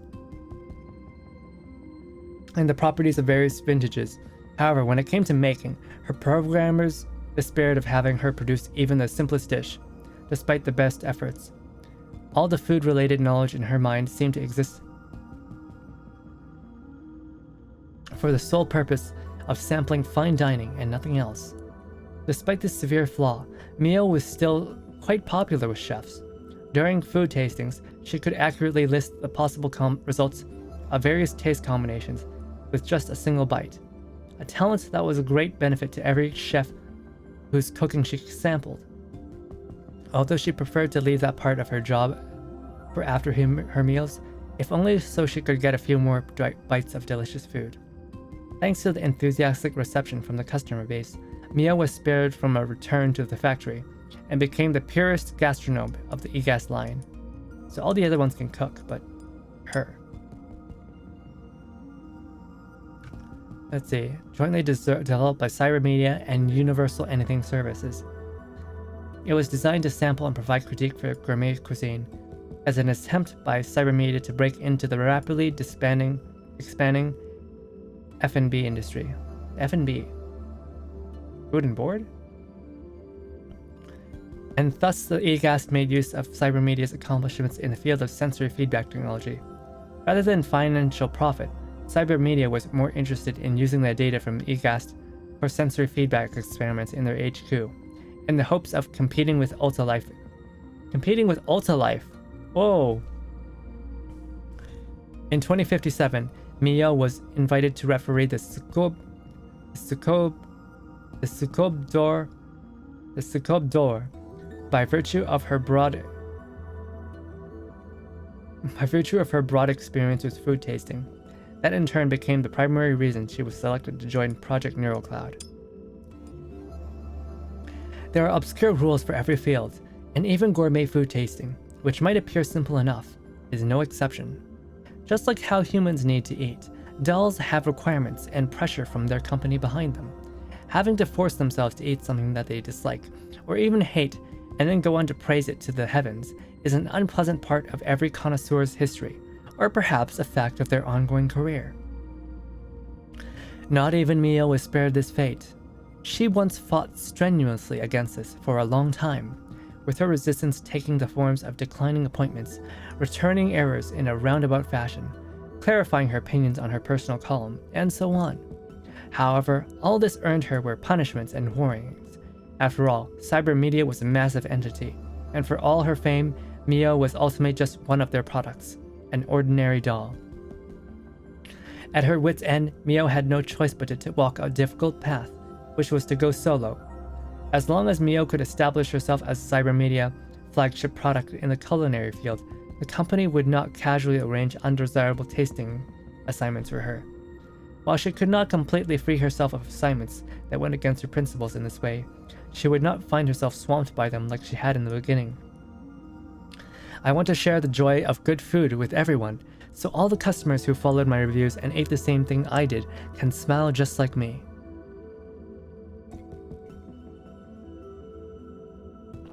Ah. ごちそうを頬張る前にしっかりメイクアップしないとね。今日はどのファンデーションがいいかしら。アイボリー、ナチュラルカラー、それともサンド系。ボンなら教授はどの色が好きなの？ One should always dress up before tucking in a good meal. What color foundation should I use? Ivory white? Should I go with a natural or beige color? What do you want? What do you like, Professor? I don't know. Please. I don't know. 生きているからには質の高い生活を追い求めないと。メイクしかり、ファッションしかり、グルメしかり、どれも怠るわけにはいかないわ。もちろん質の意味するところは環境によって大きく変わるんだけどね。Life should be lived to the fullest. Whether it's your makeup, your clothes, or the food you eat, you can't slack off on any of them. Naturally, the definition of fullest might end up meaning different things under different circumstances. That's true. Mio's outstanding professional accomplishments provided Cybermedia with a wealth of gustatory data, which naturally made her one of the most distinguished EGAST units. As a result, the reward scheme instituted by Cybermedia made her wealthier than the average doll. Flush with cash, Mio lost herself in a lifestyle of decadent consumption, and her bonus soon became the clothing, jewelry, handbags, and makeup that adorned her. Thus, she became the very picture of a member of the Moonlight Clan, a spendthrift living from paycheck to paycheck. Over time, Mio's love for luxury items soon became a form of research. In addition to her online gourmet cuisine column, Mio set up an independent fashion column to go with it. Although it was far less professionally written than her connoisseurs column, it was just as popular as its predecessor, and even drew the attention of Cybermedia's other project groups. Once the planner from their online streaming division came. Wait, the online streaming division, so like Kuro's boss? And invited Mio to help with the collaboration event as a guest star, in order to promote Mio's favorite type of wine, Burgundy Red. For her services, Mio would even receive a full case of Burgundy wine from the largest vintner in the region. Although the event was a great success, Mio's manager was quite worried and struggled to get rid of the streaming department people after the shoot was done. After all, Mio was a very popular doll, and it would be very hard to find someone else like her if she ended up getting poached. Hello, Dank, you missed it all. We had a lot of French words today that I didn't know how to pronounce. I need your help, Dank. Where were you? Were you sleeping? Were you sleeping?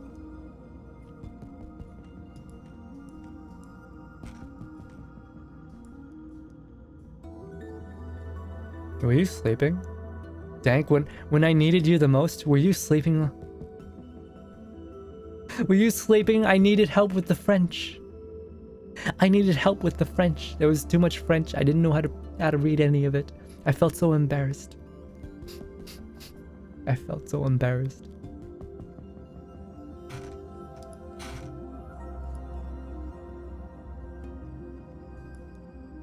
How was it?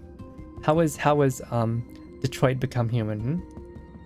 How was it with your Kamiyoshi? How was it?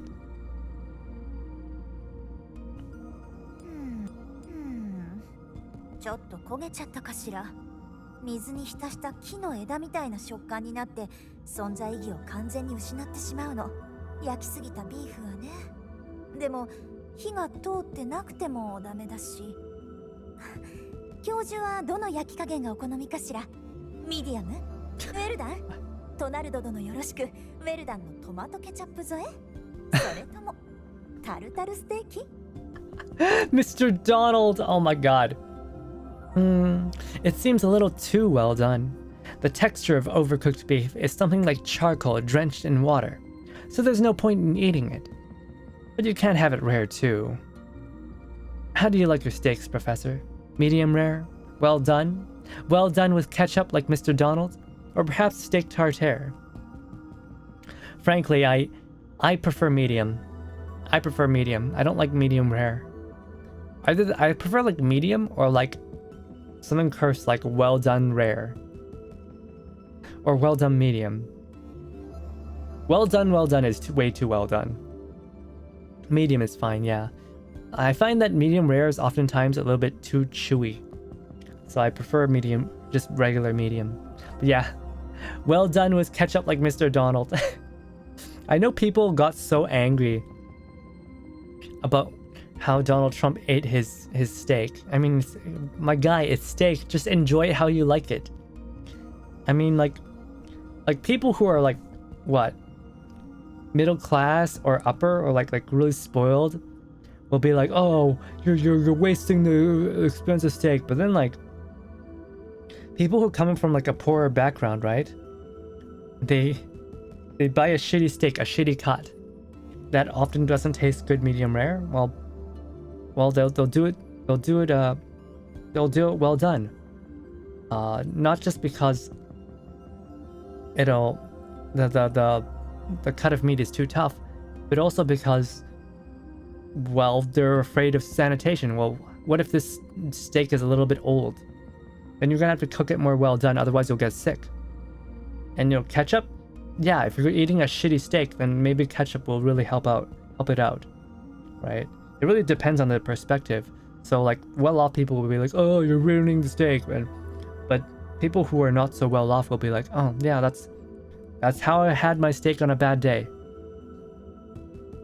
When I was just trying to squeeze by.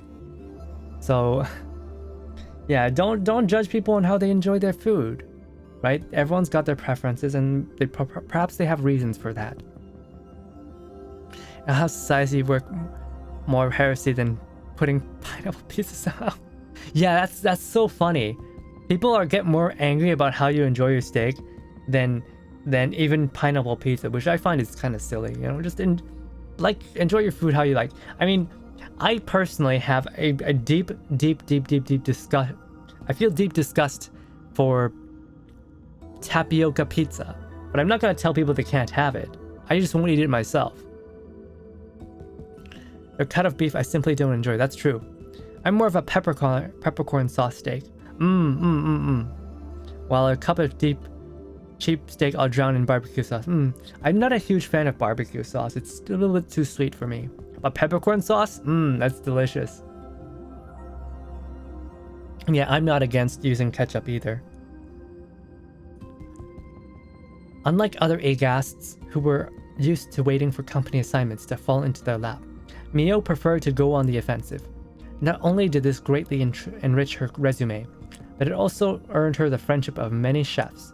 After all, who could resist a girl who is passionate, motivated, and eager to help them improve their own professional skills?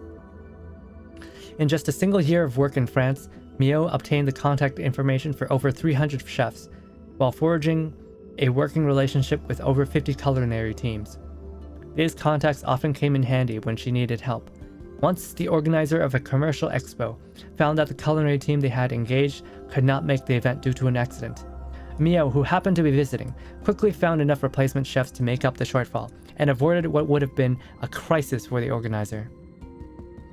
In addition to chefs, Mio also made many foodie friends, providing her insights to them at no cost whenever they went out as a group. Even so, very few of them were willing to directly ask her out on eating excursions, because Mio was tremendously fastidious about her accommodations, resulting in the group having to change hotels repeatedly until they found a place that satisfied Mio. OCD. The last time we got such a ridiculous requirement was when we were hosting a certain sculptor, and she wanted cat-shaped release all over her room from the concierge of a certain high-end hotel.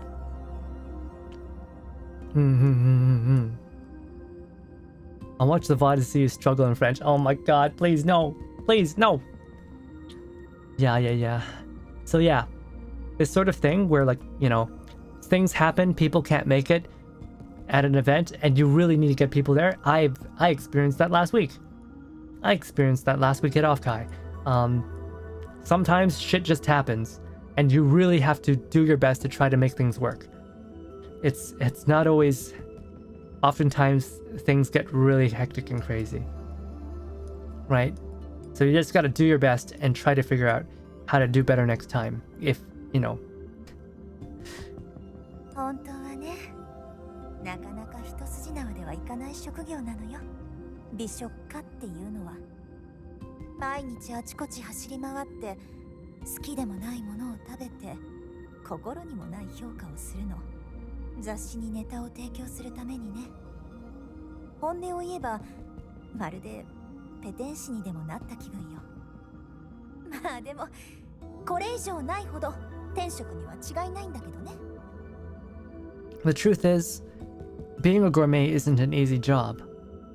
I need to run everywhere to provide articles for magazines, and I always have to taste stuff that I don't like and give reviews that go against my will.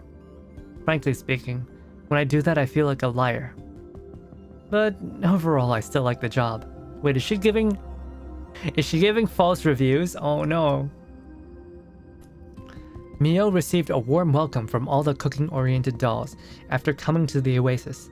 Without exception, their opinion of Mio's post-tasting feedback was that it was objective and accurate, and her arrival catapulted their cooking standards to a whole new level. However, the real reason for Mio's popularity was a special post she made on the Oasis internal message boards. What shall I eat today? This post solved the biggest problem most Asians faced and earned her a massive surge of forum gold, even exceeding that of the administrator in short order. This sent Kuro, a faithful user of the forums, into a funk for about half a month, until she began using the suggestions within the post, which changed her opinion. Oh my god. So, it seems all the dolls in the Backseating server, they don't know what to eat. The biggest problem that faced them all was, what do I eat today? They don't know. And Kuro was like getting all jealous because this random person was able to make a viral forum post and get like a metric ton of Reddit gold. And she was just like fuming the whole time, like, how dare she take my top spot in the forum? Until, like, you know, Kuro ended up eating at a few of the places herself, and then she was like, these are good.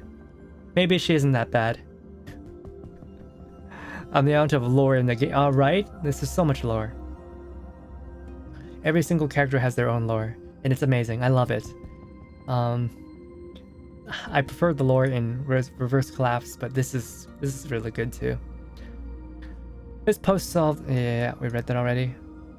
However, Mia was not exactly indiscriminate about what she ate, and in a place like the Oasis, which hosted many workaholics, where instant food occupied a dominating presence in its dining landscape, she could not help but develop a huge blind spot in her reviews. Rather than asking me to make recipes more convenient, why don't you have Zoe write an announcement telling the Oasis agents not to keep piling on overtime? That's doubly so for a certain moron who's setting examples for others. Excerpt from a certain doll conversation.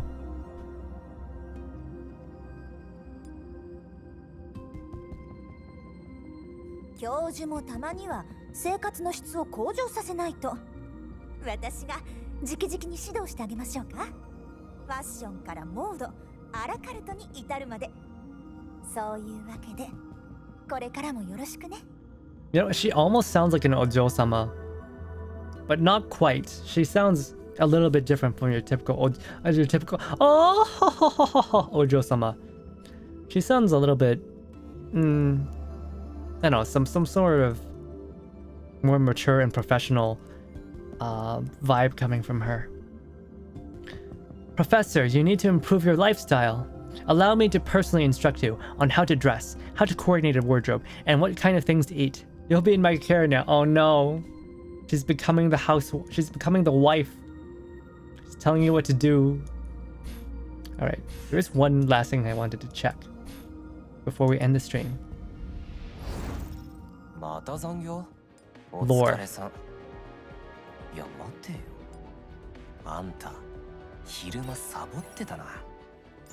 Gotta get ready for the boys. The boys. What's happening with the boys? Dank, tell me what's happening with the boys. Okay, where is it? Milo. You are friends with Choco, friends with Kuro, friends with Florence, and dear friends with Willow. I see. Friends with the shit poster, friends with the chef, friends with French woman. Because you're both French, I guess. Ijisanji Ien? Oh. To speak. Oh wait, are they debuting today? Oh gosh, I gotta go check them out too. Alright, guys, thank you for coming to my stream today. Thank you for coming to my stream today. I hope you all had fun. I hope you liked listening to these sweet little stories again. I know I cried quite a bit. It was very, very, very touching. But anyways, I don't think I'll be streaming tomorrow. I'll have my break tomorrow. I might stream a little bit on Monday, but then next week I will be heading out to go to Anime Expo, and so I'll be away for a little bit. So I'll see you guys a while later. I'll be seeing you guys a little while later. I might do a Twitter space, but keep your eyes peeled for any announcements on my Twitter. それでは、Otsu Cringe, Otsu Raven, またね。Goodbye. 聞いたところで気分が悪くなるだけ